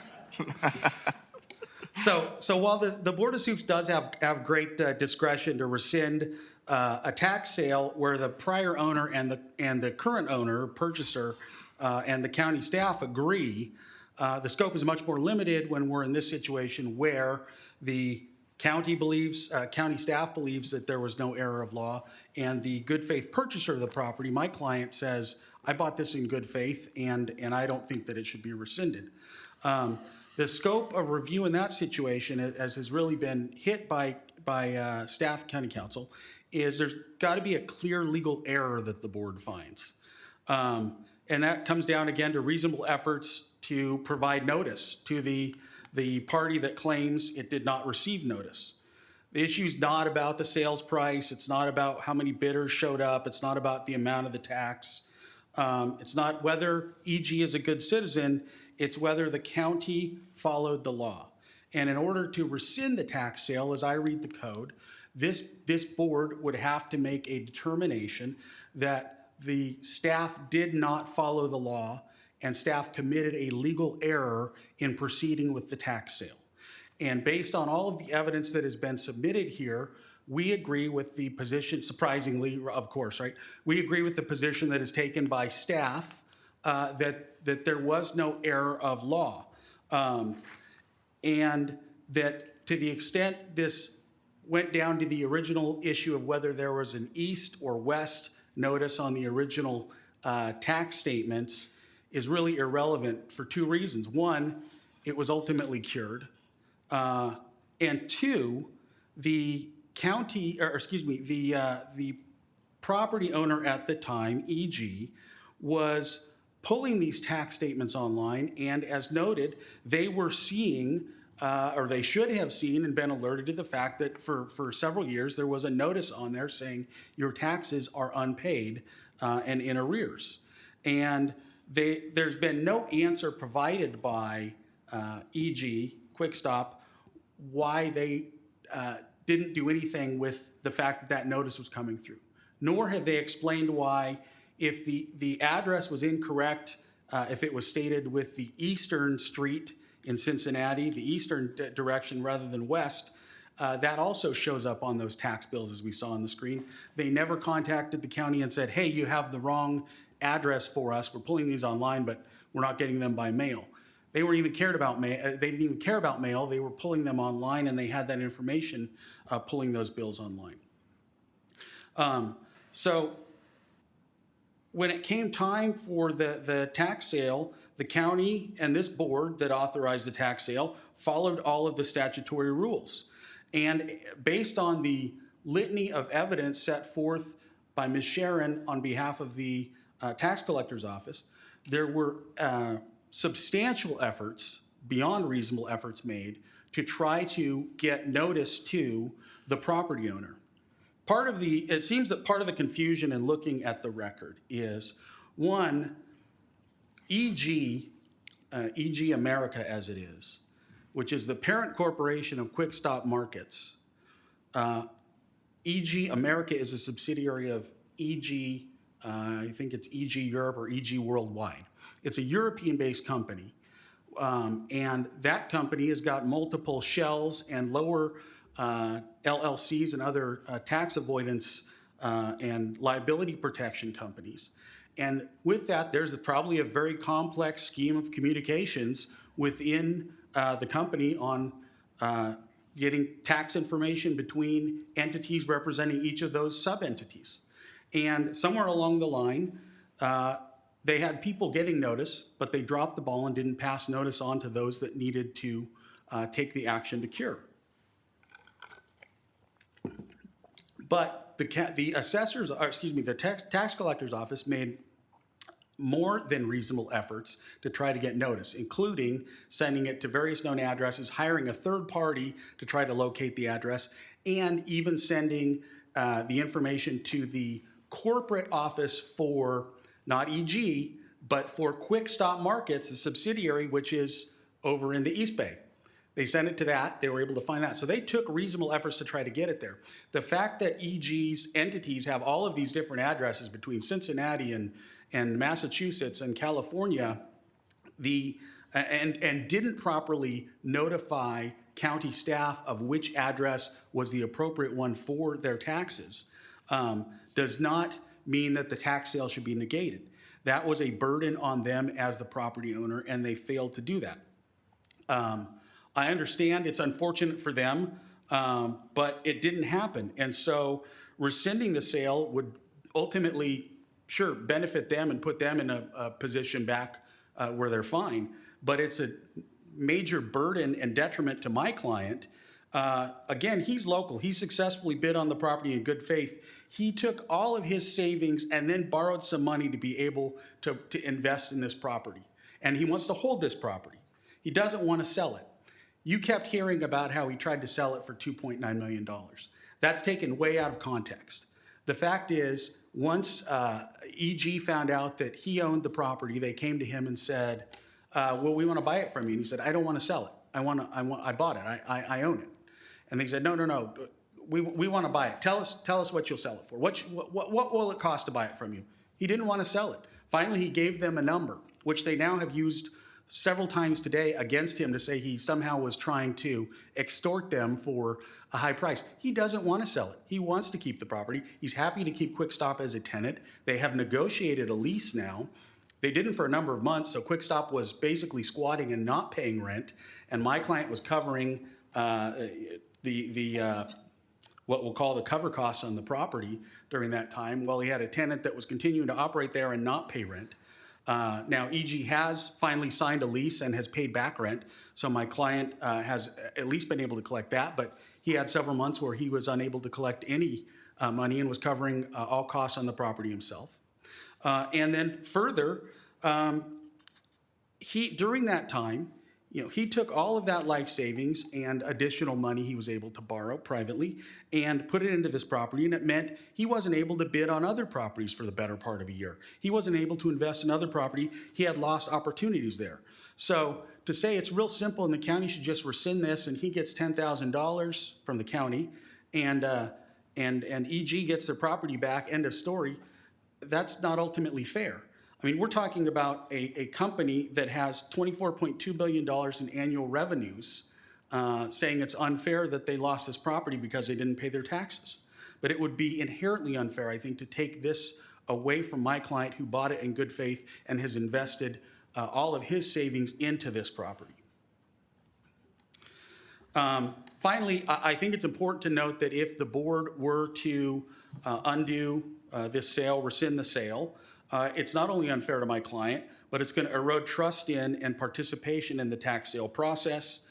This is a bidding process. People are not buying these properties at market value.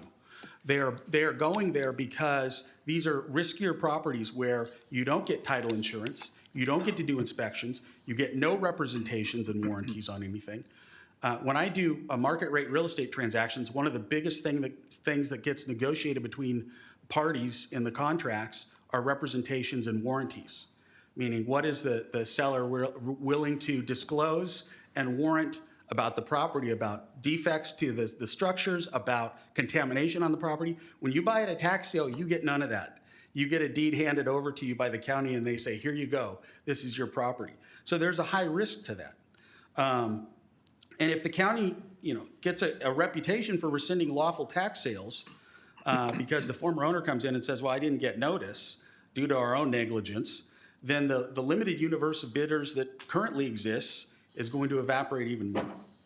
So allowing rescission of the sale would really destabilize property rights and create uncertainty for future property transactions in the county. And your question, Supervisor Canepa, about why is there a one-year limitation out there?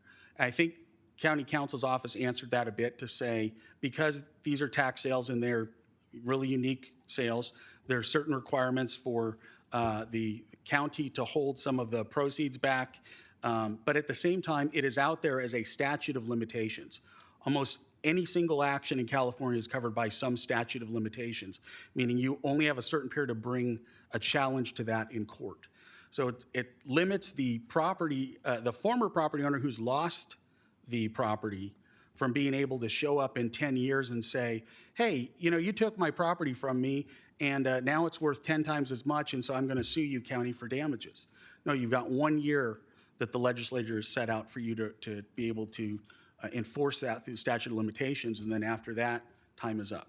So that's part of the reason for that 1 year process. So for those reasons, again, Al-Nagar encourages the board to deny the petition. We do believe that the record shows that county staff complied with the law. There's no legal error there that would justify rescinding sale. We realize it's an unfortunate situation for EG, but it was their failure to pay the taxes that started this process. And if anybody should have to bear the burden for that, it should be the party that didn't pay the taxes, not the party that bid in good faith and purchased the property. Thank you. Through the chair. Yes, sir.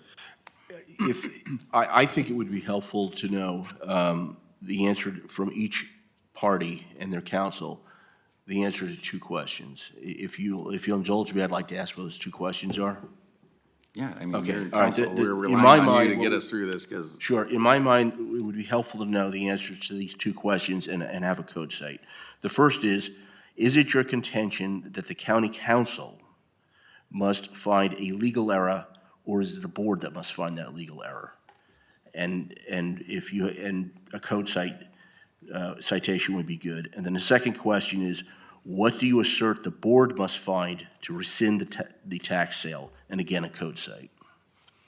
I will take the first stab at that since I'm here. Chair Canepa, responding to County Counsel Kiernan. The first question being, do I believe that the county council himself must find legal error for there to be action? I will say, I haven't looked into that issue in great detail.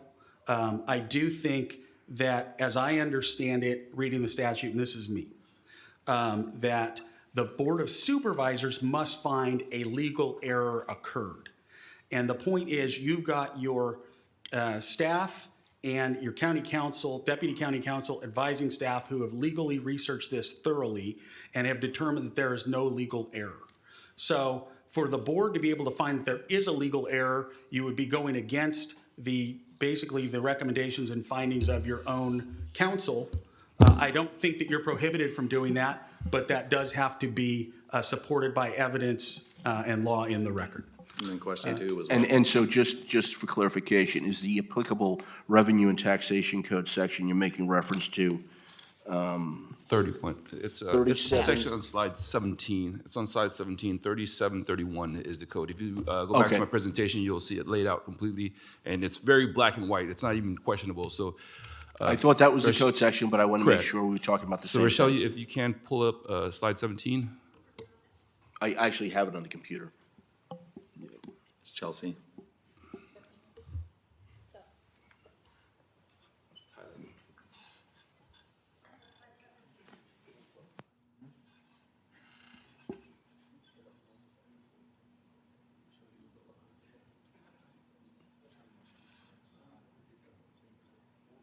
Okay, through the chair, can I?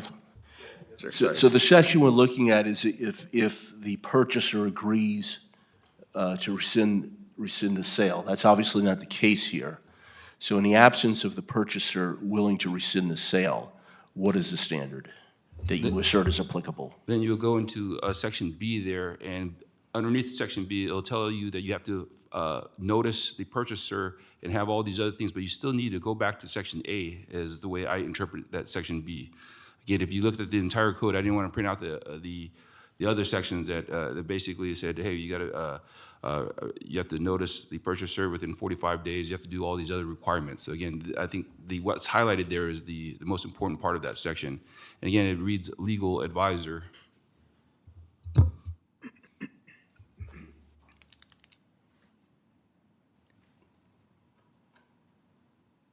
I think the takeaway is if the board decides to make the action or take the action to rescind it, it has to be done with the consent of county legal advice.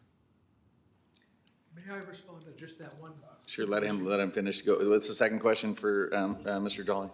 I forgot, I talked so much. What was the second question, Mr. Kiernan? It's the second question, which overlaps with the first question, is what do you assert the Board of Supervisors must find in order to rescind the tax sale? I believe under general principles of law, they need to find that there was a legal error committed by staff in selling the property. I don't believe it's done on feelings, I believe it's done on law. And that's also under 3731 of the Revenue and Taxation Code. And interpretive cases. Thank you. Okay. I'm sorry for keep trying to butt in. No, you're fine. We just want to do this so that everyone has due process. I'm sorry, but No worries. it's taken so much time. The county council is correct. There are two procedures that you can rescind a tax sale. The first one, in subsection A of 3731, is if you reach an agreement with Mr. Al-Nagar and us, and you want to rescind it, then the county council has to approve it because he wants to make sure there isn't some kind of collusive effort. But if there is a dispute and you don't get the permission of the purchaser at the tax sale, then county council has no role other than to give you his best advice, but he does not have to sign off on it. So that's two ways you can get a rescission. The first is with the permission of Mr. Al-Nagar, which requires the county council to say yes. And the second is you guys, the five of you, decide one simple issue. Did the tax collector strictly comply, not with one or two or three steps, strictly comply with every step of the law required? Now, that's the decision, and you have it in your power to make it. And I know this is, the law isn't too complicated. Fortunately, you could just take well, did they strictly comply? I didn't hear anyone ever talk about what the one standard is, strict compliance. I heard a lot about we tried, but trying isn't enough. Last minute changes aren't enough. And so if you find that any one of those steps, particularly the last three steps, wasn't strictly complied with, you have the power granted to you by the legislature to say, nope, wasn't a legal tax sale. You missed a couple. You got a lot, but you missed a couple. That's the standard. Thank you. Questions from the board? Ready to make a motion? This is a hearing. Do we need to open it for the public or no? What's the procedure? Anything on the agenda the public has a right to comment on, yes. Okay. Go ahead, Supervisor Rickman. Quick statement. I know there's been discussion up here, and county council's right. I mean, it's quasi-judicial, and we do have a duty. And, you know, this is, if, correct me if I'm wrong, about due process and whether the rules were followed. And I can tell you, man, you know,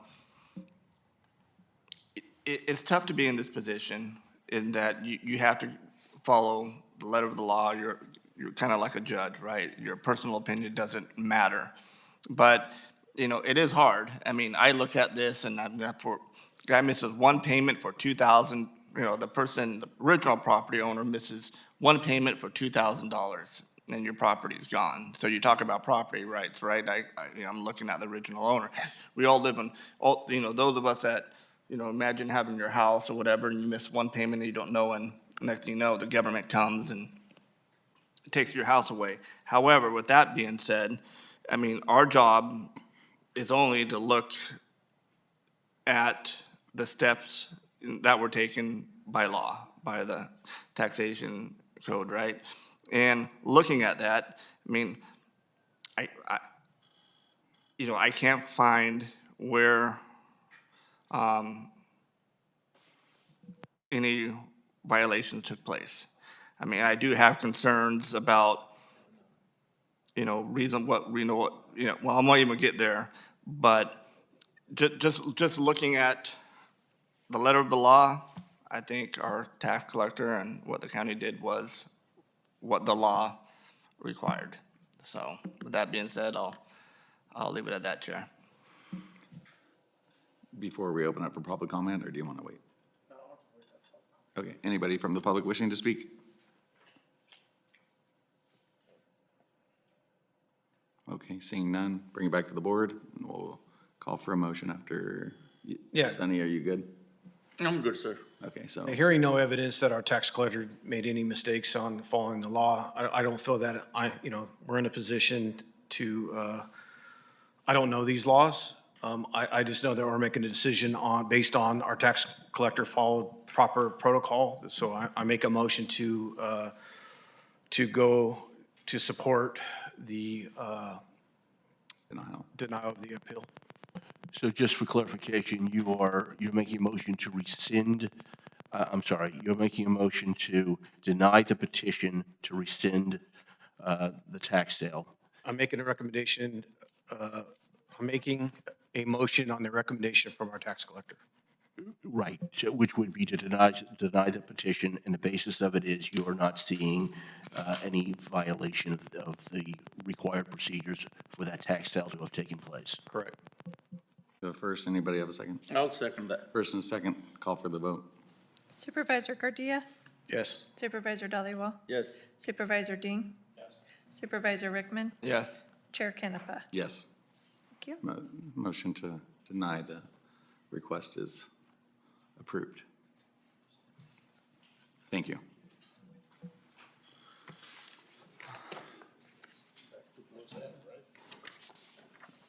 At this time, we will go back to closed session.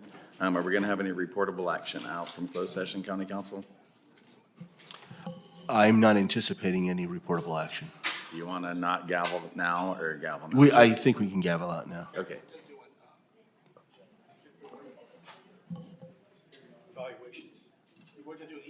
There's one more item. Yeah, labor. So we have to do, it's labor. So, and we can always change this. So at this time, I will adjourn the meeting unless there's reportable action, which we're not anticipating. So we're going to adjourn the meeting. That's fine, yes. Until, what are we at, December 9th? Let's just make it Till December 9th. January 4th.